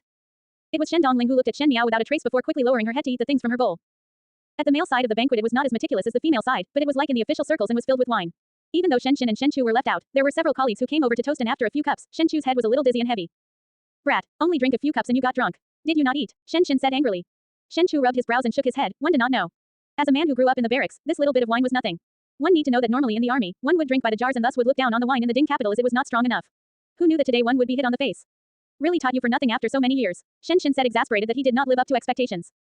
Eldest Bofu must not be angry. It was Jing Guanshen who smiled as he explained, "It is not that Biao older brother does not have the volume for alcohol, but it is that he had drank Futu wine and Yinguang wine together." He pointed to the wine cups in front of Shen Chu. Indeed the wine in the cup was not as red as Futu wine and was not as silver as Yinguang wine but was like a kind of mixed version. Jing Guanshen continued explaining, "There are people here who are drinking Yinguang wine and some who are drinking Futu wine. Biao older brother most likely did not pay attention and poured it together. Others would have collapsed after drinking half a cup of Yinguang wine and Futu wine but Biao older brother is still awake. It is already not an easy feat." Ha ha ha. Adarin heard this and laughed. The heir's alcohol volume is already not bad. General Shen must not blame him. Shen Yuan swept a look at Shen Chu and said, "Eldest brother cannot continue to drink like this. It is better to go to a room and rest." Shen Chu waved his head and mumbled something with his mouth. It seemed that he was quite drunk. "Let me send Biao older brother back," Jing Guanshen said with a smile. Even though because of the Shen Miao matter, Shen Xin was quite critical of Jing Guanshen but one would not raise one's eyes to beat up a smiling person, and ever since more guards were placed at the courtyard doors, Jing Guansheng behaved better. Shen Xin looked at him, that being the case then one would trouble Yuan Akai to help him back. Just as Jing Guansheng was about to get up, one saw Shen Chu grab onto Shen Yuan shaking his head, "Akai, you bring me." Shen Yuan was startled as Shen Xin frowned, "This kid has treated you as Akai." He then spoke to Shen Chu, "You brat, quickly release your second younger brother." Shen Chu did not move. Shen Yuan's gaze slightly moved and said, "Biao younger brother and me are the same, since it is as such, I will send eldest brother back to a room." He supported Shen Yuan and headed out without waiting for Shen Xin to refuse. Just as Shen Xin was about to speak, Shen Yuan came over with wine, "Eldest brother, I offer you a cup." After the little waves in the banquet, no one put it in mind as there were many people who entered and exit. But when the banquet ended, the Ferns were talking leisurely about the courtyard. Bai Fern suddenly seemed to remember, why has Jing young lady not returned yet? After Jing Chu Chu's clothes were dirtied by the maid, she went back to change her clothes. But after that she did not make another appearance. Old Shi Fern was surprised for a moment and asked Shi who was standing beside, "Go and find someone to ask why is Biao young lady not back yet? Perhaps one is a little drunk." Shen Yu smiled. Just then she had drank a lot of honey wine and even though it is sweet, the alcohol content is rather high. Biao older sister loves sweet things and one forgot to hold her back. Most likely she was a little drunk and is resting in the room. Shi complied and went out. Feng and Ning pursed her lips and slightly pushed Shen Miao. Initially one though that since there are more daughters in your residence, it would be very lively during the family banquet so I insisted on following my mother. Now it seemed that it is very boring. Feng and Ning was the bright pearl in the Feng's residence palm and did not have that many sisters, but Shen Miao had so many sisters but was not close to them. She was even deliberately neglected thus in Feng and Ning's eyes, it was very boring. So it is the case. Shen Miao answered. Feng and Ning looked around, "I want to go to the toilet and will come over later. Wait for me." Feng and Ning followed the servant and walked away when Shi also returned back to old Shen Furen's side before shaking her head. "Old Furen, Biao young lady is not in the resting room." Not in the resting room. Old Shen Furen voice was rather high and the Furen's gazes turned over to look. Old Shen Furen quickly tapered her voice down, "Then where is she?" Shi shook her head, "The servants also do not know." This girl. Old Shen Furen was somewhat anxious, could it be that something happened? When her appearance landed into the sharp eyes of the noble Furens, naturally it was cause for reckon. Old Furen. Just at the right time Chen Ruchu walked over and asked about what had happened before smiling. Old Furen need not be worried. I just came over from master and think that Chu Chu is drunk. Speaking of which it is also coincidental that Chu that child is also drunk, and was sent back to a room to rest. The alcohol in our family banquet is quite strong so perhaps Chu Chu is resting in another room. She had deliberately pointed out that Shen Chu was also drunk and Shen Miao's eyes suddenly sharpened. Old Shen Furen shook her head and said, "Go and get a few people to search for Chu Chu since it is just in the residence. It would not be good if one were to catch a cold." She looked towards other. Speaking of which, this old one lately acquired from Zhang Chao Xian a piece of a golden Buddha drawing that has embroidery on both sides. It is currently hung in the main hall of this one's. If anyone want to see, this old one is willing to take all of you to take a look. Zhang Chao Xian was the Mingqi master embroidered, and one piece of embroidery could fetch a high value in the marketplace. Hearing that old Shen Furen had a piece, everyone wanted to take a look to widen their horizons. Shen Miao's lips hooked up. That double-sided embroidery was bestowed from the palace and was given to old Shen Furen by Shen Xin a few years ago, but this stingy person did not let others see. Now with this appearance, to be willing to bleed this much, there must be for another thing. Could it be, really as old Shen Furen wished? Ferns and young ladies were indeed very willing to follow old Shen Furen to look at that embroidered picture. The main hall of Rongjing Tang was like a tea room for guests to relax at, but usually there were few people who would go there as old Shen Furen had few guests, thus the tea room was empty most of the time. However, when one reached the doors, one saw that the doors were somewhat strange. Some noise sounded from the closed room and one could not hear what it was for the time being, as if something in the room was knocked over. Everyone abruptly stopped. Who is inside? Where are the guards? Old Shen Furen questioned. Replying old Furen, just now they were still here. Most likely there are no one in the tea room. She said unconvincingly. Really raise a group of idlers. Cannot even guard a door properly. Old Shen Furen was somewhat angry. Open up the doors. Open up the doors. When old Shen Furen were saying those words, her face was already a little sullen. The Furens present came over to watch the commotion, so not one of them left. Chen Ruchu soothed. Mother, you must not get angry. Perhaps some guests went into the wrong room. Finishing, she gave a look to the maids by her side and they went forward to push the door open. The doors looked tightly closed, but it was not the case as they opened up with a light push. After that, one heard a shocked shout and both maids jumped in shock and took 2 steps back. Seeing them being like that, it made one's heart suspicious. Old Shen Furen snapped. What is going on? One of the maids did not seem to be able to stand up properly and supported herself against the door but inadvertently opened the door wider, exposing the situation inside the room to everyone. Everyone outside could not help but to suck in a lump of cold air. The tea room was very small as it was originally a place to rest temporary, thus there was only a small cupboard and a small table set. Currently the teacups were smashed into pieces below the cupboard and at a narrow small couch, there were 2 overlapping figures. One could clearly see that there was a male pressing on a female body. The noise that sounded just now was most likely caused by the falling cups during the dispute. At the moment this chaotic appearance was exposed in front of everyone without any concealment. Those Fern immediately covered their own young lady's eyes, fearing that they would see any filthy things. Shi'er, who was standing outside, called out in shock, Biao. Biao, young lady. Chu Chu. Chen Ruchu also shouted. What? Old Shen Furen was surprised for a moment and almost fainted on the spot. Fu Er standing beside quickly went over to support old Shen Furen. What is going on with this? Chen Ruchu had a slightly panicked look on and in the eyes of others, it was a scene of confusion after all a scandal broke out inside the residence. The 2 people in the room seemed not to be aware of the situation as even though it was a ruckus outside, the male lying on top of the female did not make a move, but the female was expending great efforts to push the male up. Heavens. Shi'er covered her mouth and had a look of surprise. Did not eldest young master go back to a room after getting drunk? Why would he be? With that one sentence, those who were listening roughly understood what was going on. The young master of the residence was drunk and encountered the Biao young lady who went back to change her clothes, and could not control his lustful heart and had taken her innocence. Chu Er is always composed, so how would he do such a thing? Chen Ruchu shook her head. It is all the fault of drinking too much. When she spoke to this part, she had a painful look on her face. Between her words, she had already determined Shen Chu's charges. Shen Miao looked on silently as this was a scene almost the same as in the previous lifetime. After Shen Chu woke up, he could not explain himself away even if he had 100 mouths. Even though Shen Xin and Luo Shuiyan believed Shen Chu, the facts were laid out right in front and the most disadvantaged was the female party. If Shen Chu did not marry Jing Chu Chu, then all the Ferns that came would be able to drown Shen Chu with their saliva. At that time what did she do? Shen Miao thought deeply and felt a deep shame as she felt at that time it was shameful to have an older brother who took other people's innocence, and along the others she also spat at Shen Chu. Shen Yu suddenly said, 5th younger sister, why are you not speaking? Everyone's eyes suddenly looked towards Shen Miao. Shen Chu was Shen Miao's eldest brother and for Shen Chu to do such a thing like this, it would also not look good on Shen Miao, but one did not know if Shen Miao would help Shen Chu or have a righteous attitude instead. Yi Pei Lan liked to see Shen Miao fall into misfortune, thus at this moment she was rejoicing at it but said fakely, Shen Miao, actually this matter is not related to you since your eldest brother is your eldest brother and you are you. Even though you both are in the same family, one cannot generalize different matters together. But the more she said so the more it reminded everyone that Shen Miao was Shen Chu's younger sister and with Shen Chu misconduct, how would Shen Miao be anywhere better? I am only just very curious. Shen Miao said lightly, one did not solve the matter but just talk about it here. Why not let someone call in the people outside the Shen residence doors to come it, and watch the commotion and make it more crowded? Her sarcasm was like a knife, in a single moment it pierced into one's heart. Yes, such a matter had already happened. If it was an ordinary family, one would immediately think of ways to cover it up, but this old Shen Fern and Chen Ruchu seemed to be anxious to let more people know of the matter, and even talk about it at the doors. As for what intentions did they have, it would not be one from a good heart. And why was it done for? Chen Ruchu and old Shen Fern were somewhat embarrassed but then heard Shen Miao continue speaking lightly, even if my mother is not here, there should be someone who can preside over the overall situation. Can it be that now with 3rd Shen replacing 2nd Shen, 3rd Shen do not know what to do? Suddenly Chen Ruchu's face turned green and even Shen Yu's face did not look good. To mention Ren Wanyan at this moment, everyone's gaze became more meaningful. Chen Ruchu got angry, as it was obvious that Shen Miao was saying that her abilities to handle the overall situation were inferior to Ren Wanyan's, and this was as good as slapping her. Shen Miao was after all one who had stayed in the inner palace for so many years, and which female in the inner palace was easy to deal with. Even an argument with words were also sword fights and one sentence could have 10 different meanings. Currently her words does not seem light or serious but made one think far ahead. Was it because one took advantage that Lu Shuiyan was not here, so one could purposely bully Shen Chu? Now one took advantage of Shen Chu's scandal and spread it out so that everyone would know about it. The most important thing was that these Ferns were not fools. Previously they were shocked by the scene in front of them and forgot about other things, but Shen Miao's attitude made them calm down and after looking inside again one felt strange. Even though this was a scandal, who could know if it was man-made or not? Old Shen Fern raged after Shen Miao's few sentences. 5th girl, eldest boy had make this kind of situation, what is with your attitude? You still keep on being stubborn. Shen Miao almost laughed out but she shook her head instead, this matter is considered a big matter. It is better to invite father, 2nd and 3rd Shu over before a decision is made. Old Shen Fern and Chen Ruchu were stunned. Even all the Ferns present stood rooted. This was a situation where the less number of people that know, the better it would be, but why now Shen Miao could not wait for more people to know about it. Chen Ruchu's heart was somewhat unsettled. She did not know why even though everything went accordingly to her imagination, but she felt that something was wrong.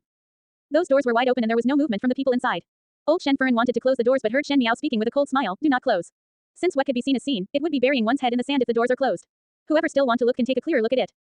This was the time when old Shen Fern felt that something was wrong. She wanted to let people to go into the room, but Shen Miao's aggressive attitude was just too surprising. Since she is already riding on the tiger, it would be difficult to come down, thus by trying to hit it would only make it more conspicuous.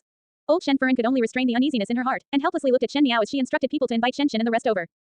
Zhang Xiaozan wiped her tears and said, the Jing family's young lady is still young, and how would the rest of her life be now that such a thing happened? One request for everyone to be my witness. Old Shen Fern spoke, my Shen family all the while have upright family manners. For such a thing that undermine the family principles to happen, naturally one will give everyone an explanation. Chu Chu is my maiden family's grandniece and is well behaved and sensible. I had thought to retain her by my side so that one would be able to find a good family for her, but who could know? Old Shen Fern looked pained as she continued, my Shen family is not one who bully others. No matter what happened in the future, Chu Chu is my Shen family's granddaughter-in-law. Without a doubt, one will definitely give Chu Chu an explanation. What a good pompous sounding reason. What a good fake expression. If one had no knowledge of the inside information, Shen Miao would also agree with old Shen Fern's attitude and actions. Her eyes contained some taunting, indeed from a songstress background to be able to act out this play that lifelike. Sure enough, when old Shen Fern finished speaking, she tentatively won the goodwill from those who were present. Indeed an aristocratic family, dare to act courageous enough to take responsibility. With these words, that Jing family young lady considered to have someone to depend on for the rest of her life. The Shen family's upright family manners are indeed true. Old Shen Fern's choice is wise. One did not think that old Shen Fern still had such a bearing. More than half were praising old Shen Fern on remedying the mistake, and half of them were pitying Jing Chu Chu for encountering such a storm. As for Shen Chu, it was portrayed by the crowd as a shameless wolf. Just at this moment, one heard a burst of hurried shouts, Chu Chu. Chu Chu. When one looked over, the people that Shen Miao had instructed brought Shen Shen and entourage over. But this was considered alright as they did not bring those official colleagues over. There were only Shen Shen and brothers with Luo Shuiyan and one who was right in front of them, Jing Guansheng. He strode forward and when those ferns saw him, they gave way to him. Jing Guansheng stood in front of the door and did not go in, but just looked on blankly as if he was struck by lightning. What is going on? Luo Shuiyan anxiously said. Chen Ruchu wiped her tears and said, eldest Sao must not be anxious, one would not blame Chuer about this matter, he is after all making a botch of things after consuming too much alcohol. Shen Gui and Shen Wan who were on the way overheard about the matter. Shen Gui could not wait for Shen Shen to have a misfortune so he immediately put on an ashamed attitude, it is all my fault, I should have stopped Chuer when he was drinking. If he was not drunk, how would this matter happen? Second older brother must not blame yourself. Shen Wan sighed, no one wants such things to happen. It is better to think what can be done next. What else can be done? Jing Guansheng's eyes reddened, my younger sister came to this place perfectly well, but was set up in a conspiracy and lost her innocence. Naturally one must have an explanation. You better clean your mouth. Shen Shen got angry when he heard this. This person watched Shen Chu that brat grow up and it is not possible for him to do this kind of thing. Correct. Luo Shuiyan sneered. Jing Chu Chu is not a national grace or divine fragrance. When Chuer is at the frontier, how many Darrens want to marry their young ladies to him and any one of them is much better looking than Jing Chu Chu. Do you think Chuer is silly to destroy his future because of one Jing Chu Chu? Shen Shen was one who kill enemies in the battlefield and was unmoved by force or persuasion. Luo Shuiyan was also very fiery and would not put her words out tactfully, thus when the words were said, Jing Guansheng's face became pale and old Shen Fern got so angry this time that she was speechless. But if one were to think about it, it also made sense. Jing Chu Chu's appearance was good but was not considered anything in the world. Jing Guansheng's mention of a conspiracy was considered exaggerated. Shen Miao wanted to laugh because in the previous lifetime Shen Shen and Luo Shuiyan also defended Shen Chu like this. Unfortunately Jing Chu Chu spared no effort to look like she did not have any schemes, and at that time under the watchful eyes of everyone what else could be said? One could only admit defeat. Old Shen Fern called so many noble ferns over to witness so that Shen Chu would not have any way out. Witness and material evidence are all present, how can one quibble? Jing Guansheng said angrily, could it be that my younger sister, a weak female, could force Shen Chu? I initially thought that Shen Chu was a gentleman, but who knew that one may know a person on the surface but would not understand his true nature. I want to report to the authorities. By reporting to the authorities on this household matter made everyone know that the matter has blown out of proportions. Old Shen Fern fumed, enough. She looked at Jing Guansheng and said, Guansheng, you are my grandnephew and you also know how I treated you these days. Chu Chu, this girl is someone I like, so I am not willing to let her suffer from grievances even if others are willing. Do not worry, I will give you an explanation. Oldest one. Old Shen Fern turned her attention around and spoke angrily to Shen Shen, the fault of the matter starts from Chuer. Like how your father taught you previously, the Shen family is of indomitable spirits and since one had destroyed others' innocence, then one must definitely take responsible for others. Since Chuer had done such things, he must marry Chu Chu and treat her well for the rest of her life. The Shen family was of indomitable spirits. This was what the old General Shen sincerely advised to Shen Shen. If it was in the past, Shen Shen would give old Shen Fern face and would swallow down this unspoken grievances. But this year after returning back to the Ding capital, the disagreement between the old Shen Fern and his household got deeper and deeper. Once he heard this sentence and saw old Shen Fern's face, he felt an unspoken amount of hate and a fire of anger lit in his heart. Shen Shen raged, I had said before that Chuer would not do such a thing like this. But, Shen Dongling, who had always been hiding at the back where no one noticed, suddenly said, why if nobody gone in yet, but it is said that the person inside is eldest brother. Is eldest brother really inside? When those words were said, everyone were stunned. That was not wrong. Was the person inside really Shen Chu? From the start till now, no one went in to take a look, and what could be seen was two overlapping bodies. In fact the ferns roughly understood in their heart that this matter was complicated. Even though it was said as a misunderstanding after getting drunk, most likely it had been schemed by others. But since one had been schemed to such a state, Shen Chu could only called as being unfortunate. Chen Ruchu laughed, what is Dongling saying? Only Chuer left the banquet drunk, else who can it be? There is still second older brother. Shen Miao said breezily, why is second older brother also gone? Why only my eldest brother has to take responsibility? Younger sister, what responsibility are you talking about? An unexpected voice suddenly sounded. That voice mind blew everyone as they turned back and saw that not far away, Shen Chu was standing there clad in refreshing clothes with Feng and Ning standing next to him, looking at everyone puzzledly. And Ning, Feng Fern jumped in shock and quickly pulled her over to reprimand, why did you run around? I got lost after going to the toilet. Feng and Ning innocently said, one had walked around for a long time and was unable to come out, coincidentally one encountered the eldest brother of the Shen family. He then brought me over. What happened? Shen Shen and Lu Shuiyan were only startled for a moment before Shen Shen roared in laughter. When that laughter landed on everyone's ears, there was some sense of elation. Shen Chu was standing perfectly all right here, so who was the person inside?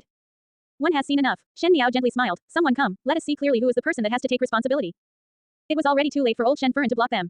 Lu Shuiyan's servants were all strong and courageous. Without waiting for Chen Ruchu to give out instructions, they had already rushed in first. Their actions were too fast that everyone has yet to react to them when they heard groaning from inside. Two of the maids were already supporting that man to show everyone his looks, replying to Furen, it is second young master. Shen Yuan's clothes were messed up as he appeared in front of everyone with a flushed face. As compared to just now when one was shouting Shen Chu's name but did not go in to check, this kind of evidence was almost irrefutable, thus everyone's eyes all turned towards Shen Gui and old Shen Furen. Shen Miao's sarcastic voice rang out, what? So it was all a misunderstanding. Without any rhyme or reason, eldest brother almost had to be unjustly blamed. You servants better open your eyes bigger the next time. If one were to spread a matter like this to harm one's reputation, one would be imprisoned. Younger sister, what are you talking about? Shen Chu scratched his head, what am I unjustly blamed for? Sure, someone wanted to push a wife to you. Lu Shuiyan was able to say that out. Just now old Shen Furen and Chen Ruchu were forcing her, but now since it was now a false alarm, anger started to raise up and her words were no longer polite. Just as I said, our Chu Er's wife must be someone I have seen and approve of. Chu Er is one who abide by the rules, how would he just so casually bring a wife back? It was Feng and Ning who suddenly came into realization and said, what? I was all the while with the eldest brother of the Shen family and most likely he has already sobered up. One have only heard about forcing a marriage, forcing female to marry, can it be that there is also a forcing to marry, forcing male to marry? Feng and Ning was also talented, she deliberately said it so exaggeratedly that Feng Furen's facial expression changed and she scolded, and Ning. Feng and Ning stuck her tongue out and no longer spoke. Grandmother, Biao older brother, second Shu, now matters have become like this, so what can be done? Shen Miao said in a distressing manner, but her expression was as if she was unconstrained and carefree. Everyone could see that she had the attitude of a spectator watching the scene. What was slapping one's face? This was called slapping one's face. Old Shen Furen was in some panic as today's event was instructed by her, so naturally she had made full preparations for it. But why did Shen Chu become Shen Yuan? She absolutely did not know what had happened, but when she saw Shen Miao's smiling look, old Shen Furen understood that the matter definitely involved Shen Miao. Shen Gui's mind also went blank. He heard that Shen Chu made a mistake and purposely came over to watch the fun. One had to know that the rumors of a person would also affect the career in court, else those censors would not have such high salaries. Now that Shen Chu became Shen Yuan and that this happened when Shen Yuan just returned back to the capital, was not this cutting off his official route? The young ladies present were still somewhat muddle-headed, but the Furens were able to see clearly. Today's event was clearly a play acted by the Shen family themselves. It was clear that someone wanted to use Jing Chu Chu to defraud Shen Chu, but who knew that at the end it became Shen Yuan the defrauded one and not Shen Chu? Thinking about Shen Miao's attitude from the beginning till now, naturally she could not get away from how the situation became as such. Everyone said that the D5th young lady of the Shen family was an idiot and was treated as a love-crazy fool. But from now onwards, no one would dare to treat her as such. The person who set up this trap most likely did not expect that there would be a counter-check. As for them who were invited over to become witnesses, at this moment they also became Shen Miao's leverage. Old Shen Furen had rode a tiger and it was hard to get off, so she rolled her eyes back and wanted to pretend to faint so that she could get out of the matter, but she then heard Shen Miao saying, Biao older brother, Biao older sister had encountered such a situation, you as her older brother would definitely be very upset.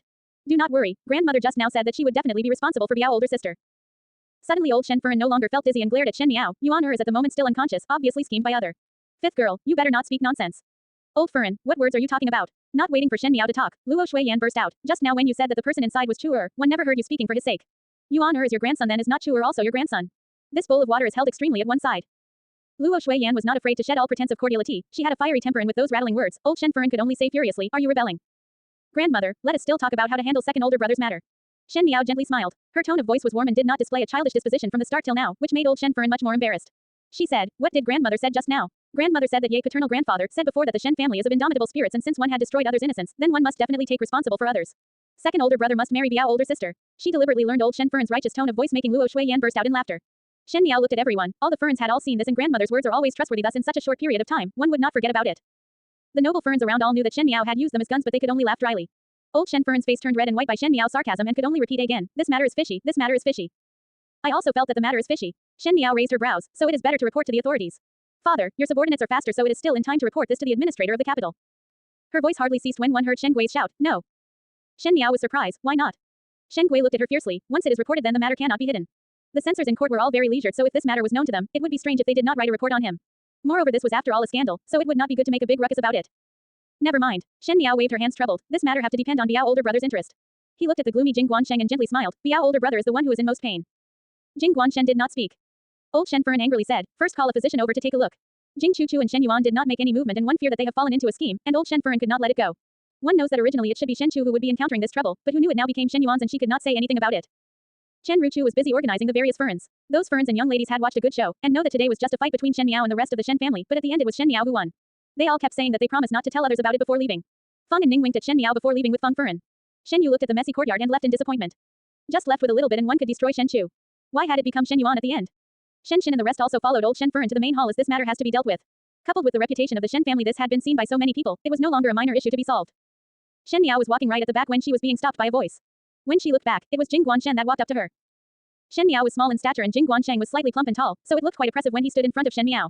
He had always been gentle and cordial, but the normally slightly smiling face had disappeared and now there was only ferociousness, as if the wolf had shed off the sheepskin and finally showed its true colors. He said, "Fifth younger sister, this is your doing right." "Yes," Shen Miao admitted frankly. As he did not expect Shen Miao would say so, Jing Guanshen was first surprised before he lifted a fist at Shen Miao. Jing Jie and Gu Yu quickly went up to block as Shen Miao coldly looked at him. "It is done by me, what can you do to me?" "You are shameless," Jing Guanshen growled. "The shameless one is me." Shen Miao looked at him. "Biao older brother, do you dare to say you do not have any knowledge of today's matter?" Jing Guanshen was stunned as he glared at her. As Jing Chuchu's older brother, how would Jing Guansheng not know old Shen Furen's plan? It was very beneficial for him if Jing Chuchu became Shen Chu's Furen, but who knew that at the end it became Shen Yuan's? Letting one's younger sister to become a bargaining chip but now call me shameless. Biao older brother, do you not find that you are just too nauseating? You. Since the matter has become a foregone conclusion, why not Biao older brother think in a different way? Shen Miao looked at him calmly and unruffled in the midst of chaos. Since Biao older sister has lost her innocence in front of so many people, it would be difficult to be Biao older brother's bargaining chip and marry a good family in the future, as who would be willing to marry second-hand shoes? She said it so viciously, making Jing Guanshen to clench his fist, but he had to admit that what Shen Miao said was not wrong. He finally understood the meaning of losing the bait along with the fish. With Jing Chuchu's current situation, in the future no good family would be willing to take her, much less wealthy families. Biao older brother, seeing that we are cousins, let me remind you. Shen Miao smiled cordially. For you all, as long as one married into the Shen family, it is considered as climbing up the high branches. Since it is that case, what is the difference between marrying to eldest brother or second older brother? Jing Guanshen's mind moved a little as he looked at Shen Miao without saying a word. Speaking of which, my second older brother entered officialdom at a young age and his future prospects are also bright. As compared to my eldest brother, he is also excellent. Since both ways are using one's younger sister to pave a way for the future, since the person on the bed has become second older brother, then it's not good to change from becoming eldest Sao to second Sao. Anyway, there would not be any harm to you at all. She looked at her fingernails and one did not know who she was talking to. In order to live, one must know how to change. The scandal at the Shen family banquet did not spread out in the end. The spreading out was referring to the public, but as for the aristocratic circles, they had always been inextricably linked, thus a Furen would use it as a joke and tell another Furen, and in private, it had been spread out. Moreover, old Shen Furen's clever words had now sent herself to the road of ruin. If she did not do as she had said, it would be as if she was slapping her own face, but if she were to do as she said, how could she be easily reconciled with the loss of her most outstanding grandson? But because of this matter, the eldest household and old Shen Furen were completely at a deadlock. Originally it was just estrangement from the second and third households, but because of old Shen Furen's attitude in the banquet, Lu Shuiyan and Shen Xin feel as if there was a fishbone stuck at their throats. They were not people who would grin and swallow it, so they just folded their arms and watched a good show. After Shen Yuan and Jing Chuchu woke up, naturally Jing Chuchu cried and only said that she was pulled in by Shen Yuan. Shen Yuan was furious and said that he did not know what was going on when he fainted, and when he woke up, he was already lying together with Jing Chuchu. He could not remember these matters, and it was possible that Jing Chuchu was still perfectly intact. It was no longer important if Jing Chuchu was perfectly intact, since so many noble Furens had seen such a fragrant scene. Jing Chuchu's next half of her life was over. Perhaps it was this matter that provoked them, or it could be due to other reasons, but the Jing siblings were no longer gentle and warm like previously and were instead aggressive, insisting that Shen Yuan take responsibility. Moreover, old Shen Furen had previously said that if it was Shen Chu, she would be able to be the Shen residence's eldest young Furen, so now that it was Shen Yuan, naturally Jing Chuchu should be the second young Furen of the Shen residence. Old Shen Furen's scheme was exquisite, so how could she let something like this happen? Shen Yuan was her most outstanding grandson but now had to marry a young lady from a small family, so she immediately fished for an excuse to reject. Jing Guansheng looked scholarly and he was very smart. Without saying a second word, he said that he was bringing Jing Chuchu to the authorities and also wrote a letter back to Suzhou. Once the Suzhou side heard of all this, they were angry at old Shen Furen for not keeping to her words and started their journey to the Ding capital to argue. The original alliance was fractured and old Shen Furen scolded loudly the two siblings all day as white-eyed wolves, and the Jing siblings also mocked old Shen Furen as old unrespectable one. Shen Yuan was also very angry, but even if the matter was blown up, one could not just kill Jing Chuchu as there were so many Furens watching. Once something happened to Jing Chuchu, then everyone would be suspicious of him. Moreover, the Jing family was not easy to deal with. No matter how much trouble there was outside, the western courtyard's doors of the Shen residence remained closed and everyone were still joyous and harmonious. On that day Shen Chu did not even drink any alcohol, but it was Shen Miao who made him act drunk. As for what happened next, Shen Chu also did not know the reason why Shen Yuan was together with Jing Chuchu. Even though Shen Miao was unwilling to tell him and threatened him not to tell Shen Xin and wife, Shen Chu could faintly guess it, thus when he returned back to the residence, he refused to even step in wrong Jing Tang. In the room, Shen Miao sat in front of the desk writing a recipe to the kitchens. It was no longer possible for Jing Chuchu to fawn the eldest household, thus Shen Miao no longer need to go to the practice field daily, but Shen Xin and the soldiers all looked forward to the soup that she made. Shen Miao was too lazy to personally boil it every day, so she wrote some recipe down for the kitchens. At the end she was praised daily and those soldiers respected her more than Shen Chu. Luo Shuiyan had also asked before, when did Zhao Zhao learn so many recipes? Could it be that there is an interest in cooking? Shen Miao vaguely responded to this. She was not the kind of woman who was willing to personally boil soup, but in her previous life, in order to please many people, she lowered herself to learn recipes from the kitchens of noble families. But no matter how good she was, the person who received it would not be moved. But now it was different. Shen Miao shook her head. This was most likely treating a person well and was different from treating a beast well.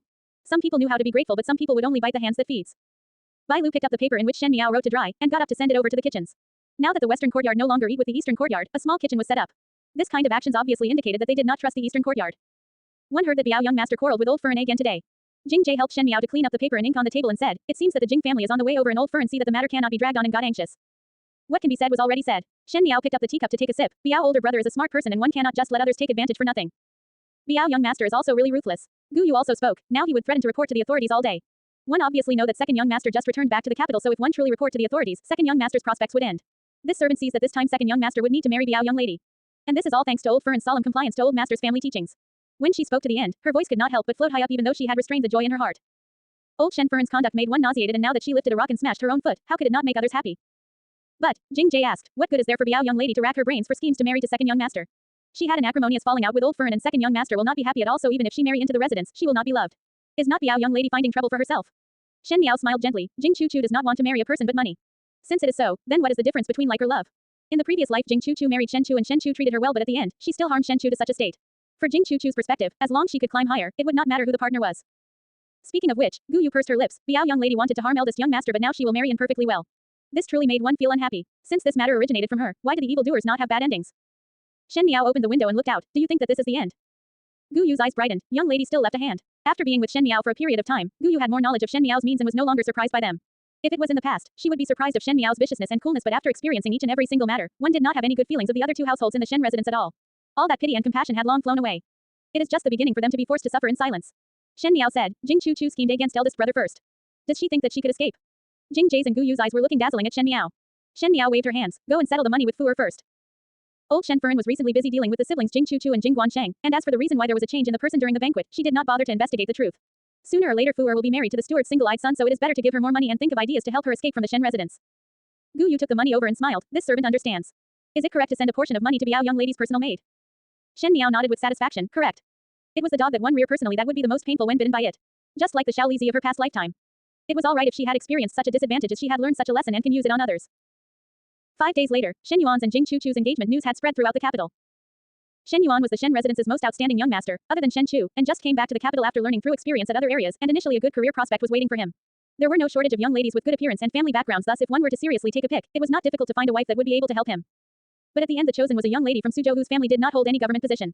Even though she was old Shen Fern's maiden family, if it was other family's matriarch, she would not let this kind of economically and culturally impoverished person be a young Fern of a noble family. Everyone in the Ding capital knew that there was something abnormal with that news. The why of Shen Yuan having to marry the Jing young lady as his wife had spread out privately. The reason was that he had slept with the Jing family's daughter when he was drunk. This Jing family was not easy to deal with, as they keep saying to report to the authorities. It was much better to marry an economically and culturally impoverished young lady than to lose one's official hat. So Shen Yuan was forced to take such a route. This matter was a joke that kept spreading in the circles of nobility, and for several days, there were a number of colleagues who had looks of watching the show in their eyes when Shen Gui went to court, much less Shen Yuan. Their reputation naturally tumbled due to this matter, and for Jing Chu Chu, it was completely unrelated to her. She sat in a room and tasted the snacks in boredom. After all pretenses of cordiality were dropped with old Shen Fern, the originally virtuous and graceful image that Jing Chu Chu had was all gone and her true nature was exposed. She grabbed onto Shen Yuan's weak spot and used the Shen residence's stuff, living a very cozy life. At her side, there only was her personal maid Dao Yuan, who was tidying up the room. Jing Chu Chu did not trust anyone in the Shen residence and would hand over all matters to only Dao Yuan. Dao Yuan said, Master and Fern will be seemingly arriving in these few days, and at that time young lady's marriage will be held lively. It would be very impressive when it is heard back on Suzhou. Jing Chu Chu smiled. At least it did not waste my painstaking efforts. But, Dao Yuan was somewhat worried. Now that Shen family's second master and old Fern treat young lady this badly, in the future when young lady marries over, what if they bully young lady? What is there to be scared of? Jing Chu Chu opened a box of rouge and said, I have long inquired. Second Biao young sister is dead and second Biao Shen is currently crazy and unable to preside over all the situation. There is only a Yin Yang in the second household, and a Yin Yang cannot intervene in matters concerning the Di-sun's household. As for Biao older brother, he would not always stay in the residence. At that time I would be alone in the second household courtyard and can do anything one want and be very free. Comparing to marrying into the first household, one would be much more comfortable. Be that as it may, Dao Yuan shook her head. If in the future second young master marries some concubine back to stifle young lady, then this would depend on you. Jing Chu Chu looked at Dao Yuan and said like she was giving alms, these years you have followed by my side and seeing your faithfulness and good looks, if there is such a day, I will let Biao's second brother to take you in and you can win him over on my behalf, it would be considered as a return to your loyalty. She smiled. Dao Yuan lowered her head and quickly said, this servant will listen to young lady's words. Jing Chu Chu closed the rouge box and her eyes landed on the bracelet that was on the dressing table. She could not help but pick it up and look at it in a daze. When Dao Yuan saw it, she said in surprise, is that not the bracelet that gentleman's son gave to young lady? Gentleman's son, Jing Chu Chu murmured as her expression became erratic. Speaking of which, gentleman's son really treated young lady very well. Dao Yuan smiled, do not know if he would be very sad upon hearing of young lady's engagement news. What nonsense are you talking about? Jing Chu Chu's brows were standing up as she interrupted Dao Yuan's words. Dao Yuan said unconvincing, this servant did not say incorrectly. Even though gentleman's son and young lady did not meet up much, but were familiar at first sight and he even had the thought to send things to young lady.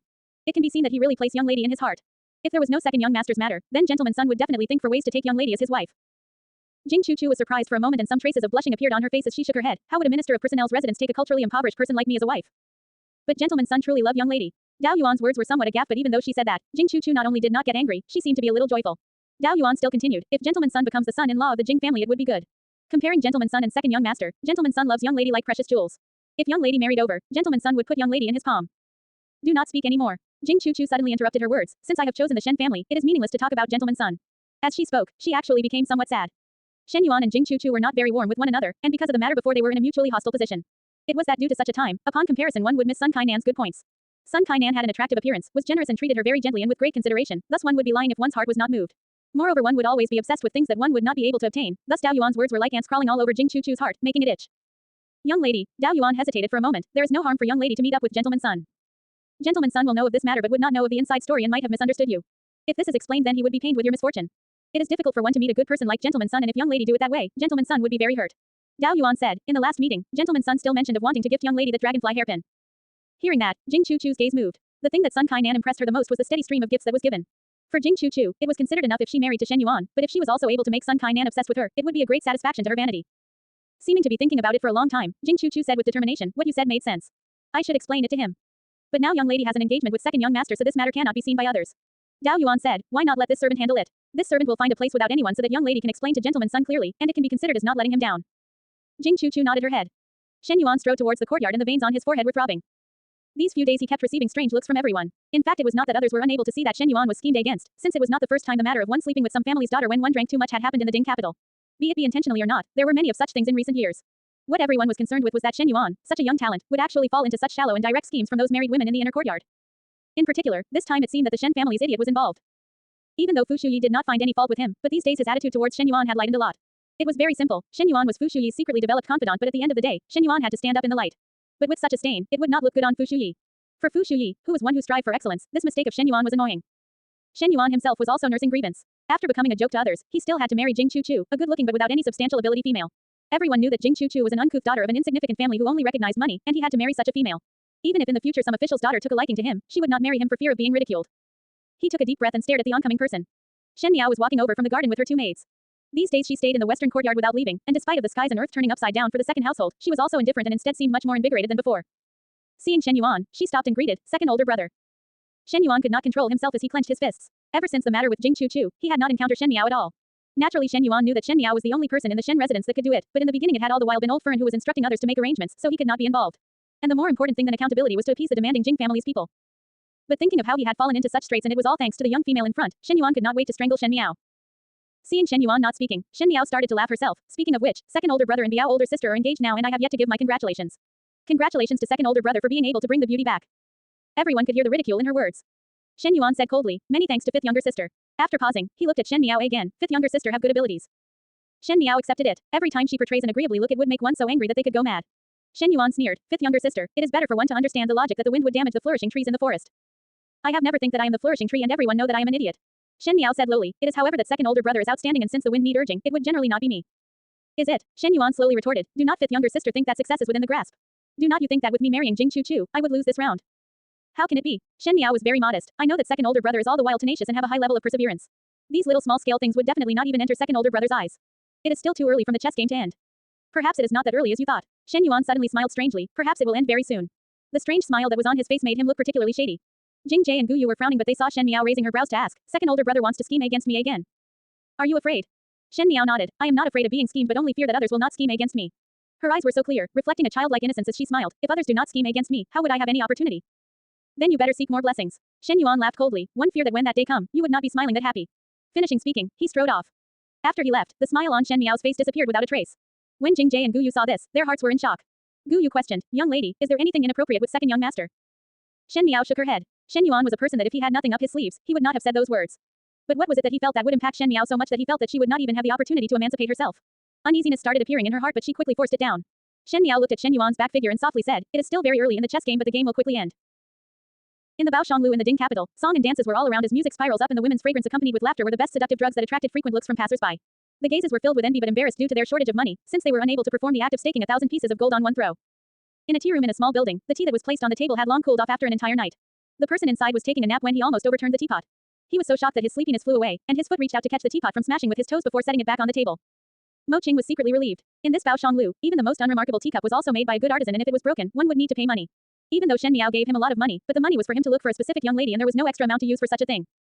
Applause was heard as the beauty on the bed looked at the scene coldly and said in a deadpan compliment, good martial arts skills. Really an eye-opener. Mo Qing looked away to not look at that female's bare shoulder. He became happy when he looked at the skies outside the window as the sun was coming up and the night was over, so he could relax for 3 more days. As he was thinking about this, a trace of relaxed joy appeared on his face as he stood up to leave. He was happy but someone's fair face pursed upon seeing his delighted expression. Before he stood up, Lu Ying sat opposite him and said, Gentleman Mo. Mo Qing looked at the other person without a single expression. Lu Ying looked at him from top to bottom to size him up. Mo Qing had come to Baoshanglu and picked up young lady Lu Ying for more than a month, and would come over every 3 days. He gave the money very easily but every time he picked Lu Ying, he would not do anything at all and just lean against the window and sit all night. In the beginning Lu Ying know that Mo Qing was playing some games as she played along. Since young she was taught by mamas that some guests have their own quirks, and thought that most likely Mo Qing was one of those quirky customers. But after a number of such instances, Lu Ying also felt strange. She tried to entice Mo Qing, and if that did not work then she would make his eyes crave, but naturally he remained unmoved. Even though Mo Qing would be teased till his ears turned red, he would still put on a solemn and indifferent look. Apparently he was still a virgin. But Mo Qing's martial skills was high, thus Lu Ying was unable to get closer to him. She was always been held by men and it was the first time to be driven away, and felt that her status was lowered so she did not do any more unnecessary things. But every second day of every encounter with Mo Qing, even though she was relieved, she felt anger in her heart. She was not extremely dangerous or a fierce beast, so why was Mo Qing dodging her? If gentlemen Mo despise that Lu Ying's body is not clean, one can look for other young ladies in Baoshang Lu. Lu Ying's face turned cold and spoke like in a peak. Every day there will be new young ladies and they are extremely clean. There are also many of them who are virgins. Gentleman Mo need not waste money here with me and arouse misunderstandings. Mo Qing felt embarrassed in his head and did not look at Lu Ying. The task that Shen Miao gave to him really made him sit with pins and needles. He would rather go on a night duty at the Shen residence's doors than come to this establishment. Seeing Mo Qing not speaking, Lu Ying was so angry that she fought back. Next time gentleman Mo should not come. Lu Ying cannot afford to take gentleman Mo's money. Do not wreck my hard-earned reputation by taking money and not do anything. As she was speaking she turned her face over and no longer looked at Mo Qing. Mo Qing touched his nose and felt that no matter what he said it would not help on the matter. After all he had come here to do such a thing every 3 to 5 days. Not to mention Lu Ying, even he himself felt that he was just like a fool. Baoshang Lu was not a place to drink tea, and in Lu Ying's eyes, it seemed that she too could not understand. Without saying anything, Mo Qing placed a tail of silver down before leaving through the door. After Mo Qing left, Lu Ying's maid came in to clear the spill and saw the unhappiness in Lu Ying's eyes, so she consoled, "Young lady must not get angry, be it right or left, gentleman Mo always brought money every time." Seeing that silver on the table, Lu Ying's anger got bigger. This silver was given additionally to Lu Ying, which was not required to be shared with the mama. She turned her head and looked out of the window and said angrily, "Who cares about it?" Her gaze however landed on that person's figure outside the window. Mo Qing pushed away uncomfortably the young lady that threw herself over, and opened the doors and headed out to the streets. "Gentleman Mo is a good person," the maid murmured. "Who knows?" Lu Ying was about to retrieve her gaze back when she inadvertently swept her eyes to the corner of the streets. There was a person standing in the shadows that raised one's head to look up, and based on that gaze, it seemed to be directed at her. She was slightly surprised for a moment. Because the distance was too far, she was unable to see that person's appearance and could only see a green robe. Even though there was only a shadow, it was very stylish. "Oh," Lu Ying lightly shook the fan in her hands, "could it be that I am becoming beautiful?" Every one of their eyes looked more satisfied at me. "Young lady looks beautiful, so there are a lot of people who want to take a look at young lady," the maid sweetly said. Lu Ying pursed her lips, really a weird person. And the window was covered with a wave of her hand. At the other end of the street Mo Qing halted and stared frowningly at a green road at the corner. That person was looking right at Lu Ying's building, but Mo Qing's eyes moved. That green-robed male's face was very familiar. He remembered that there was once a time when he followed Shen Miao's horse carriage back to the residence, that he had seen that person once. From what Jing Jie said before, that was Shen Miao's teacher in Guangwentang. Someone called Pei Lang. Finally the Jing family came down to the Ding capital after a few days. As a small family from Suzhou, the Jing family had perfectly learned the villain's mouth. After the Jing family's husband and wife were aware of Jing Chuchu's and Shen Yuan's matter, they first cried in anguish of their daughter's bitter life before making a ruckus and threatened to report to the authorities for Shen Yuan to provide an answer, and they even did not agree to an engagement. On the surface it was as such, but everyone was well aware that the Jing family's husband and wife had gotten an advantage, and demonstrated their cleverness as they wanted to show that Shen Yuan married Jing Chuchu willingly. If one were not a family, one would not enter the family household. Old Shen Furen was unreasonable for so many years in the residence, and her family's rampant overbearingness was exactly the same as hers. After a few moments of contesting, she was actually on the disadvantageous position, and had to agree to bringing Jing Chuchu into the family with a palanquin with 8 carriers during the wedding, and had to compensate with a large sum of dowry. Old Shen Furen was like having to eat a bitter gourd and be unable to speak about the bitterness, and every day she had to look at the Jing family's husbands and wives' faces. This made her so angry that her eyes and mouth twitched, almost leading to a stroke. In a burst of anger, she hid herself in Rongjingtang and did not see anyone. The Jing family took the casual action for a warrant to give commands, thus in a few days' time all the commoners in the Ding capital knew that Shen Yuan would be marrying Jing Chuchu from Suzhou. The commoners were not aware of the secrets during the family banquet in the Shen residence, so the rumors outside were only that Shen Yuan loved Jing Chuchu's gentleness and beauty and was sincerely treating her well. The Jing family was hard at work portraying Jing Chuchu as a moving beauty, but one did not know how others would see it, as it made Shen Yuan seem extremely oppressive. In the minister's residence, Sun Kai-nan looked at the invitation in his hand and crumbled it into a ball before throwing it into the paper basket. "Shen Yuan, that bastard," he said hatefully. It was not easy to meet a female that he fancied, and after seeing so much of the Ding capital's females, Suzhou's Jing Chuchu was particularly different. There was never once a female that had slipped out from his grasp after he had taken a fancy, and in addition he had played it big and spent especially more effort on Jing Chuchu. He had never thought that at the end Shen Yuan benefited at his expense. A young servant cautiously said, "It is also a misunderstanding that caused Jing young lady and second Shen young master to have no alternatives." One would not care what rumors were spreading out among the commoners, as the noble families knew what was going on. Sun Kai-nan already heard everything about what happened in the Shen family banquet. His face darkened. Jing Chuchu, that slut, received this young master's things and played with this young master. Sun Kai-nan was filled with displeasure even though he had seen a lot of females like Jing Chuchu. As long as money and benefits were given, they would be won over easily. As for the matter of the Shen residence banquet, one feared that it involved Jing Chuchu too. That woman accepted his things at one side and also schemed to marry to the Shen family at the other side. For Sun Kai-nan, the most humiliating thing was to be played by a female. But now, what does young master intend to do? The young servant asked. Jing young lady's invitation should be accepted or not. Sun Kai-nan lowered his head and looked at the invitation in his hand. There was a especially light fragrance on the invitation, like the scent of a female. Just like Jing Chuchu's harmless appearance was always hiding a restless heart. Even if she was about to marry another, she still came over to tease him one last time. Of course, except, Sun Kai-nan laughed. This young master had given her so much money and have yet to sleep with her. One is already not happy that Shen Yuan was quick-footed and climbed up first. How can one not sleep once? He stared at the young servant. Go and respond to the invitation. Shen Yuan was often not in the residence these days, and no matter what mischief the Jing family was up to, he rarely appeared. But the one suffering the most was Chen Ruchu, as she needed to deal with old Shen Furen's anger, and also to satisfy the greedy appetite of the Jing family. The money in the residence had gotten a lot less and there was only out but no in, making one worried when seeing it. Why is Furen so worried these days? Shen Yuan returned back from court and asked when he saw her. Chen Ruchu reluctantly smiled, and since she did not want to talk about money with Shen Yuan, she then said, the Jing family keep causing chaos in the residence, thus it is inevitable to worry about it. Shen Yuan also sighed. Mother this time really suffered a double loss after trying to trick the enemy, and Yuan was caught in the hind legs. Everyone in the Shen residence knew clearly what had happened between Shen Yuan and Jing Chu. As to what happened at that time, the third household chose to sit on top of the mountain to watch the tigers fight. At least compared to Shen Yuan, the eldest household was more fearful. But unfortunately the eldest household came out of it perfectly fine, and the ones who were in misfortune was the second household and now even brought them worries. These days are also hard for you. Chen Ruchu said gently, you will also be pointed out when something happens in the Shen family. Naturally the nobility circles would be like watching a joke when the residence is in such chaos. Shen was a coarse person and was not afraid of others pointing at him, but Shen Yuan was focused on his name, so these days it would most likely not have been easy for him. Shen Yuan held Chen Ruchu's hand and shook his head, this is nothing. It is just that when Yuan married Jing Chu, if one were to mutually help one another in official circles in the future, it would be troublesome. He sighed, originally Yuan was the one with the most expectations.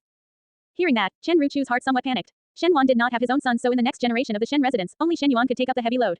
The most important thing in the officialdom was a nepotistic relationship, and if Shen Yuan married a young lady of an official family in the future, then Shen Wan's road in court would be much easier, but now by marrying to Jing Chu, it was tantamount to cutting off any future of growing wings. Chen Ruchu lowered her head and said, who knows? Now even fifth maiden is that powerful, eldest brother and eldest Sao entire family. Really make things difficult for others. One need not worry about it. Seeing Chen Ruchu worry, Shen Yuan patted her shoulders, Yuan is not an ordinary person. Since little five have schemed Yuan will definitely get it back. There will be times when eldest brother and eldest Sao are also helpless. Husband's meaning is, Chen Ruchu's heart moved. Yuan is being strange recently. Shen Yuan said softly, one feels that something is about to happen.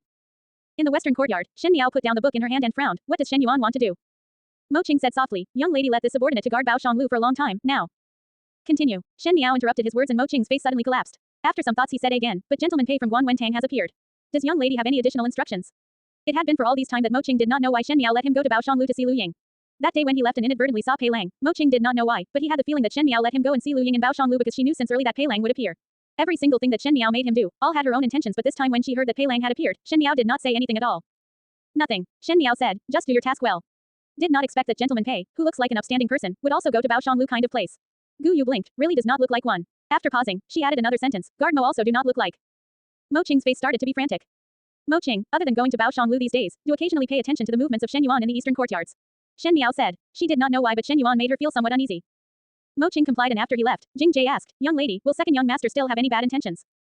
Very strange, Shen Miao said. After the thing with the Jing family happened, Shen Yuan did not investigate the course of the day and also did not do anything to block it.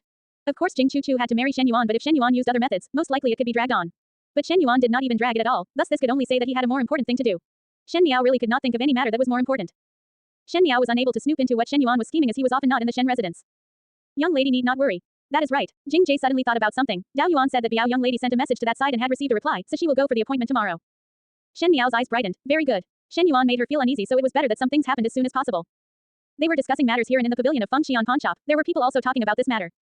Shen Yuan had already collected Shen Shen's evidences and presented them to Fu Shuyi. Ji Yushu said, 3 days later Fu Shuyi would have properly arranged it and report them to the emperor. At that time, it would be hard for the Shen family to escape from this calamity. Defying a monarch's order, agreeing overtly but opposing in secret. When this matter is dug out, the lightest punishment is to be stripped from one's armor and return to civilian life. Gao Yang said, this Shen Yuan of the Shen family have a little ability to be able to find such a thing back. Was it not mentioned? Ji Yushu was somewhat impatient. Shen Yuan had been dealing with Shen for so many years, and all the years of scheming and planning finally became handy, and now he would be able to raise up in the ranks and fortune. But it is a shame it was rushed. If he had dug for 2 more years, the eldest household of the Shen family would have been beheaded. So it is saying that Fu Shuyi really have a good eye. Gao Yang said thoughtfully, Shen's power is too great, thus there are many people who want to deal with him. The most important thing is that the imperial family of Mingqi are happy to see that, and they would step on Shen when he is out of luck.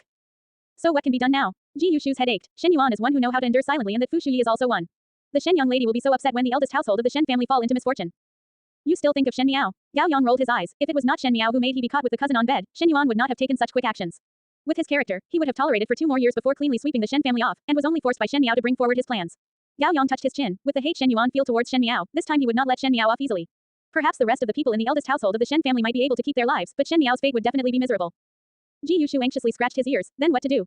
Shen Yuan, that scoundrel, would not resort to low tricks against Shen young lady. He even schemed against his own eldest beau, so his heart is certainly black. Do not worry, Gao Yang said unhurriedly. Shen Yuan's heart is black, but Shen Miao is not easy to deal with. This time I am really curious what moves will Shen Miao take to turn the tide. With her previous action of exterminating the entire household of Prince Yuan still managed to retreat safely, one feel that this time she would not be waiting to be captured with her hands tied. Shen young lady is resourceful and full of stratagem, so Shen Yuan cannot compete against her. Ji Shuyu suddenly thought of something and looked towards Gao Yang. Before Xie third brother left, he did not allow us to intervene in the Shen family matter, so if she wins, you are not allowed to help Shen Yuan. You are sure confident of her. Gao Yang started to wave the fan. It is only that I also want to watch what kind of methods she will use. Seeing Ji Yushu giving a sigh of relief, Gao Yang mercilessly poured cold water over him, but you better not be so assured. Ever since third Xia's plans are brought forward, the situation in the Ding capital has changed a lot. But there is one thing that did not change, and that is the ambitious heart of Prince Ding. He will definitely make use of the fatty meat that the Shen family sent right to the doorstep. No matter what, Shen Miao is still an unmarried female and Prince Ding is not as stupid as Prince Yu. It is difficult for one power to contend with so many forces. This time Shen Shen's official hat would be lost, and once Shen Shen loses that hat, he half sighed and half lamented. For the eldest household of the Shen family, this is a disaster and he would not be able to protect those he want to protect. Ji Yushu's face slowly sank. Third Xie also mentioned that no matter what, the eldest household of the Shen family would not be able to escape the inevitable fate of death. Gao Yang's hands stopped waving and his eyes flashed slightly, just similarly like the Xie family. On the second day, the weather was good, and in the side courtyard of Rong Jingtang, Dao Yuan took out a few set of clothes for Jing Chuchu to choose. Ever since the Jing family's husband and wife came over, the courtyard that old Shen Furen previous gave for the Jing siblings to stay at became somewhat crowded. The Jing couple attained the next level of overbearingness, and directly and unreasonably occupied the next largest courtyard other than old Shen Furen's. Other than that, they kept on ordering Rong Jingtang's servants everywhere. If one did not know, one would think that it was the Jing couple who was staying in Rong Jingtang and not old Shen Furen. Jing Chuchu sat in front of the table and carefully drew her eyebrows in front of the bronze mirror. She was very serious with each stroke and brush, her lips had a touch of rouge on them, and there was not even a strain of misplaced hair on her head. She apparently dressed up very carefully. That moon-white colored piece. Jing Chuchu said. The moon-white colored robes were plain, but they could better portray Jing Chuchu's delicate and pitiful charms. Today was the day that she would be meeting up with Sun Kainan, and whether he would be obsessed with her would depend on these moments. Perhaps it was the evilness of a female's vanity, or perhaps she really had some affections for Sun Kainan. She obviously knew that it was extremely dangerous to meet up with Sun Kainan at the moment, but she still wanted to try. Dao Yuan put away the rest of the clothes when someone pushed the doors open and came in. It was Jing Furen. When Jing Furen saw Jing Chuchu dressed up as such, she was suspicious. Chuchu, are you going out? Want to go out to buy some jewelry? Jing Chuchu said. In the future one will become the young Furen of the Shen family's second household, and one cannot keep wearing those old jewelry as one will be viewed lightly by others. It should be as so. Jing Furen said. Anyways, the money that Jing Chuchu spent on jewelry was all coming out from the common fund. These days Jing Furen gained a lot from it. Jing Furen said. How can you go alone? I will go with you. No, Jing Chuchu quickly refused. Jing Furen was puzzled. Why not? I have agreed to go together with the Yi family's young lady. Jing Chuchu tugged Jing Furen's hands. In the future at the Ding capital, one must build good relations with these young ladies. Mother better not go, as Yi young lady do not like to see strangers. You know that these noble young ladies' temperaments are somewhat weird. Jing Furen was somewhat unsatisfied. What noble young ladies? What a big deal. In the future you will also be an official's Furen. Forget it. Since you want to build up good relations, then go and bring more guards out. No need. Jing Chuchu declined. The Yi family has many guards. How would it look like if I bring more over? Mother, do not care about it and wait for my return with jewelries for you. Finishing, she continued to draw her eyebrows. Jing Furen could only give up. It was only when she went out of the residence and onto the horse carriage that Jing Chuchu became somewhat nervous and asked Dao Yuan, the tavern that you choose, is it reliable? Young lady, do not need to worry. Dao Yuan said, the tavern is very far away and remote. Usually there are very little people who would go there, thus when one wear a veiled bamboo hat to cover the face, no one would be able to recognize anyone. It was only then that Jing Chuchu calmed down. The horse carriage passed by the southern city and finally stopped at a remote alley. Jing Chuchu put on the bamboo hat and also the veil before letting Dao Yuan escort her to the tavern.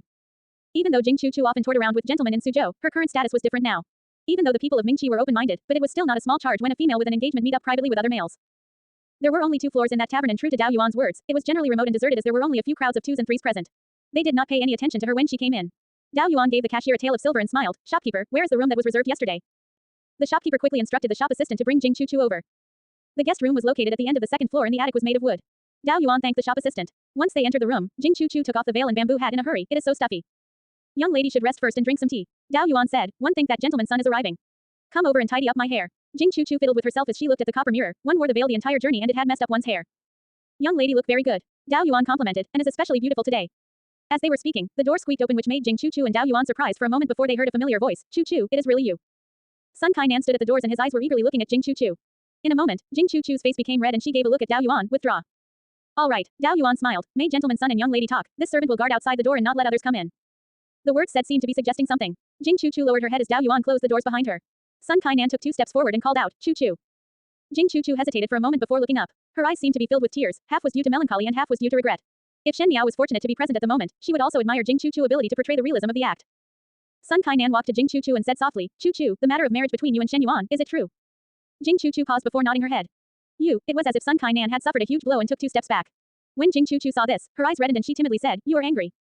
No. Sun Kainan paused before suddenly stroking Jing Chuchu's face. He said, I have heard of the matter and it was Shen Yuan who forced himself onto you. It is you that do not have any other choice other than marrying him. I do not blame you or am angry with you. Hearing this, Jing Chuchu lowered her head but no one saw the trace of elation in his eyes. Shen Kainan must have truly liked her that even if she was about to marry to Shen Yuan, he was still reluctant to blame her. Actually, Jing Chuchu turned her head. That day second Biao older brother did not touch me. It is just that under that circumstances it was difficult to explain to everyone. She lowered her head. Gentleman's son, actually I am still of perfect condition. Actually nothing happened on that day between Jing Chuchu and Shen Yuan. It was just that when that hug was seen by everyone, it could not be made clear. Afterwards Jing Chuchu found someone to take a look at her and came to be aware that she was still a virgin. It was just that Shen Yuan and old Shen Furen were not aware of this, thus she did not speak about it, else when old Shen Furen and Shen Yuan knew of the matter, they would definitely make a big issue out of it. The situation was however quite different when she said it to Sun Kainan. Men would always hope that their women were innocent, and if Jing Chuchu and Shen Yuan really had something going on, there would be a knot in Sun Kainan's heart. However, if there was nothing going on, then in Sun Kainan's eyes Jing Chuchu would become even more pitiful. Sure enough, when Sun Kainan heard those words, he was shocked. What? Jing Chu raised her head and said tearfully, one would give one's female's body to the person one loves. It is just a misunderstanding between second Biao older brother and me, but there will be no way out in the future. It can be said that Gentleman Sun and I had met too late. Is Gentleman Sun disgusted with me? With a pull, Sun Kai Nan embraced Jing Chu and comforted in a warm voice, how could I be disgusted with you? I am delighted with you, my heart ache for you and like you. Sun Kai Nan's eyes were flashing in ecstasy. He initially thought that Jing Chu's innocence was given to Shen Yuan, and one would not be able to take back the investment by sleeping with Jing Chu once. Who knew that Jing Chu was still an innocent female? This was very surprising for him. When Jing Chu was embraced by Sun Kai Nan, she pretended to struggle for a little before not moving. She let Sun Kai Nan hug her and slowly untie her robes. Coincidentally downstairs, someone was riding a horse to the front of the tavern and handed the horse over to the shop assistant outside. He walked in and stopped at the front of the cashier before familiarly giving a tail over and walked up himself. It was at that moment when the shop assistant saw him, he then shouted, gentlemen. The person who turned back was not other but Shen Yuan. What is the matter? Shen Yuan asked. The shop assistant quickly shook his head and throttled down below with his towel. In the short moment when he passed him, Shen Yuan could clearly hear the shop assistant mumbling, it is so pitiful. Everyone under the sun know that one has worn a green hat. Shen Yuan's step stopped and when he looked down, he saw that the gazes of the diners below seemed to be on him as if they were pointing him out. Shen Yuan's expression slowly darkened. This was a tavern that he frequently visited and when he had to pass information to Fu Shuyi's people, it would happen here. There was a total of 9 princes in the Ding capital and relationships were especially tangled and complicated. As Prince Ding has hidden himself the deepest, his people were especially careful. Every time when Shen Yuan came over he was very careful and occasionally he would change his clothes.